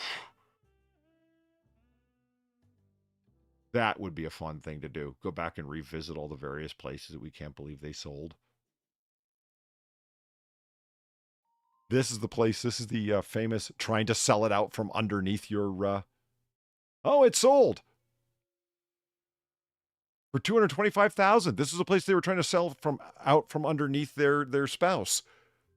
There was the 2 sets of requirements that you had to read before you could contact them, and it was only certain days of the week that they would meet with you, and do not show up just to do a walkthrough because I will not allow it. It was like they're trying to keep it secret from the people who actually live there. They were trying to sell the house. Good for them. They sold. Yeah, but they sold it for $225,000 in March of this year. Fuck. Scary. There's so many fucking... Oh, man. Oh, man. This is the... Fuck. The haunted place in New Orleans, right off of Bourbon Street. Oh, God. With the nightmarish history behind it we only found out after taking a tour of the place. Formerly owned by Nicolas Cage.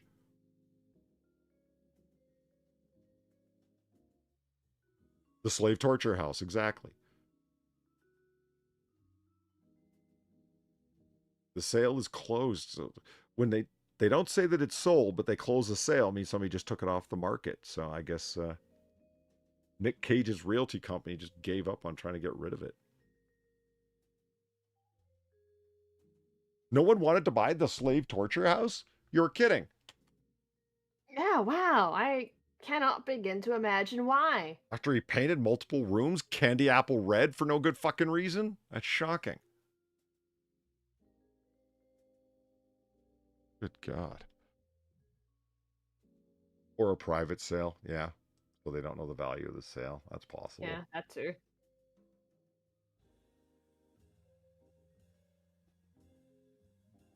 You good? Yeah. Yeah, my neck is just killing me. I slept funny. As I indicated earlier. Yeah, yeah, you slept funny, you had funny dreams, you had dogs telling you that you just aren't good enough.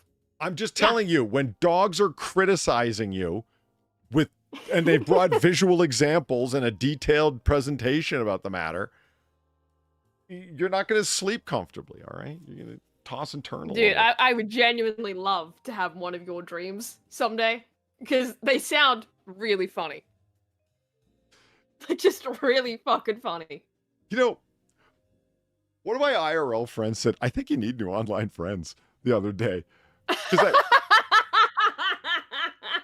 And yeah, see, you're laughing. Okay, this is what preceded that reference, right? It's like, I said, I really wish I had some more like upfront, like bleeding wound issues. And he goes, what does that mean? I said, well, when you have vertigo, you just feel dizzy. It's not like a bleeding head trauma you've got on the outside or a broken bone or something like that. I say when I get like disorders or something, like I wish they were like physically visible from the outside. So it didn't just sound like something I was claiming. Oh, I feel dizzy. And it's like, because people make fun of me for being dizzy. And it's, you know, and I have these, sleep disturbances, right? Like I'm an insomniac. I can't fucking sleep. I roll out of bed. It's like, you roll out of bed? Don't you hurt yourself? And I'm like, yeah, I hurt myself, man. And he goes, Jesus, man. I didn't know you rolled out of bed. How often does that happen? I'm like, not all that often. So yes, hear my online friends laugh at me. They make up running jokes about it. There's this girl who draws pictures of me wedged in between my fucking furniture in the bed. And he's like, you need some new online friends, man. Oh my God. But that one was funny. That one was funny. Like, I don't think it's a good thing that you're rolling out of bed all the fucking time, but that one was legitimately a funny incident, and you cannot convince me otherwise. And look at chat laughing it up. Yeah, Polly, your disorders are hilarious. Stuck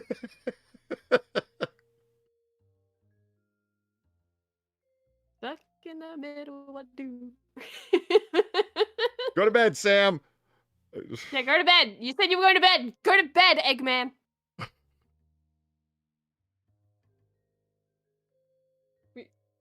Sorry, house. Not list. Not list. House, Polly. You want to do a house? All right. Let's see. We really shouldn't let it go on too long. Really. What's what I was thinking? I was thinking of just closing it down instead of doing a house. Wait till Oh, Sam's. well, okay. Wait till Sam's here to do a house. Okay, well, that's fine too. I didn't realize that he was so close to heading off, or we would have done it earlier. But then again, you know, it's tough to know. You know?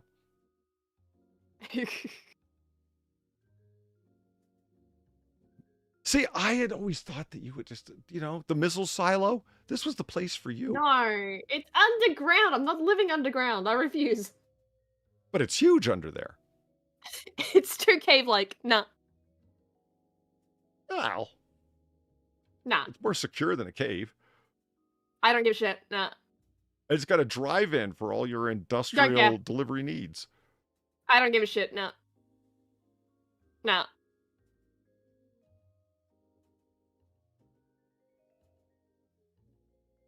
I did say a couple of hours, and I managed 4. What? Did it?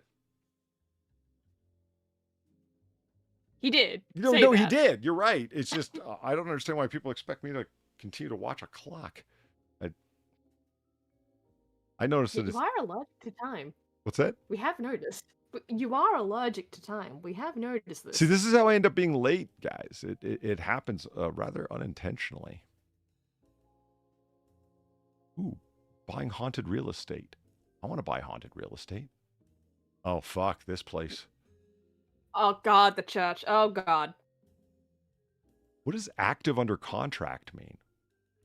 It was sold or sold to... Yeah, actually, what the fuck does that mean? Like under its sell status here, Chad, this church converted to a home that we saw is listed as active under contract. I don't know what that means. Like active for sale under contract, I would assume, lest the listing would not be here.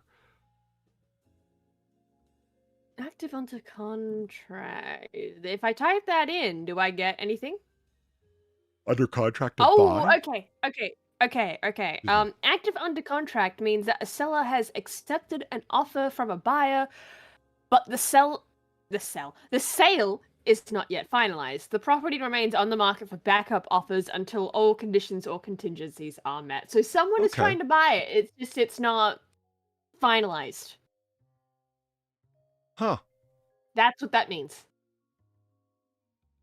I remember I remember the thing that stood out to me the most about this place by far was its location. Like prime New Orleans real estate. Like literally 2-block walk to the waterfront, 3-block walk to fucking Bourbon Street. I mean, it's right there in the core of it all, around where all the museums are, the historic places, the French Quarter. It's all right there, man. Very cool. It's just, I mean, it's just the building. You don't want to tear it down because it's historic. It's huge. It's brick, so it would be an incredible bitch to tear down. And it's just, what do you do with it other than run a church out of there? You know what I mean? Like, if you're a religious organization buying it as a church, okay, makes sense. But other than that, I wouldn't want to live in some old Lutheran church. I think it was Lutheran. I think it was originally built by one group and then went over to another. Originally built by the Evangelical Lutheran St. John congregation, but became home to the Grace United Methodist Church in 1917 until 2005.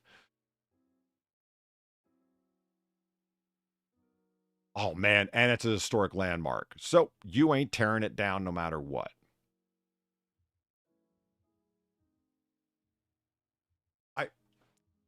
I like the idea of owning one of the historic buildings in, like, Alexandria, Virginia, for example, but the nightmare of it, because if people don't like HOAs, you can't imagine what a historical association is like.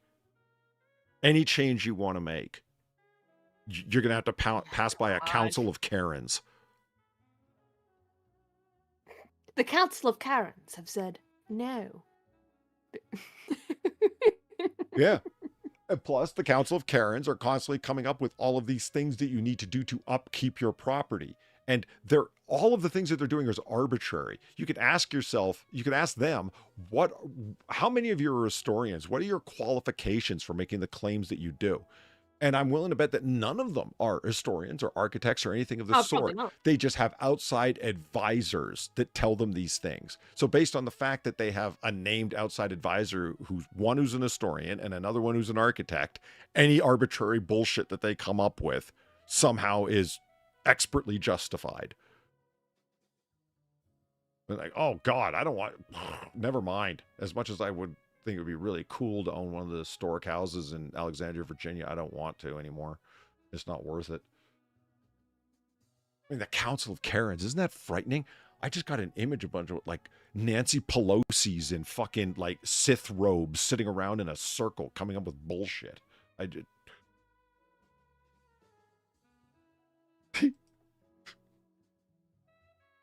On that nightmarish note, I think I'm going to call it there for the night, man. All right. Whew. So many fucking things open. Time to close them all. Yeah, I know. Hold on. This, there, that. Boom. Okay.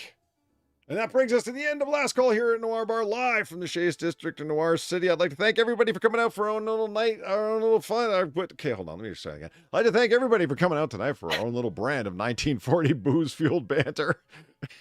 I'd like to thank Far for coming out tonight and Sam for, well, leaving us with eggs. Yeah, I'm really upset about that omelet thing, man. I did. Thank you very much, Sam and Far, for coming out and keeping me company. I always appreciate it. Good. Finally, I'd like to thank the generous people who tipped the bartender and my two good friends here. That's how we keep the fires burning, the candles lit, and the cops paid off.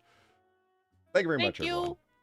So if you're listening in the future, by all means, feel free to leave a comment below. If you're here right now and you're on your way out, or also listening in the future, feel free to hit that like button.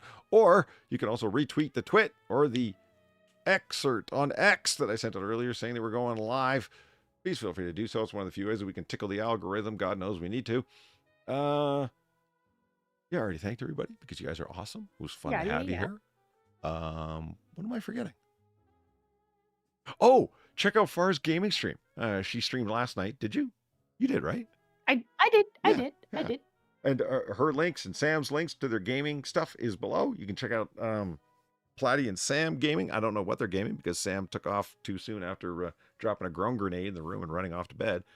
You can check out his content below. His content is hyperlinked there, as well as Far's. Right? Far? Yes. Cool. On that note, as we always say about this time, you don't got to go home, but you got to get the hell out of here. Have a good night, everyone. We'll see you again next time. Good night. Good night. Boom.